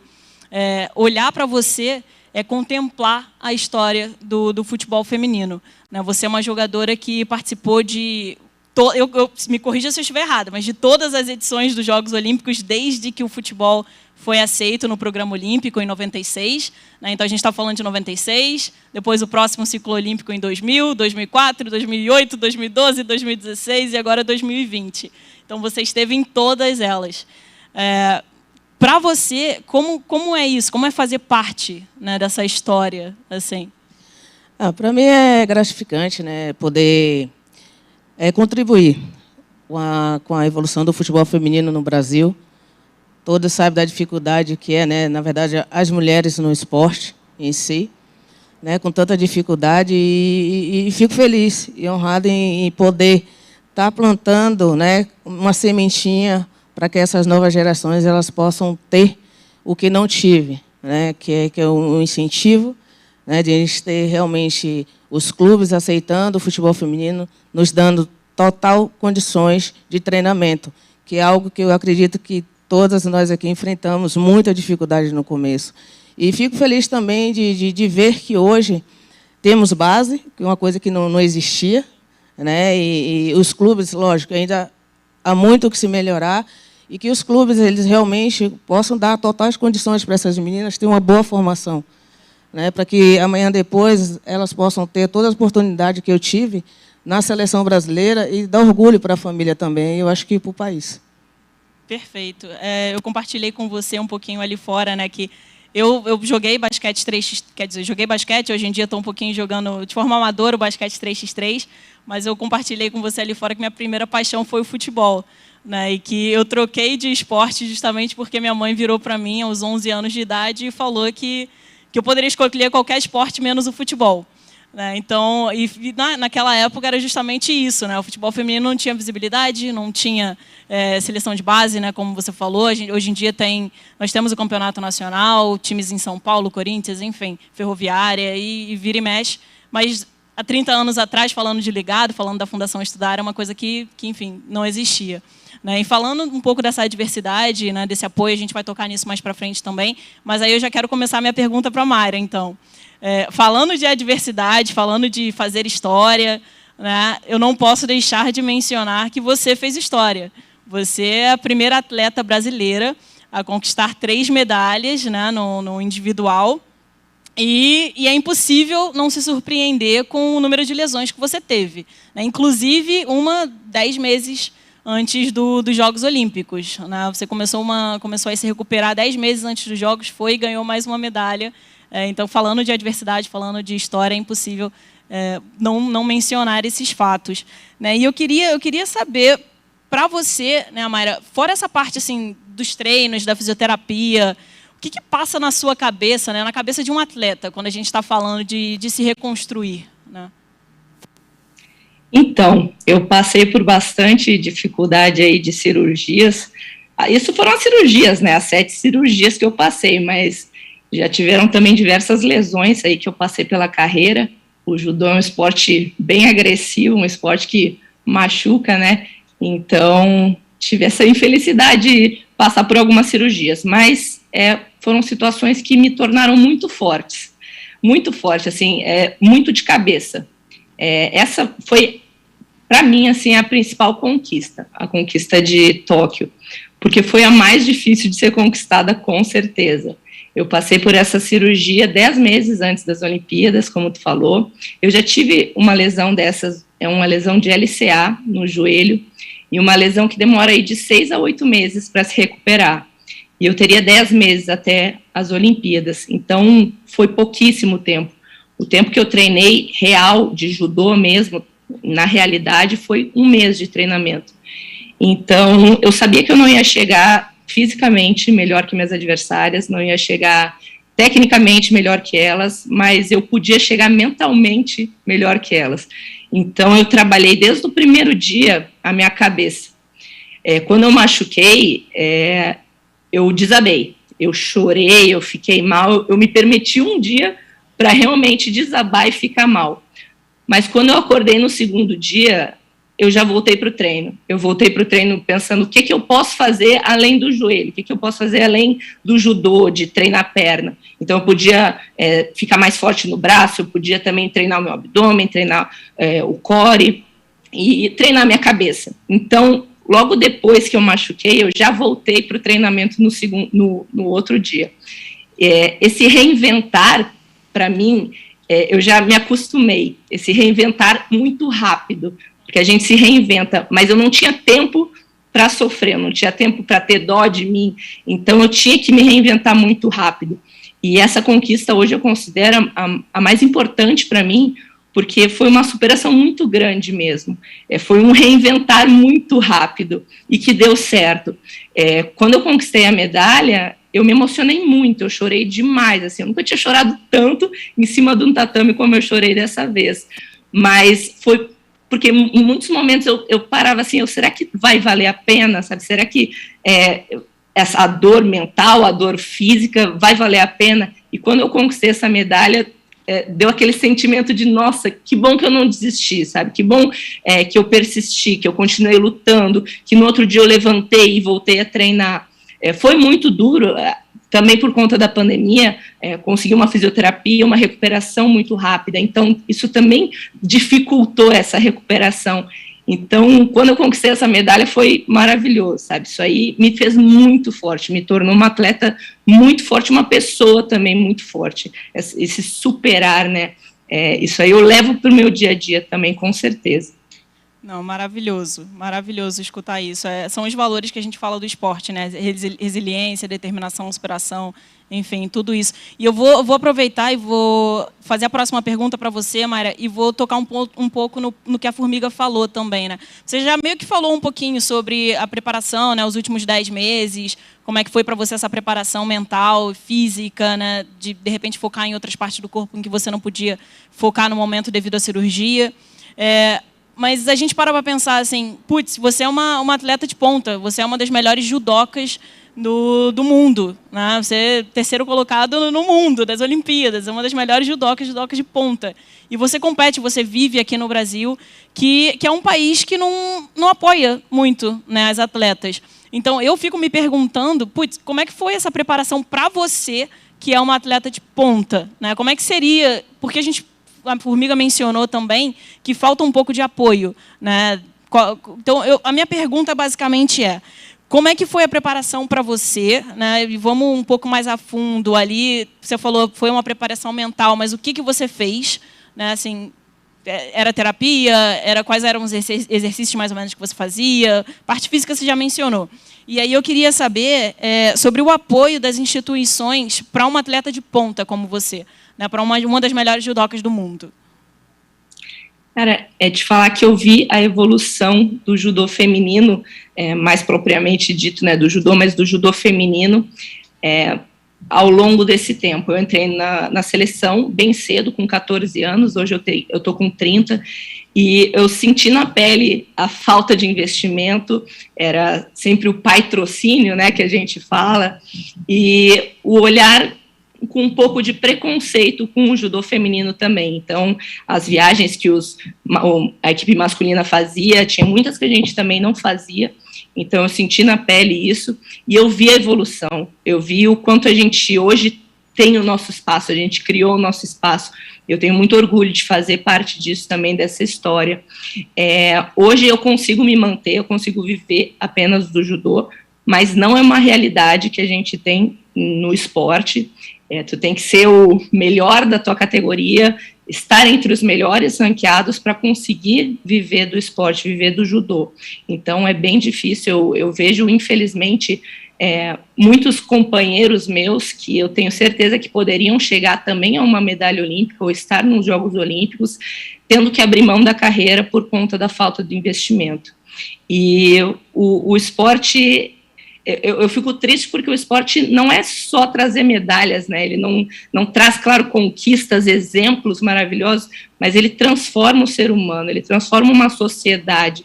Uma criança que tu coloca num esporte, ela vai sair dali, ela pode não permanecer, mas ela vai sair dali com certeza com valores olímpicos que são essenciais para a sociedade. Então, o respeito que eles pregam, o judô tem muito isso, né? O respeito que a hierarquia contra outras pessoas, tu ter a disciplina, tu ter organização na tua vida, tu ter a vontade, a raça, a superação, isso aí, como tu falou no começo, a gente faz isso diariamente, isso aí é a nossa vida, superação, desafios.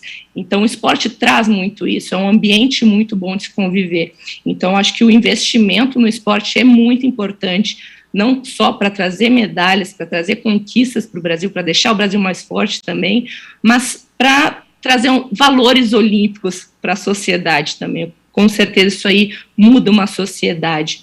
E respondendo a outra pergunta, o trabalho físico eu fazia direto, eu consegui fazer direto um trabalho físico, adaptado, claro, teve muitas situações que eu tive que treinar assim em casa, então foi adaptação em cima de adaptação, foi criatividade, eu nunca tive tanta criatividade na vida, eu olhava vídeo de outras atletas também, de outras modalidades, fazia treinos online também para motivar, né, para estar ali junto com o time, estar longe, mas estar junto também.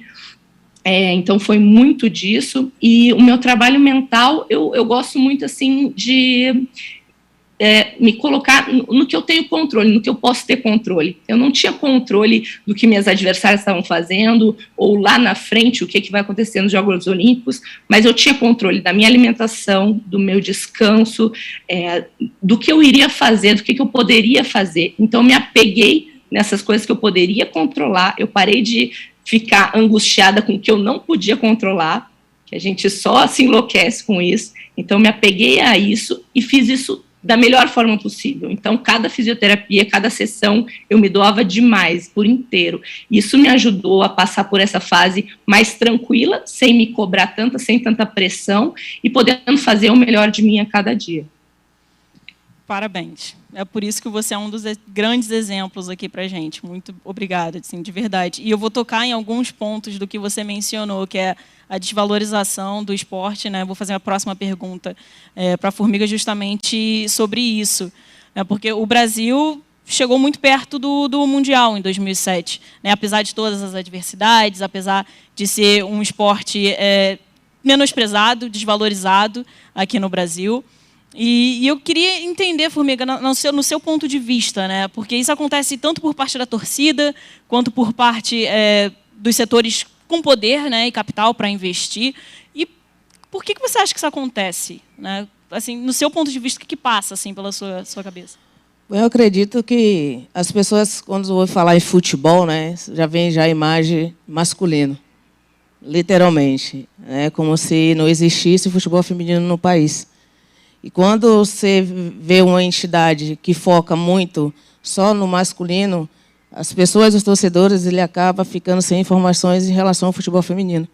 E onde que o futebol feminino sempre fica para trás. Eu acredito que tem que aproveitar esses momentos, mesmo que seja o oba-oba, né, que sempre diz que próximo de Olimpíadas e Mundial, todo mundo lembra do futebol feminino. Eu acho que não só a entidade maior do futebol, mas também as federações, começar a passar informações para os torcedores, saber o que está acontecendo com o futebol feminino. Porque sem informação não tem como. Então, as pessoas, às vezes, perguntam, quanto vai ser o campeonato de vocês? Tanto. Vocês vão se classificar para o Mundial? Sim. Então, eu acho que, como um todo, tem que ter esse investimento da confederação e das federações para passar o que está acontecendo. Muitas pessoas não sabem que existe o Campeonato Paulista e nem o brasileiro feminino, por falta de informação. Então, acho que eles precisam nos ajudar, porque a nossa parte estamos fazendo, né? Então, eu espero que essa realidade ela venha mudar totalmente no Brasil. Concordo, apoio. Eu acho que é por aí mesmo, é um pouco da divulgação. A resposta da minha mãe, né, do porquê que ela não deixou jogar futebol, segundo ela, isso segundo ela, tá? É porque o futebol feminino não tinha tanta visibilidade. Então, tá aí, ó. Eu fui expulsa do futebol feminino porque não tinha tanta visibilidade. Mas, Fernanda, ao contrário do vôlei, né, já é um esporte bastante vitorioso, né, aqui no Brasil. Vocês chegaram em Tóquio já sentindo aquele sentimento de medalha no peito, né, de Londres de 2012, subindo no pódio, ouvindo o hino nacional, ouvindo a bandeira ser hasteada, vocês já tiveram aquele gostinho, né, aquele sentimento ali. Enfim, isso foi em 2012. 2016, infelizmente, a campanha do vôlei não foi o que a gente esperava, o que vocês esperavam, eu tenho certeza disso. Mas aí chega 2020, 2021, no caso, vocês fizeram uma grande campanha, jogaram como se fosse a primeira Olimpíada de vocês. Então, fala um pouquinho para a gente como é que é esse sentimento de realinhar esses objetivos, né, para você reconstruir atrás de um novo título, também um pouco dessa parte mental, né, desses ups and downs, aí, desses sobes e desces, né, tem título, não faz uma campanha muito boa, volta a fazer uma campanha. Como é que foi para você, como é que foi isso para a Seleção Brasileira de Vôlei? Sim, é verdade. Bom, eu penso que a gente acaba se adaptando a alcançar um objetivo, traçar um objetivo, correr atrás e se dedicar ao máximo para aquele compromisso pontual, mas também isso acaba sendo uma rotina para a gente. Então, assim, todo um trabalho desenvolvido em 2012 para aquela medalha olímpica, ela se encerra com aquela conquista. E aí, já na sequência, se inicia um novo ciclo, se inicia um novo trabalho, um novo planejamento para o próximo ciclo. Né, eu lembro que para o ciclo para os Jogos Olímpicos de 2016, eu particularmente me propus a jogar fora do Brasil os 4 anos. Então, assim, eu queria jogar no voleibol internacional, eu queria estar jogando contra as melhores jogadoras e fazer a melhor preparação para os próximos Jogos Olímpicos. E isso não foi uma grande decepção para mim, porque a gente não conseguiu, como tu disse, alcançar o nosso objetivo, foi bastante frustrante. E aí, chegar nos Jogos Olímpicos agora, em 2021, com uma nova oportunidade, né, só de estar lá, para mim já era muito significante, porque era uma terceira Olimpíada e eu já me sentia vitoriosa por ter a oportunidade de jogar novamente. Mas eu penso que, diferentemente dos Jogos de 2012, o nosso grupo, a maioria das gurias, elas estavam lá pela primeira vez. Todo mundo queria mostrar o seu valor, mostrar o seu melhor voleibol, conquistar a oportunidade de jogar, de estar em quadra nos Jogos Olímpicos e fazer a melhor campanha possível. E a gente chegou lá no Japão não sendo as favoritas. A gente tinha que mostrar o nosso valor, mostrar que veio, e eu acho que no momento que a gente entendeu isso, a gente formou um grupo muito forte e a gente conseguiu colocar em prática todo aquele sentimento, toda aquela alegria, toda aquela união, toda a nossa luta, né, até o início da estreia, a gente conseguiu colocar em prática até o fim dos Jogos. E foi, de fato, às vezes parece meio clichê, mas foi, de fato, uma medalha de prata com um gostinho de ouro, assim, porque sabendo de todas as dificuldades, de toda a nossa trajetória chegar lá, claro, cada uma com a sua história, mas, assim, também do grupo inteiro, chegar lá e conquistar a prata foi algo muito grandioso, foi motivo de muita alegria. E, assim, óbvio que como atleta, né, e como eu disse no começo, a gente está sempre avaliando, sempre traçando objetivos novos, sempre novas metas, e eu imagino que essa prata, ela ficou um gostinho, assim, de quero mais, e eu tenho certeza que a gente já acabou lá os jogos, já pensando o que poderia ser diferente, o que fez falta, o que teria que mudar para que o grupo que fosse formado dali para frente pudesse fazer as alterações necessárias para brigar novamente pela medalha de ouro. E isso é algo muito legal, porque, como tu disse, o voleibol, ele é um esporte bastante vitorioso e a gente está sempre querendo brigar pelo primeiro lugar no pódio, né? Então, assim, a gente ficou muito feliz mesmo por esse ouro, mas a gente já acabou os jogos, já pensando no que poderia fazer para ganhar dos Estados Unidos no próximo ciclo. Esse gostinho de quero mais é importante para manter a gente motivado, né? E aí eu vou fazer uma pequena transição aqui, porque a Mayra também já falou dos valores do judô, você falou agora, né, dos atletas estar sempre avaliando os objetivos e tudo mais. Então, Mayra, eu sei que você já tocou nesse ponto, tá? Mas aí eu vou fazer a pergunta novamente, porque a gente já entendeu e a gente sabe que o esporte, né, os valores do esporte transcendem aí a quadra, o tatame, o campo de futebol, enfim. No judô, para você, quais são assim, os principais valores? Você já mencionou alguns, a Fernanda também já mencionou algumas características, mas quais são os valores do judô para você que você leva para a sua vida, sabe? Para o seu dia a dia, para a sua vida pessoal em comum, assim, que se você não fosse atleta, você provavelmente usaria dos mesmos valores, sabe, para fazer qualquer outra coisa na sua vida. Eu uso diariamente os valores que o esporte me trouxe. Como eu falei, assim, eu acho que muito assim, organização, muita disciplina, a superação de desafios, e desafios, que nem eu falei, do se reinventar muito rápido. A gente tem muitas coisas que acontecem na nossa vida que nos machucam, que nos deixam tristes, mas a gente não pode parar, a gente tem que continuar a nossa vida, continuar com alegria, continuar com vontade, com garra. Então isso eu levo muito no meu dia a dia. Às vezes acontece alguma coisa, isso aí eu consigo me reinventar muito rápido. uma das coisas que eu levo muito para mim também é o respeito com o próximo.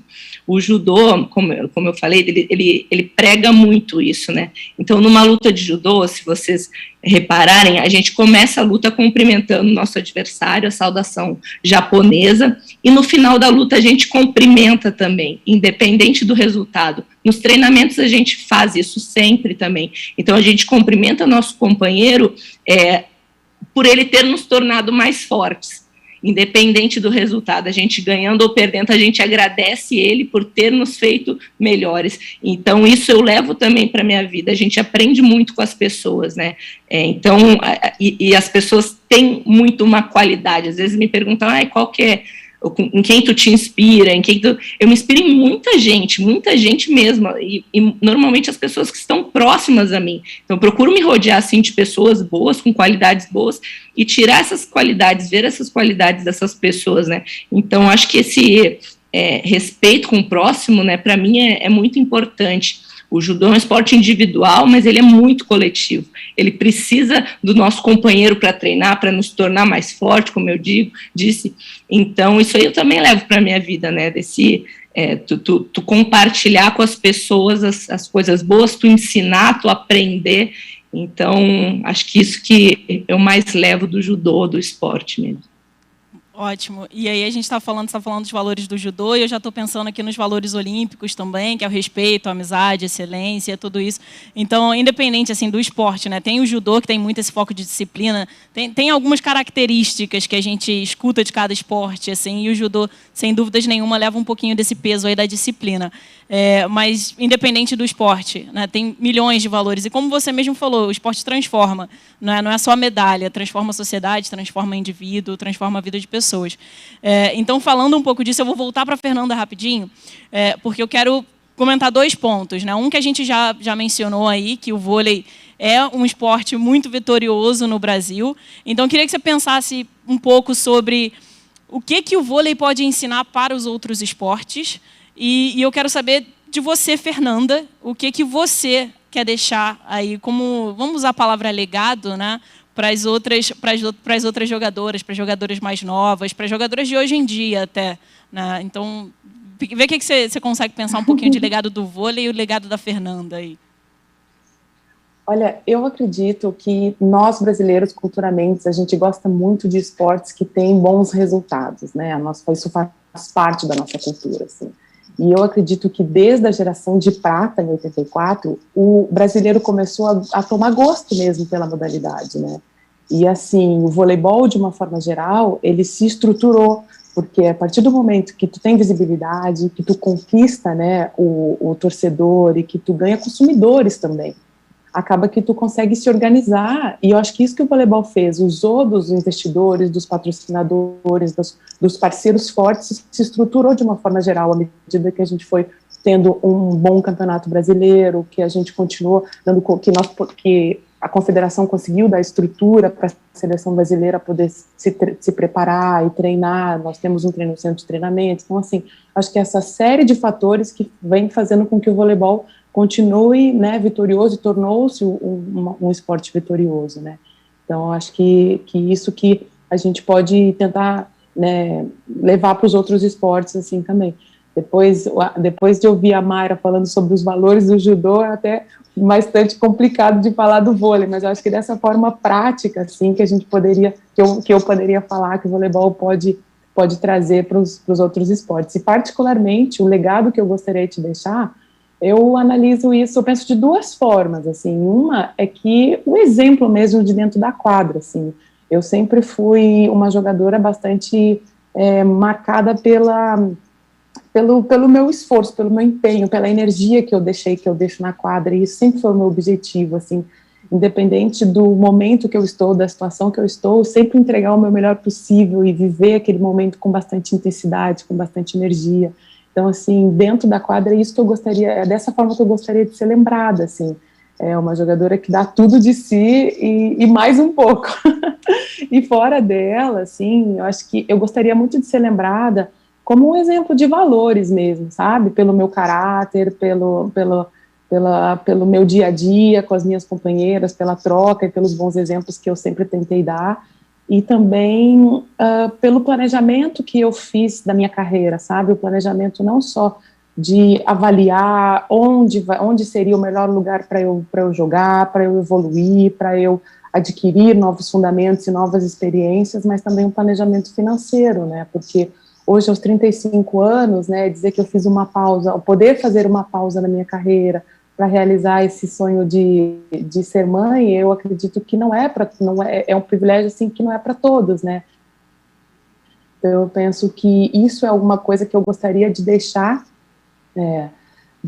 como um exemplo, assim, plantar uma sementinha para os futuros atletas e para os atletas que estão iniciando, assim, de ter essa consciência também de planejamento técnico, de planejamento para dentro da quadra, mas também para fora dela, para se planejar a vida inteira, a carreira inteira, de uma forma geral, para usar do esporte tudo que ele pode nos dar, dos valores, dos ensinamentos, das experiências, mas também da questão financeira, para que a gente possa ter uma aposentadoria tranquila, né, depois no pós-carreira, e poder seguir a vida, porque a maioria de nós encerra a carreira muito cedo, mas que a maioria de nós possa depois escolher novos caminhos, né, e ter opção de escolha.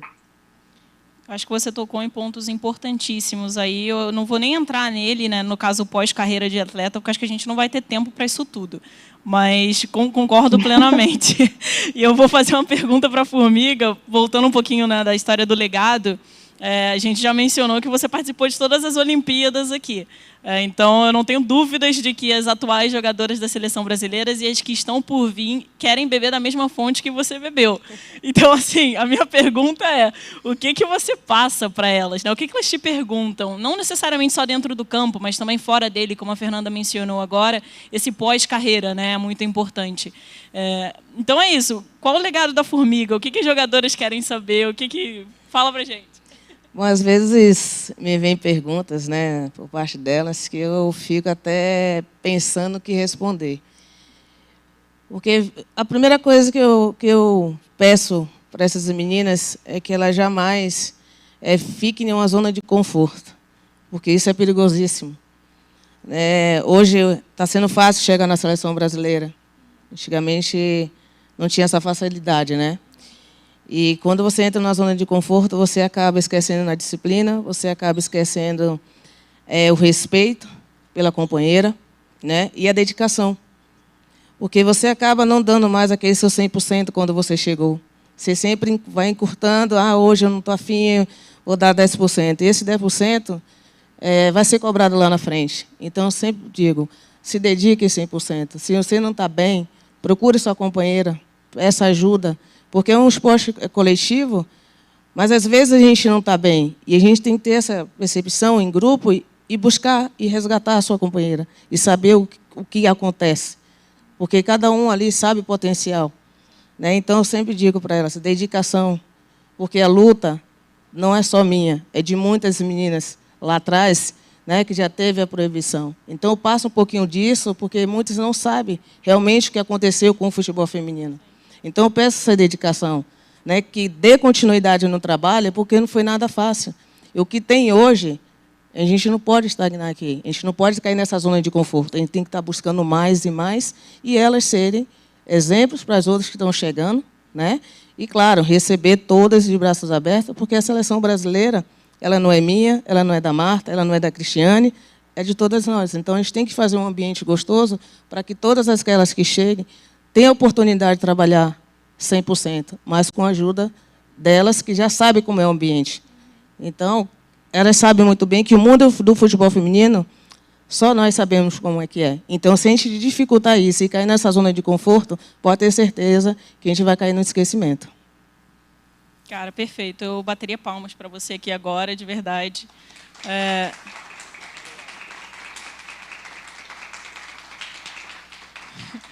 Porque, de verdade, Formiga, tudo que você falou, elas precisam entender que ter você na seleção brasileira é uma referência que você não teve. Né? Então, elas precisam entender que passaram pessoas por ali, que vocês foram pioneiras disso tudo. Precisam respeitar essa história que, como você disse, não é sua, não é delas, é da seleção brasileira. Né? Eu tive contato com uma pessoa chamada Cláudia Guedes, que ela escreveu um livro sobre a história do basquete. E eu só fui me tocar recentemente quando ela me chamou para conversar, que, cara, eu não entendia, eu não conhecia a história da Elzinha, que jogou geração de 1950, que não sei se sabe, que centenas de meninas, mulheres já passaram ali para eu poder chegar e, enfim, jogar e ter sido convocada para a Seleção Brasileira de Base, sabe? É uma história muito maior do que o que elas entendem hoje em dia, e eu acho que elas precisam ter essa referência sua, então isso é super importante. Mas eu vou voltar para a Fernanda, e eu vou fazer a pergunta que você já mencionou, que nós anunciamos aqui no começo, né, que infelizmente, eu vou dizer infelizmente, você vai se aposentar aí, mas felizmente vai seguir o seu sonhozinho aí de ser mãe, dedicar um pouquinho de tempo à sua família. Então, eu só queria entender, para você, como é que você enxerga essa pausa? Assim, eu sei que você fez, como você falou, você fez, de certa forma, né, um planejamento financeiro para poder ter esse momento, mas você enxerga isso como um ato de coragem, né? E como é que você enxerga a sua trajetória até aqui? Como é que você chegou e falou, agora dá, agora eu vou, né? Sim. Bem, eu me despedi da seleção brasileira, né? Então, assim, o termo aposentado não está totalmente errado, porque eu encerrei um ciclo com a seleção e de uma forma, assim, que quando eu pensei em tudo isso, eu sonhei, obviamente, com a medalha, mas viver esses Jogos Olímpicos e conquistar essa medalha, assim, foi realmente algo muito, muito maior do que eu sonhei, sabe? Então, assim, eu acho, sim, que é um ato de coragem, porque não é fácil. Hoje eu me sinto fisicamente muito bem, mentalmente muito bem, e numa fase boa para continuar jogando, e poderia tentar brigar aí pela minha vaga e por títulos, mas a gente não pode ter tudo, né? E assim, a carreira de atleta, ela é bastante sacrificante em muitos aspectos. E uma das coisas que eu sou casada há 14 anos praticamente, né, há 4 agora oficialmente, mas eu estou junto com meu marido há 14 anos, e a gente sonha há muito tempo com a nossa família, a gente sonha há muito tempo em ter filhos, e foi algo que foi guardado numa caixinha e escondido no fundo do armário, assim, porque a minha dedicação ao voleibol foi 100%.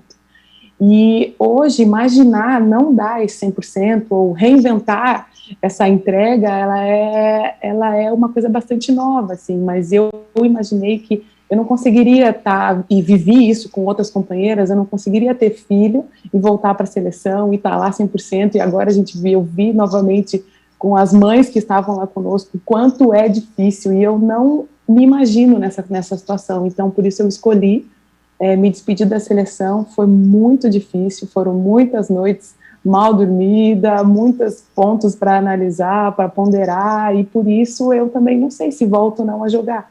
Eu não fecho essa porta, porque o futuro a Deus pertence, mas eu fui também empurrada, né, a tomar essa decisão, porque hoje eu já estou com 35 anos e a gente precisa ter um planejamento, né, porque a partir dos 35 anos a gente sabe que os óvulos eles começam a envelhecer, e assim como sempre foi o meu sonho, eu teria que fazer um novo planejamento também para isso. Então, por isso, nesse momento, eu decidi escolher, né, finalmente, ter um tempinho para mim, um tempinho de priorizar a minha família, priorizar ao meu sonho, né, mas eu ainda não decidi se volto ou não a jogar voleibol no futuro. Não, tá ótimo, merecido. E eu vou fazer uma pergunta para cada uma rapidinho, só para a gente fechar e chamar as perguntas, né? Então, nesse tema, Formiga, quando a seleção, na verdade, se despediu dos Jogos Olímpicos, você disse que a guerra por um grande título ainda não acabou. A gente sabe que a Fernanda, de certa forma, vai se aposentar aí, mas pergunta que não quer calar. Você vai estar nessa guerra aí, vai estar jogando, vai estar de alguma outra forma? Conta, a gente quer saber. Bom, da seleção brasileira já me despedi, né, em Tóquio, e a guerra, ela continua assim, né? A nossa luta é constante e fora das 4 linhas eu vou e pretendo continuar ajudando, né, não só a seleção brasileira, que eu tenho a intenção de fazer os cursos da CBF, né, quem sabe estar na comissão, né, incentivando essas meninas que estão chegando agora, né, e em São Paulo também, né, nos clubes, quem sabe. Eu acho que o meu papel, acho que a minha missão, ela não termina aqui, muito pelo contrário, acho que tem muito a dar ainda para o futebol feminino. Perfeito. Mara, última pergunta. Você, a gente sabe que quer e que vai, se tudo der certo, estar nos tatames em Paris, agora em 2024. Você sabe que você é exemplo, você fez história, e a gente vai estar torcendo muito por você. Eu só queria saber se você tem dimensão disso. Você tem dimensão da sua influência, de que você é inspiração para muitas outras meninas? E como é que você lida com isso, na verdade? Cara, é uma responsabilidade gigante, gigante mesmo, porque a gente vira referência tanto dentro quanto fora do esporte, quanto dentro quanto fora do tatame, né? As meninas mencionaram ali, acho que a Fê falou também, a Formiga, que vira exemplo mesmo. As meninas se inspiram, a gente vê muito nas redes sociais isso também, tem muitas meninas da seleção de base também que vêm falar comigo, mas a gente vê muito nas redes sociais o quanto elas admiram, o quanto elas seguem, o quanto tudo que tu faz ali dentro do tatame e fora, daqui a pouco me mandam um vídeo, estou fazendo também. Então, olha que responsabilidade que né, isso, tu vira uma referência. Por muita sorte, assim, eu tive referências muito boas para mim e que fizeram muita diferença desde o meu início. E eu sei o quanto foi importante essas pessoas estarem do meu lado, ter esses exemplos bons do meu lado. Então, hoje, eu poder fazer também essa parte, para mim, é muito gratificante e eu me sinto no dever, sim, de ajudar essas meninas, os jovens também que estão chegando agora. E é uma troca, né? Muito gostoso. Eu poder ensinar também, eu aprendo. É muito gostoso isso. E é legal ver que vai passando de geração a geração, né? Isso não pode parar, né? A Formiga falou, foi quase um respeite quem pôde chegar onde a gente chegou. Tem aquela música, né? Então, é isso. Tu te inspirar, tu ser um exemplo e passar o que tu tem para passar, tanto dentro do esporte quanto fora. A gente tem vivência, tem muita bagagem de experiência que a gente pode ajudar. E eu me sinto, sim, no dever de poder ajudar essa meninada que está chegando agora, que a gente está chegando, sim, falando do lado do judô, com uma base muito boa, com atletas muito fortes já, e que vem falar comigo direto, até as meninas que foram agora para as Olimpíadas comigo, de sparring, que a gente chama, no final do treinamento, elas chegaram para mim e agradeceram, quase chorando, agradeceram por ter vivido aquela experiência, por ter já visto como é que é aquela pressão, o dia a dia do que é uma Olimpíada. Eu tenho certeza que quando elas chegarem na Olimpíada delas, elas terem vivido isso tudo, para elas vai fazer diferença também. Então, a gente continuar sendo um exemplo bom. Claro que eu falo também, eu peço também para quem me segue, até para as outras pessoas de outras modalidades, não criarem a idolatria de botar a pessoa no pedestal. Isso eu acho perigoso, porque são seres humanos, somos seres humanos que podemos errar também, então nos peguem não como comparação, que também isso faz muito mal, mas como exemplos mesmo. Peguem exemplos bons, sigam exemplos bons, não coloquem em pedestal, mas sigam que vale a pena. Ver como é que a pessoa fez para chegar lá, com certeza ela vai ter o que acrescentar para ti, com certeza. Muito, muito, muito obrigada, meninas, de verdade. Meninas, mulheres, na verdade. Eu acho que a gente tocou em pontos assim super importantes aqui hoje sobre os exemplo, né, sobre legado, sobre a história do esporte, cada um em seu esporte. Mas eu acho que é basicamente isso. Eu só queria de verdade agradecer, porque foi, para mim, pelo menos, inspirador. Eu tenho um jogo no domingo, se pudesse ser agora, eu ia agora, mas obrigada de verdade. Eu acho que a gente vai chamar para as perguntas agora, né? Então, se alguém tiver alguma pergunta, fica à vontade, online ou presencial.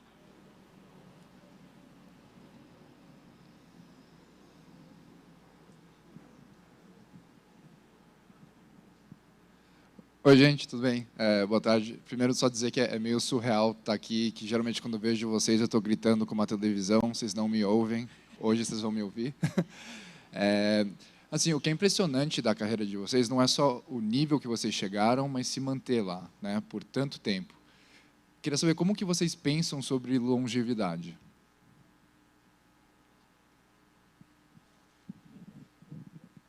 Quem responde? Posso responder? Quem vai? Pode responder, Mayra, fica à Pode vontade. começar. Legal. Para mim, assim, é muito marcante para mim essa longevidade, me manter no esporte, me manter no topo. Como eu falei, eu entrei com 14 anos na seleção e eu nunca saí. Até hoje eu permaneço na seleção e conquistando títulos bastante importantes na minha carreira. Uma das coisas que me ajuda a me manter no topo, me manter motivada também, é nunca estar satisfeita. Eu estou muito feliz com o que eu tenho hoje. Se eu parar hoje o judô, eu vou estar radiante com tudo que eu conquistei, mas eu nunca estou satisfeita, eu sempre me cobro mais. Então, mesmo que eu tenha feito a melhor competição, quando eu ganhei meu mundial, em 2014, foi uma competição maravilhosa para mim. No outro dia, acabou, não existe mais mundial, já guardei a medalha na gaveta, já pensei no próximo objetivo, o que pode ser agora? Eu posso ser bicampeão mundial. 2017 fui lá e conquistei meu bicampeonato mundial. Então, eu sempre procuro colocar objetivos para mim. Isso também eu faço na minha vida pessoal, né? Eu nunca estou satisfeita, eu sempre quero melhorar, eu posso melhorar nisso, eu posso melhorar naquilo, o que eu posso ser melhor hoje. Então, acho que é isso, assim, ser grata, ser feliz com o que eu tenho, mas nunca estar satisfeita, eu sempre me cobrar mais, me cobrar numa forma sem aquela pressão, mas me cobrar para ser melhor. Tem dias que a gente não vai estar bem, vai acordar mal, e tudo bem, sabe? Tudo bem ter um dia ruim, tudo bem não treinar bem, tudo bem comer uma besteira que não devia comer hoje, tudo bem, sabe? Tem outro dia, tem outro momento, o negócio é continuar persistindo, continuar tentando ser melhor. Isso, para mim, me ajudou a me manter na seleção, me manter conquistando objetivos, medalhas, e isso que eu faço para a minha vida também. Eu penso da mesma forma que a Mayra, assim, eu acho que em alguns momentos a gente até se cobra em demasia, assim, por tanto que a gente quer, por tanto que, assim, muitas vezes, eu penso assim, ó, completando, né, o que tu disse, que eu concordo com tudo e muitas vezes eu fiz a mesma coisa, mas às vezes a gente até tem que tentar fazer um movimento contrário, tanto que a gente é programado com isso. Muitas vezes, e eu já fiz muitas vezes isso, a gente vencia um torneio, vencia um jogo, já estava pensando no outro, não comemorava a vitória, não desfrutava sabe assim, daquela conquista boa, sabe? Então, assim, essa coisa de se permitir também, para mim, foi um baita de um aprendizado, e é até agora, porque, assim, em muitos momentos eu nunca me permitia nem mesmo um treinamento ruim, um jogo ruim, assim, numa coisa bem bacana do esporte coletivo, é que às vezes a gente não está bem no fundamento, mas está em outro. Às vezes a gente não está bem, não conseguiu se superar daquela dificuldade do dia, ou imposta pelo adversário, mas entra uma companheira e te ajuda e o time ganha, assim, então tem alguns recursos que no individual é um pouco mais complexo, mas ainda assim é um aprendizado, porque a gente sai daquele jogo remoendo, não dorme direito, então assim, é muito doido o quanto a gente compartilha da mesma disciplina, dos mesmos ensinamentos, das mesmas cobranças, e muitas vezes a gente até tem que tentar fazer um movimento contrário e aliviar um pouco nessa carga. Eu tiro 2 pontos daí. Vai comentar, Formiga? Fica à vontade, vai. Eu acredito que o pensamento é o mesmo, né? Temos objetivos, temos sonhos, né? A gente quer conquistar algo não só para a gente, né? Mas eu creio que, assim, no esporte em si, né, de trazer coisas positivas para o país também. No meu caso, muitas das vezes eu digo, não gostaria de encerrar agora, né? Mas chegou a minha hora. Por quê? Eu acredito que dei muito exemplo, né, para muitas meninas que estão chegando agora. E você passar coisas positivas é maravilhoso, é muito bom. Eu ver uma menina, às vezes, com 12 anos, quando te vê, chora, e fala assim, obrigado por persistir, lutar e me inspirar para continuar a sua luta e de tantas outras. E isso é muito bom. É isso aí. Eu vejo, foi o que eu falei, os 2 pontos que eu tiro disso tudo. Uma busca por excelência, que eu acho que é basicamente o ponto em comum que todos vocês disseram, né? E o se permitir. Chegou o meu momento, está na hora. Tive um dia ruim, vou tirar o dia inteiro para chorar, no outro dia acabou, não dá mais. A Fernanda falou, putz, nem comemorei direito. Gente, é se permitir, né? Acho que foram os 2 pontos que eu tirei das 3 coisas que vocês falaram. Eu acho que a gente tem uma pergunta online, é isso mesmo? Tem a pergunta do Oliver, se eu não me engano. Cadê a Anitta? Anitta, tem pergunta? Você fala aí para mim? Oi, tudo bom? Meu nome é Oliver, eu sou da turma desse ano do Prep Store Fora. Eu queria dizer que a gente do Prep vibrou muito vendo os jogos e lutas de vocês, foi um negócio insano. Era ficar sem dormir, era ficar todo mundo gritando no grupo, era muito legal. E eu gostaria de perguntar para vocês, para todos os três, quais são as limitações de um sonho? A gente é sempre incentivado muito a sonhar em muitos meios das nossas vidas, mas quando a gente tem que reconhecer que a gente tem que parar, ou quando a gente reconhece que parar ajuda a gente a melhorar, até onde que a gente pode ir nas opiniões de vocês? Como vocês reconhecem isso? Obrigado. Maravilhosa pergunta. Super fofo. Show, né? Então, cara, para mim,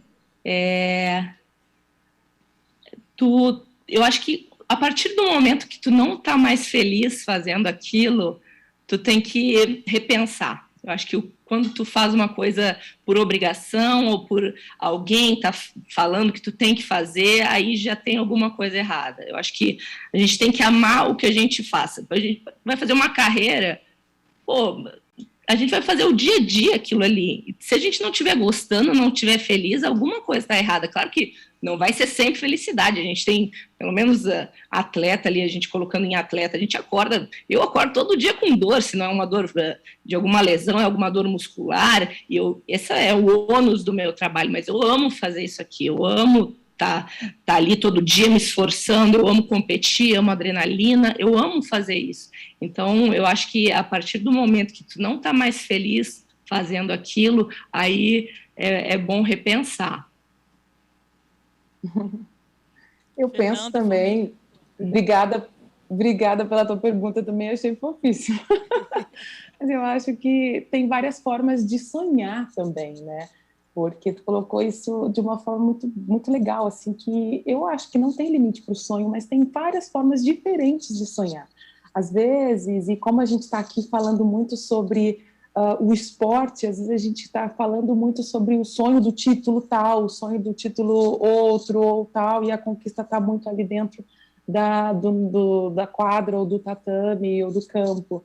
Mas eu penso também que a gente pode sonhar de diferentes formas, assim, talvez hoje eu não sonhe tanto com os títulos, né, que eu posso conquistar, eu sonho com algo pessoal, mas isso não quer dizer que daqui a pouco eu realizo esse sonho e possa voltar a sonhar novamente com títulos na quadra. Então, assim, eu penso que a gente precisa se conhecer bastante, não só, como a Mayra disse, sonhar com o que nos inspira, com o que nos faz feliz, mas também nos conhecer, assim, e saber tentar ouvir o coração, sabe? Eu falo isso com a memória muito fresca, porque esse foi o momento que eu senti agora, assim, muitas vezes a minha cabeça falando uma coisa, o meu coração outra, e tem algum momento que a gente tem que ouvir a voz do coração também. Bom, eu acredito que para os nossos sonhos, realmente a gente não pode colocar limites, né? Soube a hora de parar, parei, mas os meus sonhos, eles não pararam. Então, jamais vou colocar qualquer impedimento, né, ou limitar qualquer coisa que eu venha sonhar. Então, eu acho que a gente tem que precisar acreditar realmente e ir em busca. Ir em busca. A gente sabe que dificuldades elas vão sempre aparecer, seja você estando ativo ou não, quando parar, né, vai achar dificuldades também, que você já vem para uma outra área, mas é bom, se permita a sonhar. Busque o que você quer. E sonhe grande, um dos valores da Fundação Estudar. Mas acho que é isso, pessoal. Não dá mais tempo para fazer perguntas. Eu só realmente queria agradecer de novo. Fernanda, Mayra, Formiga. Sem palavras, assim, eu não acho que eu já agradeci 10 vezes e vou agradecer mais 10. Foi muito, muito especial. O Pedro mencionou, né, que a gente vê vocês na televisão e hoje, putz, eu estou aqui conversando com vocês, mediando um painel. Eu estava mega nervosa para fazer isso. Mas muito obrigada, Formiga, obrigada por estar aqui comigo. Caramba, dividindo o palco comigo aqui, de verdade, obrigada. Obrigada a você. Mas obrigada, pessoal, acho que é isso, né? Obrigada, foi ótimo, um prazer muito grande tocar com todas vocês. Sensacional, agradeço também muito, brigadão.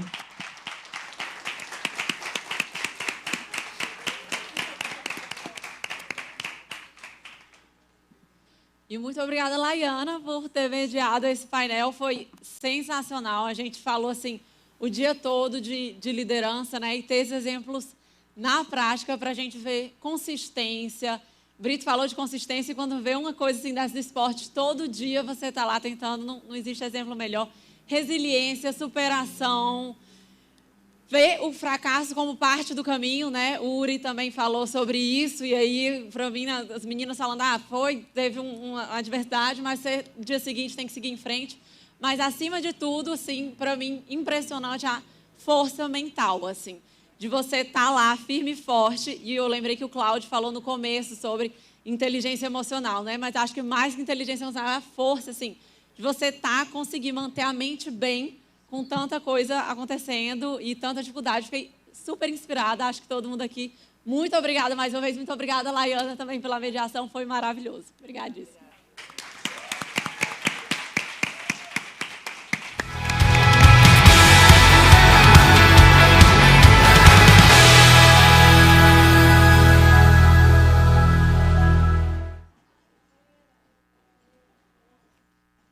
Acho que para alguém que já praticou esporte por algum tempo da vida, mas dedicando tempo ao esporte, não sei se provavelmente tem alguém assistindo aí, é emocionante. Eu estava numa posição privilegiada para olhar as pessoas e ver umas mãozinhas assim, talvez por lembrar um pouco desse sacrifício, dessa entrega que o esporte tem. E o principal motivo do porquê a gente usa tanto de exemplo o esporte para falar de praticamente todas as outras áreas profissionais da vida. Quando a gente fala de empreendedorismo, é ou não é o adversário, o ganhar o jogo, o bater, né? Quando a gente fala na parte da academia, gente, em todas as áreas da vida a gente pode se relacionar de uma forma muito íntima com isso que o esporte traz para a gente. E acho que é um dos principais motivos do porquê a gente trouxe essa turma tão qualificada para falar, né? E já que a gente está falando de execução, de entrega, de disciplina, tem um lugar do mundo que tem feito isso de uma forma bastante surpreendente. Inegável, onde a gente estiver, de como este país tem trazido esses valores nos últimos 30, 40 anos de uma forma inquestionável. E para falar sobre esse tema, o pessoal teve um desafio de criar uma mini bio para esse cara, de colocar só sobre o que a gente vai falar agora. Eu, particularmente, conheço há mais de década, uma pessoa incrível. Eu vou ler pelo proforma, mas sugiro pesquisarem um pouco mais sobre a história desse cara. Para quem estiver no online, pessoal, compartilhe aí como que está o sentimento de vocês, pelos reactions, pelos emojis, desse último painel que nós tivemos, porque agora a gente vai falar muito de futuro e o que a gente pode fazer no Brasil, com um exemplo que vem lá do outro lado do mundo. Então, Ricardo Jeromel é o nosso último convidado, grande responsabilidade, sócio da 3G Radar e investidor focado em tecnologia.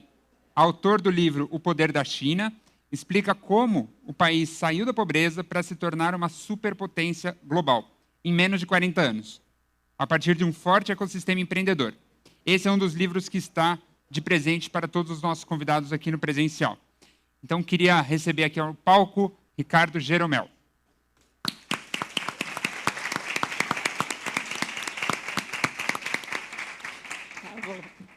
Xixi. Bem-vindo.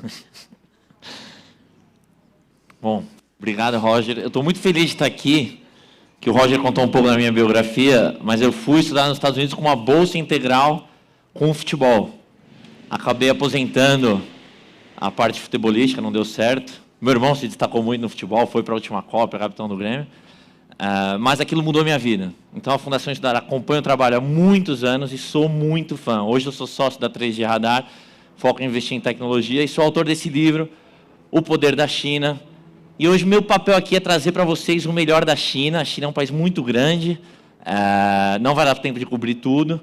Então, eu quero provocar um pouco vocês a conhecerem melhor a China. Eu saí do Brasil em 2005, voltei em janeiro do ano passado, sou também um cara muito sortudo, e eu estou assustado com pouco a China é discutida aqui no Brasil. Mais cedo nós tivemos um painel com o Beto Sicupira, que respondendo uma pergunta do Pedro, da Brex, Que lugar do mundo que a gente devia estar olhando? Você que conhece o planeta inteiro, tem empresas no mundo todo, vocês têm que estar olhando a China. Então, se o Beto não os convenceu, eu espero que aqui a gente se convença. Então, por que olhar a China? Eu escrevi esse artigo lá em 2011. Em 2011, os traders do mercado financeiro já chamavam o Brasil de derivativo da China. Derivativos são contratos cujos preços estão atrelados ao valor de outro ativo. Então, essa expressão lá de 2011 já mostrava o quão dependente da China o Brasil era financeiramente. A China é o maior parceiro comercial do Brasil desde 2009. Entre 2012 e 2016, os chineses investiram aqui no Brasil mais do que o dobro do que os americanos. No ano passado, de todas as exportações feitas para os brasileiros, 1/3 foi para um só país, para a China. Então, não podemos nos dar ao luxo de seguirmos tão ignorantes em relação à China. Para entender o mundo de hoje, nós precisamos entender a China. Cerca de 70% de todo o comércio internacional de bens passa pela China. O que vocês estão vendo na tela, em 2000, esse slide em azul, você perguntar para um país, né, você faz mais negócio com os Estados Unidos ou com a China? Em 2000, você vê que faziam muito mais negócio com os Estados Unidos. Em 2020, está em laranja aí na tela, vocês veem o tamanho da pujança da China. E esse talvez seja o slide mais importante que eu vou passar aqui hoje. Então, se for bater foto de bate o print screen aí desse, que é o seguinte: qual a conquista econômica mais importante da história da humanidade? E não é uma opinião do Jeromel, é um consenso entre os economistas. Foi o que a China conquistou do começo da década de 80 em 30 anos, mais ou menos. Lá em 81, mais de 88% da população chinesa vivia na miséria. Em 2013, foi de 88% para menos de 2%. Nunca nenhum país desse tamanho conseguiu tirar tanta gente da miséria em tão pouco tempo. E não foi só tirar da miséria. Vocês estão vendo na tela, é o crescimento do PIB per capita da China. Parece até que tem um erro em escala, né? A China cresceu 32 vezes de 1990 a 2019 o PIB per capita. O Brasil não chegou a 3 vezes. E mais impressionante ainda, em 1995 o PIB brasileiro era maior que o PIB chinês. O PIB per capita do Brasil era 8 vezes maior que o PIB per capita da China. Hoje, o PIB per capita da China é praticamente equivalente ao PIB per capita do Brasil, e o PIB brasileiro, pré-pandemia, era 7 vezes menor que o da China, e pós-pandemia, agora, né, durante a pandemia, de 2020 para cá, é mais de 10 vezes menor. E por que eu falo pré-pandemia? Porque a pandemia realmente, a China foi a única grande economia que cresceu no ano passado. Então vamos olhar a pré-pandemia para não ter esse tipo de coisa. Lá em 2018, o PIB chinês já representava mais de 15% do PIB do planeta. Em 2018, o PIB da China só cresceu 6,6%. Foi o menor crescimento desde 1990. Em 2019, o PIB chinês só cresceu 6,1%. O que é a segunda maior economia do mundo crescendo 6,6%, 6,1%? Significa que de todo o crescimento econômico do planeta entre 2017 e 2019, 1/3 veio de um só país, da China. Então não dá mais para seguir ignorando a China. O Fundo Monetário Internacional, instituição sediada em Washington, fundada no pós-Segunda Guerra Mundial, Bretton Woods, grande viés americano, falava, vai ser em 2030 que a China vai passar os Estados Unidos e vai se tornar a maior economia do planeta. Agora já fala que vai ser em 2027. Não é uma questão de se a China vai passar os Estados Unidos e se tornar a maior economia do planeta, é uma questão de quando. E quando a gente olha em PPP, em poder de paridade de compra, que leva em consideração, se você ganha $30 mil por ano nos Estados Unidos, sua qualidade de vida é uma. Se você ganha $30 mil por ano na China, sua qualidade de vida, em geral, é muito maior, porque o aluguel é mais barato, o transporte é mais barato, a alimentação tende a ser mais barato, em geral. Então, se levarmos em consideração isso, a China já é a maior economia do mundo desde 2014. E aí, quando vocês pensam em China, o que vem na cabeça? Para muita gente ainda vem aquela coisa de produto falso, xing-ling, que foi verdade. A China virou a fábrica do mundo, assim conseguiu se urbanizar, e agora a gente está vivendo nesse novo planeta. Mas o que o Beto falou mais cedo é que hoje não é uma opinião do Jeromel nem do Beto, é um consenso. A China é, junto com os Estados Unidos, a grande líder global em inovação. Está aí, capa da The Economist, capa da Wired Magazine, como a China se tornou uma superpotência dominante em tecnologia. Como foi? Da completa miséria. O Brasil já era tricampeão mundial, começo da década de 80. Tinham poucos países africanos que eram mais pobres que a China.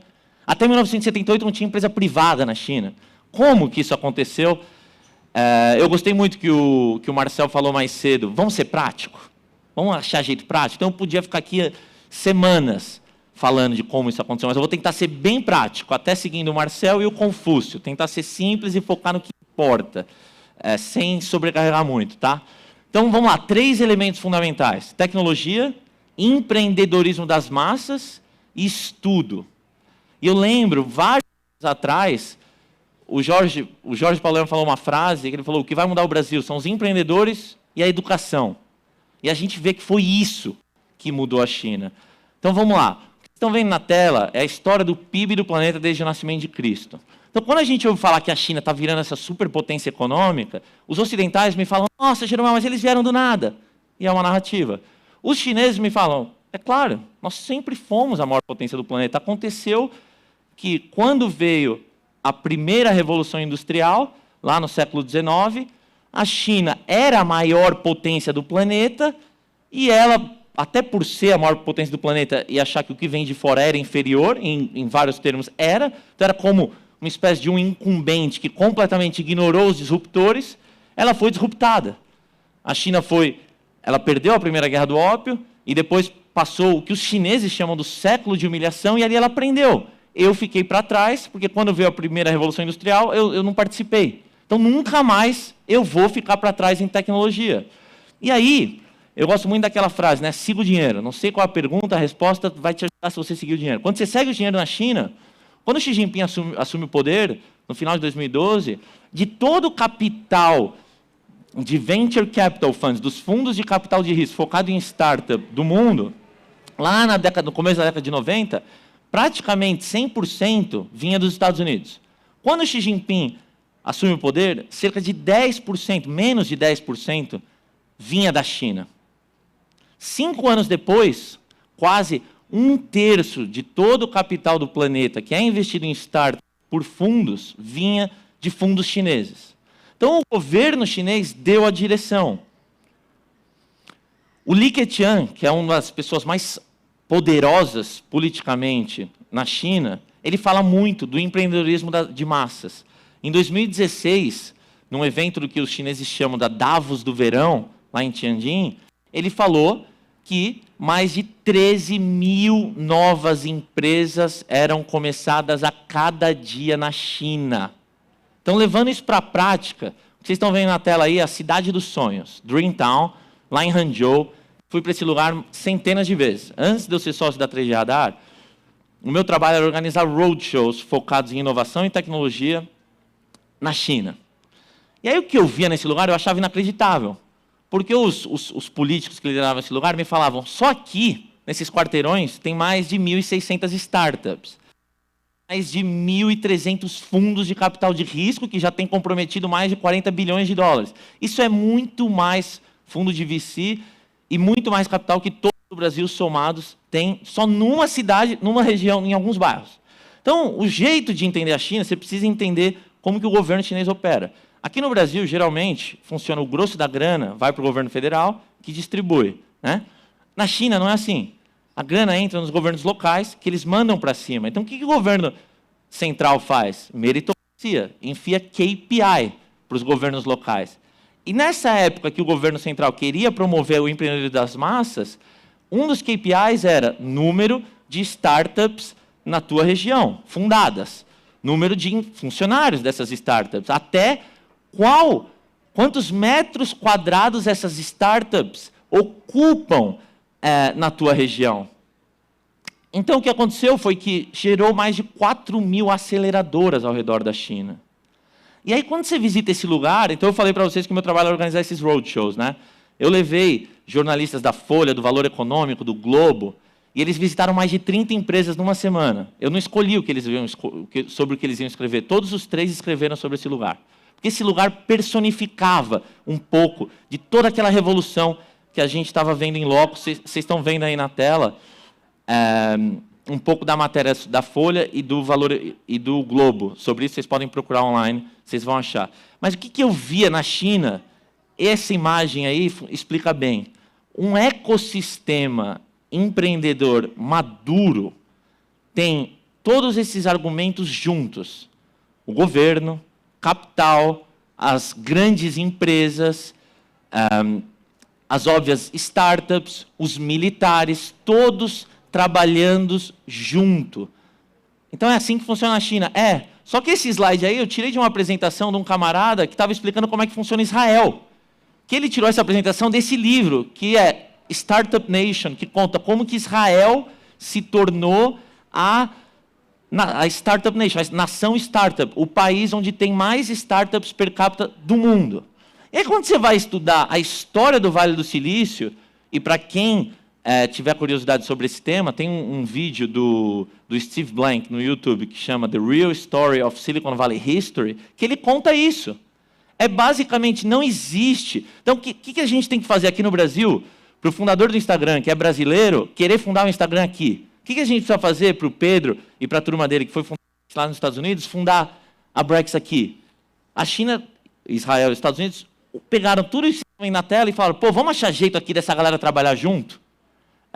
Então, essa é uma breve provocação que eu quero deixar aqui. A outra coisa, nós todos vivemos numa era e numa economia digital, onde a matéria-prima fundamental é cérebro bem treinado. É uma loucura que o Brasil tem mais de 14 milhões de desempregados. E eu falo com líderes empresariais e pergunto, uma pergunta super aberta, qual que é o teu principal desafio? Eles me falam, pô, Jeromel, não tem mão de obra qualificada para a parte tech, não consigo contratar. Tem 14 milhões de desempregados, espera aí. Então, a China é um país que venera engenheiros. Tem mais formados em ciência, tecnologia, engenharia matemática do que qualquer lugar do mundo, tanto no absoluto quanto no relativo. A China é um local onde os pais e os avós e os tios acreditam que a infância é um período para plantar semente que vai ser colhida no ano, na vida inteira. É diferente daqui, que a infância é um período lúdico. Então, o que vocês estão vendo na tela é uma das melhores faculdades da China num final de semana. Pessoas indo visitar. A faculdade de Tsinghua, onde o Xi Jinping estudou, é visitada por milhões e milhões e milhões de pessoas. O que vocês estão vendo é avós e pais levando os filhos para bater foto nessa faculdade, que querem enfiar no filho aquela cultura de, opa, a coisa que vai me mudar a vida é realmente o estudo. Então tem esse livro da M. Shua, escrito há cerca de 10 anos atrás, que conta um pouco mais sobre isso para quem tiver curiosidade. A China é o local onde mais nascem, é o país que mais gera novos bilionários. Quando a gente fala de bilionário, para brasileiro, o brasileiro me pergunta, Jeromel, os bilionários são felizes? É uma obsessão que a gente tem, eu acho legal com a felicidade. Os americanos me perguntam, Jeromel, como é que eles fizeram essa empresa? Porque o americano, em geral, ele venera os empreendedores. Você sabe o que os chineses me perguntam quando a gente vai falar de bilionário? Eles perguntam, onde que esse cara estudou? Aonde que o filho dele estudou? É uma obsessão com o estudo. E isso, o único jeito de entender é estudar Confúcio. Porque Confúcio viveu mais ou menos na época de Sócrates, e teve um imperador, e daí quando ele morreu, uns discípulos dele escreveram esse livrinho que vocês estão aí na tela, Analetos, que é fundamental para entender a alma do chinês, e esse livrinho mudou o mundo, porque o imperador leu isso e falou, vou aplicar esse negócio de meritocracia, gostei, para eu me perpetuar no poder, eu preciso ter os melhores do império comigo, como é que eu faço isso? Através de uma prova. Tem nada a ver com o vestibular de hoje, pessoas morriam fazendo essa prova, demoravam uns 3 dias, era normal pais, filhos, netos fazerem, avós, fazerem a prova no mesmo ano, só que o que acontecia? Quem passava nessa prova melhorava de vida. Então o chinês faz mais de 1.500 anos que ele tem isso incutido. Se eu passar numa prova, se meu filho passar numa prova, pode ser que a nossa família melhore de vida. Enquanto na Europa, nasceu vassalo, morreu vassalo.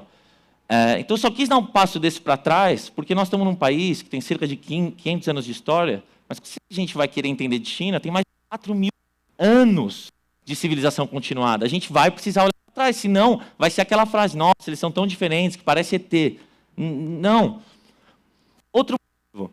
As coisas na China acontecem muito mais rápido. O que vocês estão vendo na tela aí é que a China tem uma das 3 internets mais velozes do mundo. Aqui no Brasil, a média da internet, da velocidade da internet móvel, via smartphone, por exemplo, é abaixo da média da internet global.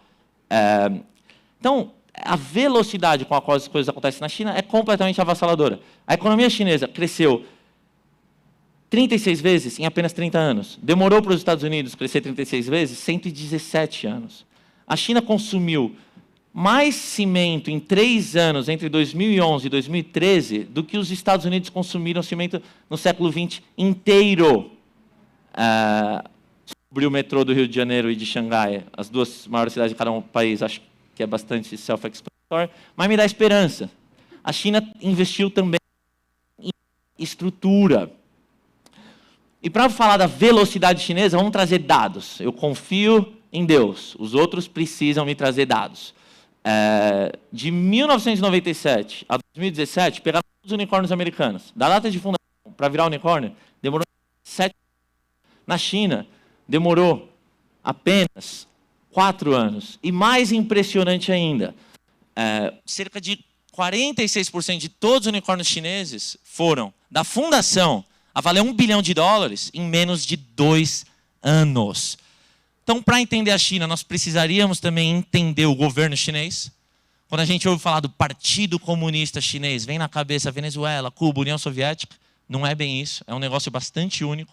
O partido tem mais de 95 milhões de membros. Não todos são 100% funcionários do partido, vários são empreendedores, outros são pescadores, outros são professores, outros são estudantes.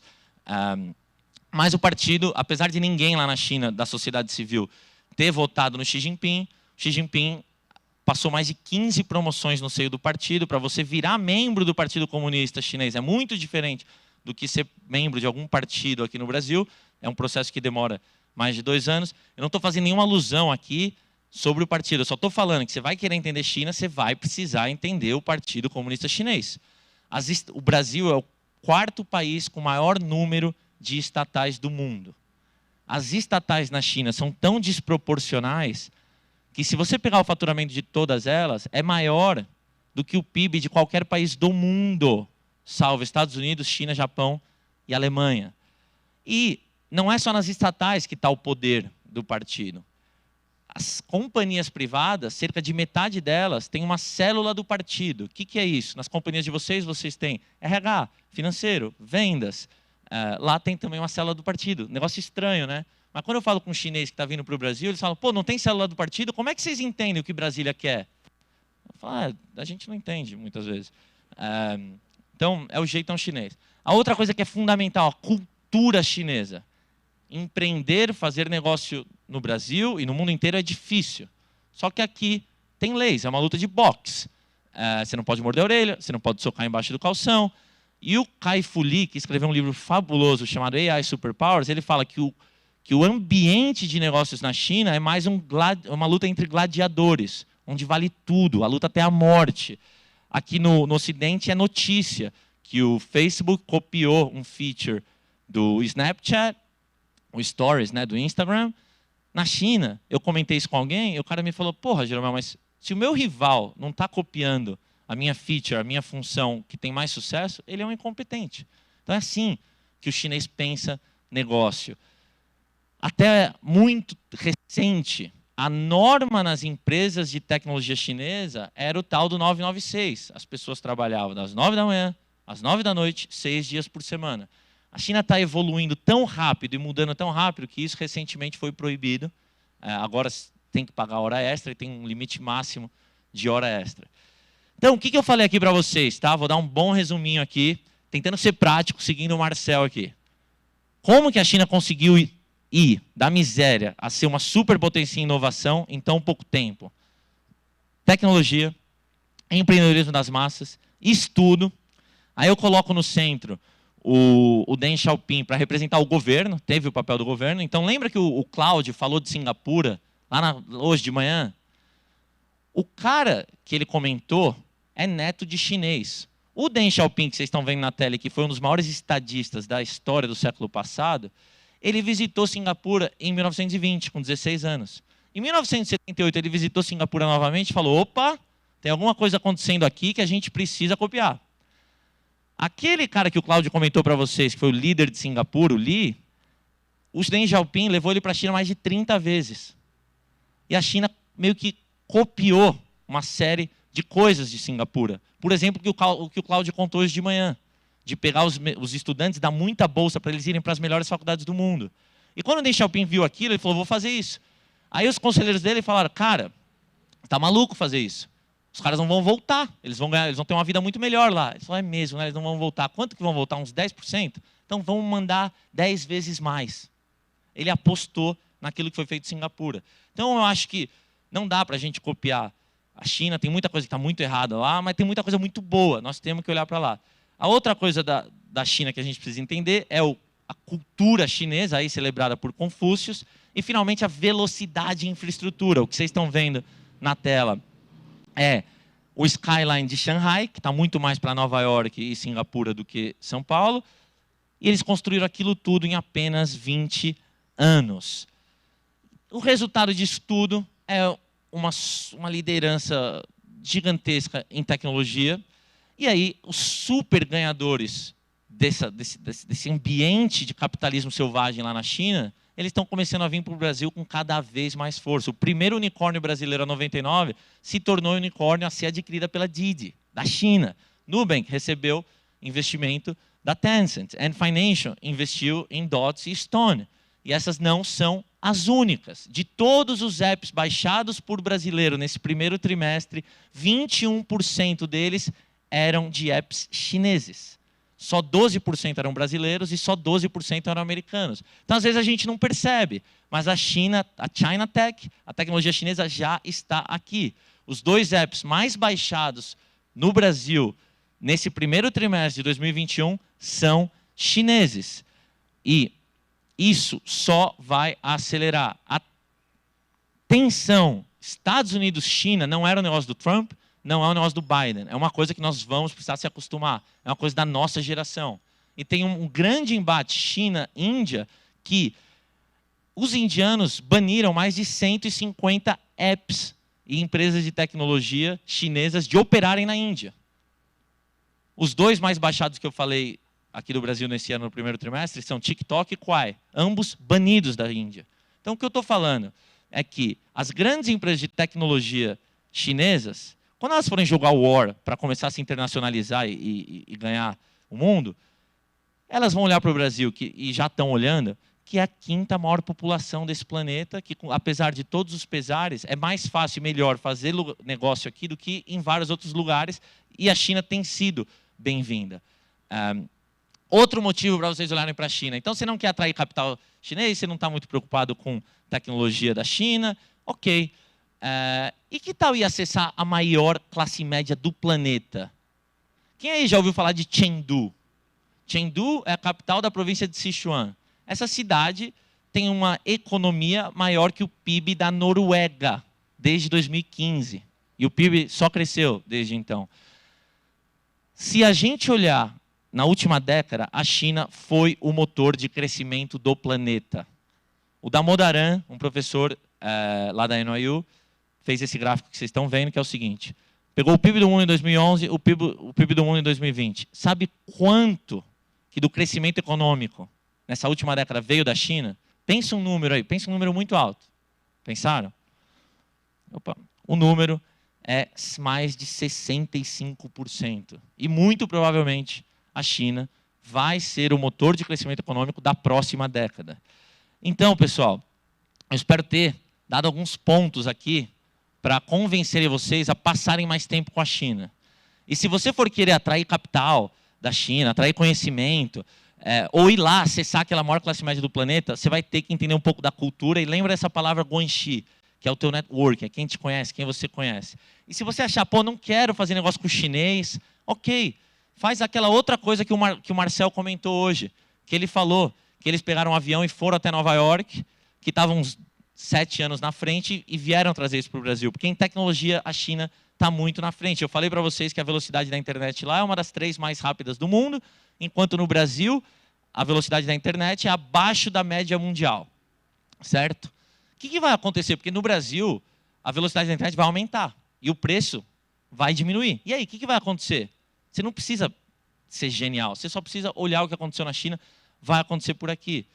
Quando isso acontecer, o consumo de vídeo vai aumentar exponencialmente. E qual a segunda derivada disso? Os influenciadores vão ganhar cada vez mais poder. Então, lá na China tem mais de 30 mil MCNs, os Multi-Channel Networks, que são os empresários, as empresas que gerem os influenciadores. Então, por exemplo, o meu irmão jogador de futebol tem um empresário, que ele vai trocar de clube, ele vai pegar um patrocínio, esse empresário intermedia isso. Então, na China tem 30 mil empresas que gerenciam influenciadores. Então, não é só influenciador o que tem milhões de seguidores, tem um micro-influenciador, o nano-influenciador. Isso, quando eu falo com um chinês que vem fazer negócio de tecnologia no Brasil, eu falo, mas e aí, como é que está indo? Ele fala, não, o Brasil mato muito alto. Os influenciadores não sabem cobrar, eu uso os influenciadores, é tão barato, é tão fácil crescer. Isso já está rolando. Então, para fechar aqui, passei um pouquinho do tempo, o que vocês estão vendo na tela é a maior conquista econômica da história da humanidade, mais de 800 milhões de pessoas tiradas da miséria que aconteceram entre 1980 e mais ou menos 2013. E apesar de tudo isso que eu falei para vocês na China, o que me preocupa demais é que a Pew Research, que é uma entidade muito séria, fez essa pesquisa e a China está em all-time high, máxima histórica, de povos de 16 nações super desenvolvidas que a população vê a China de maneira extremamente desfavorável. Extremamente. E por que isso me preocupa? Porque política externa é feita baseada nos interesses do povo da nação. E aí teve um professor de Harvard que escreveu esse livro que vocês estão vendo na tela aí, Destinado para a Guerra, que é o seguinte: ele foi lá olhar para Tucídides, que é o primeiro historiador ocidental. A gente estudou no Brasil Grécia Antiga. Esse cara escreveu sobre a Guerra do Peloponeso, que basicamente foi a ascensão de Atenas e o medo que aquilo incutiu em Esparta tornou a guerra entre essas duas nações inevitáveis. Então, o que esse cara estudou? Ele viu que nas 16 vezes que uma superpotência econômica foi ultrapassada, em 12 delas, em 75% das vezes, terminou em guerra. Então, muitos intelectuais estão muito preocupados. O que vai acontecer quando a China ultrapassar os Estados Unidos? O que deve acontecer nessa década? É um tema para a gente realmente se aprofundar. Então, eu tentei aqui, em menos de meia hora, passar para vocês o que eu considero ser o mínimo fundamental para a gente entender um pouco da China, mas todos vocês, quem está assistindo aí em casa, vão ganhar acesso a esse livro que eu escrevi só para ajudar um pouco a China a ser mais discutida. Então, obrigado pelo tempo de vocês. E eu espero verdadeiramente que, se eu tiver plantado uma sementinha aqui, que, pô, você ficou curioso, talvez o Jeromel está errado, vou achar aqui onde ele está errado. Ótimo. Mas, por favor, a gente não pode continuar sendo tão ignorante em relação ao nosso maior parceiro comercial. E hoje, hein, só para deixar bem claro, eu só falei do melhor da China. É um país bastante vasto. Obrigado. Xie xie.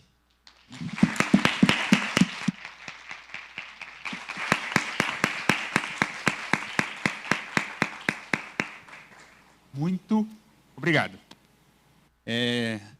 Já abri para perguntas e respostas, mas eu quero fazer a primeira, né? Para que a gente tenha um próximo passo.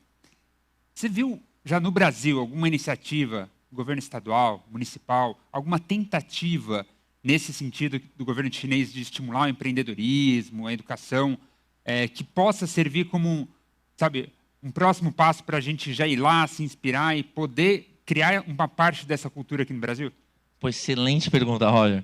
Hoje, por acaso, eu reencontrei com um cara aqui que eu conheci em 2014, lá em Minas Gerais, que o governo local tem um programa que chama SEED. E esse programa fomenta o empreendedorismo. E a gente se conheceu lá, e tinha uma turma do mundo inteiro.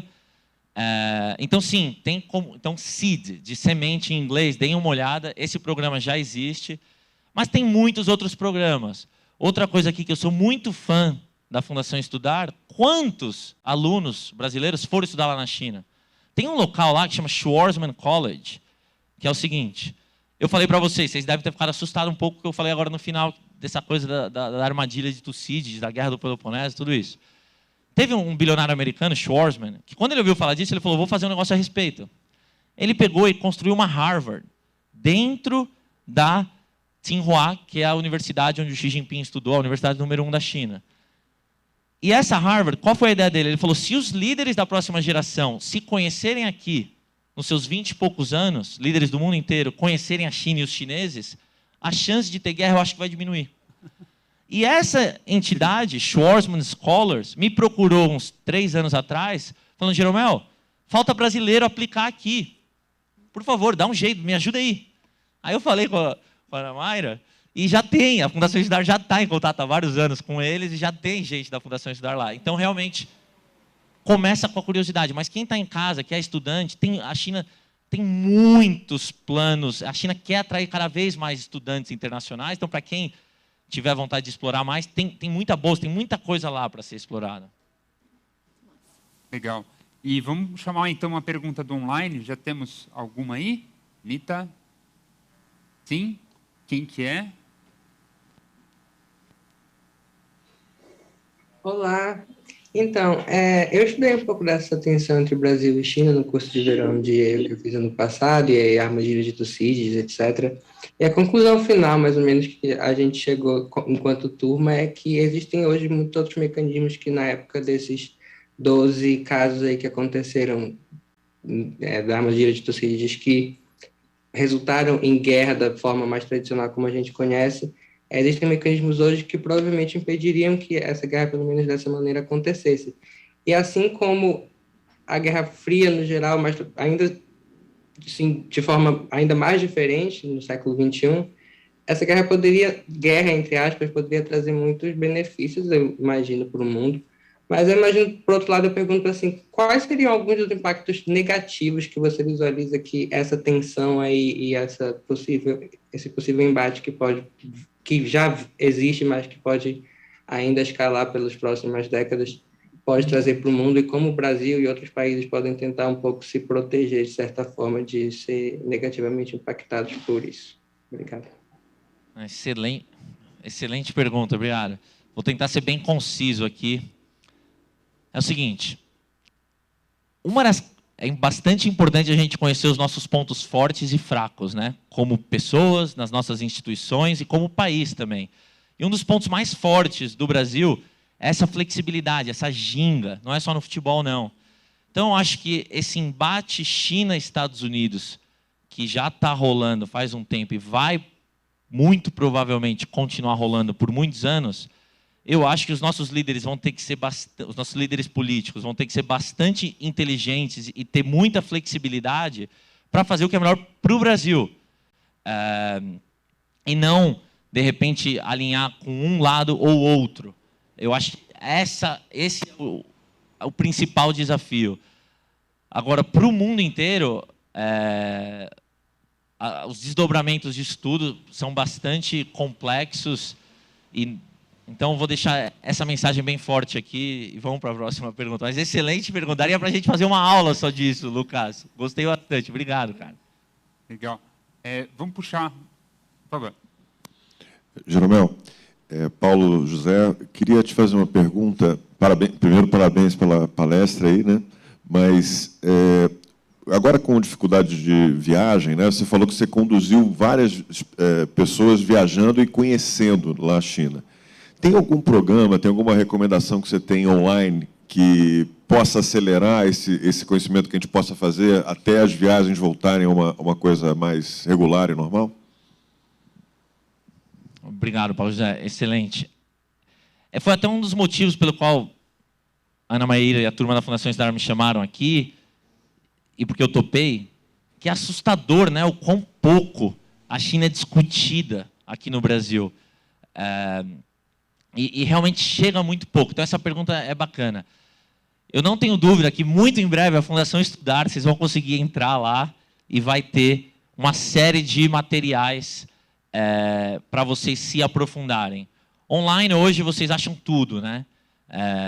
Então, hoje já tem em bastante lugar. Mas vamos fazer o seguinte. me deixa essa lição de casa, eu vou conversar com o time da Fundação Estudar e muito em breve todos vocês vão receber um guia de estudo de China. O ponto de partida foi porque eu escrevi aquele livro. Acho que o meu livro vocês vão ler em menos de 2 horas. É linguagem bem simples e acessível. É um bom ponto de partida. E ali tem muitas e muitas e muitas referências. Outro excelente ponto de partida é o livro AI Superpowers, do Kai-Fu Lee. Outro é o On China, do Kissinger. Esse livro eu já acho ele meio mais maçante. Mas esse livro meio que impactou muito como a elite ocidental vê a China, e é excelente também. Daria para eu ficar aqui citando várias fontes, mas eu vou preparar um material com a turma da Fundação Estudar e fica essa lição de casa para todos vocês. Excelente. Mais uma? Oi, meu nome é Jaime Chatak, bolsista de 2004. Eu queria falar um pouquinho sobre o tema da privacidade e queria saber a sua opinião sobre isso. Até que ponto isso é realmente um tema relevante lá na China e até que ponto esse elemento pode inibir a influência global da China? Excelente pergunta. Bom, hoje eu foquei bastante no melhor da China. O ponto da privacidade é bastante sui generis e diferente. Lá na China, liberdade de expressão tal qual a gente tem aqui não existe.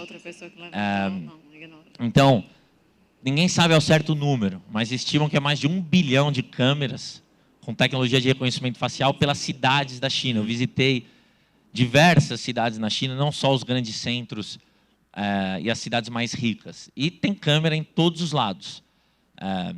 Eu estava conversando com amigos na semana passada, e a minha esposa é de Los Angeles, né? E a gente acabou morando em vários locais do mundo. E aí, conversando com a esposa do amigo, ela perguntou, pô, mas como é que era na China? Você saía na rua assim, branca, alta, loira, o pessoal ficava te incomodando? Como é que é? Você se sentia insegura? Que ela teve algumas experiências bastante negativas em outros locais do mundo. E aí a minha esposa falou um negócio que é o seguinte, ela falou, nunca me senti tão segura em nenhum lugar do mundo quanto a China. A China, sim, você não ouve falar de crime. Não é que você não ouve falar de crime. Aqui no Brasil, infelizmente, né, acho que todo mundo que está aqui tem um caso de alguém que conhece próximo que sofreu algum crime. Na China tem bastante crime de pickpocket e tal. Que em local de turista, eles roubam tua carteira, você demole, esse tipo de coisa. Mas você pode deixar o teu computador numa rua e você vai voltar lá daqui 3 semanas, vai estar lá. Então, mas lá não funciona o WhatsApp, não funciona Instagram, não funciona Clubhouse, não funciona Snapchat, Netflix. E as tuas conversas no chat, você sabe que não tem essa privacidade de ponta a ponta. Então, as coisas lá são diferentes, o jeito que as coisas funcionam lá não vão funcionar no resto do mundo. Então, respondendo a tua pergunta, a China é um local bastante diferente que a gente tem que estudar, aprender, tirar o melhor, mas não tudo, não trazer tudo para cá. E mais uma pergunta no online da Cláudia. Oi, Jeromel, tudo bom? Eu já morei na China, trabalho com China também há alguns anos. Para mim, eu queria saber o que você acha do crackdown que o governo está fazendo nas empresas de tecnologia. Você acha que é uma coisa meio temporária, permanente? Se é para mostrar que tem limites, se é para mostrar quem manda? Bom, excelente. Vocês fazem perguntas bastante complexas, é difícil ser conciso. Quando começou o crackdown, eu preparei um material interno lá para os meus sócios de cerca de 1 hora para falar, pessoal, isso aqui que está acontecendo. Então, eu não vou demorar 1 hora para responder, eu posso mandar o vídeo para vocês depois. Mas é o seguinte,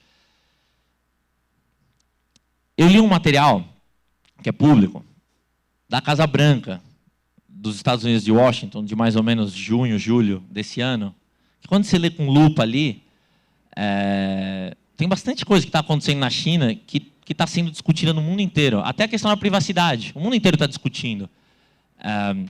Então, a velocidade e a severidade com a qual a China toma a decisão é muito diferente do resto do mundo. A outra coisa que é muito diferente é que quando é decretada alguma coisa do governo chinês, como é que os ocidentais respondem, né? Por exemplo, o Google tomou várias multas de antitrust relacionadas a monopólio. como é que o Google responde ao redor do mundo? Google não está na China. Ele responde appealing. Como é que é? Apelando, como é que é em português? Fazendo um apelo àquela... Falando, não, está errado, vamos falar com outro juiz aqui. Estou tentando ser bem didático. Na China, todas, praticamente, empresas, quando vem uma ordem do governo, eles pedem desculpa, agradecem e começam imediatamente a seguir. Não tem muito espaço para essas discussões. Então, esse atual crackdown ainda é muito cedo para a gente tirar conclusões. Mas vai diminuir consideravelmente alguns abusos de poder que as maiores empresas de tecnologia tinham. Isso eu tenho bastante convicção. Agora nós temos que esperar. Ainda não terminou, está rolando ainda. Então, Cláudia, vamos conversar daqui uns meses para ver. E essa é a minha posição aqui. Maravilha. Pessoal, queria, pela questão do tempo, a gente não vai conseguir mais fazer perguntas, mas o Jeromel é bastante acessível, nas redes sociais também vocês conseguem seguir, tenho certeza que vai, né, conseguir responder bastante coisa. Queria agradecer muito, né, a quantidade de interações e perguntas já mostra que a curiosidade está despertada, né? Não sei vocês, mas eu estava ali só tirando meus prints dos gráficos, mas depois você vai mandar para a gente também. E o livro, com certeza, vai ser um ótimo iniciador aí na nossa trajetória de China, tá? Então, mais uma vez, queria agradecer, Ricardo.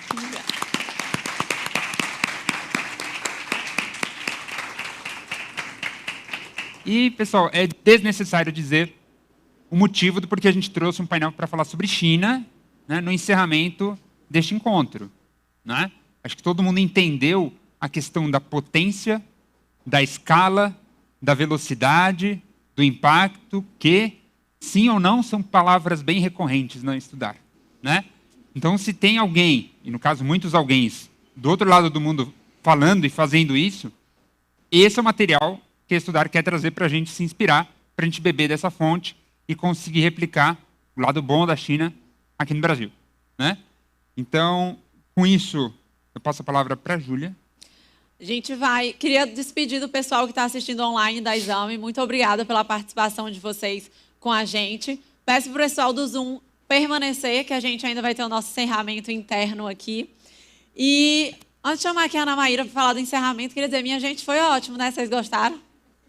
Sim, eu amei, eu adorei. Foi bom, né? Muito legal de ver que o Florian falou no começo que a gente ia estudar, né? Acho que realmente foi um dia de muito aprendizado, de muita inspiração e muita provocação para a gente levar adiante. E, como o Roger falou, esse não é o único dia da nossa comemoração de 30 anos. Esse ano, excepcionalmente, nossa comemoração vai ser em vários dias. E amanhã começa o nosso segundo dia de comemoração da Fundação Estudar com a nossa série de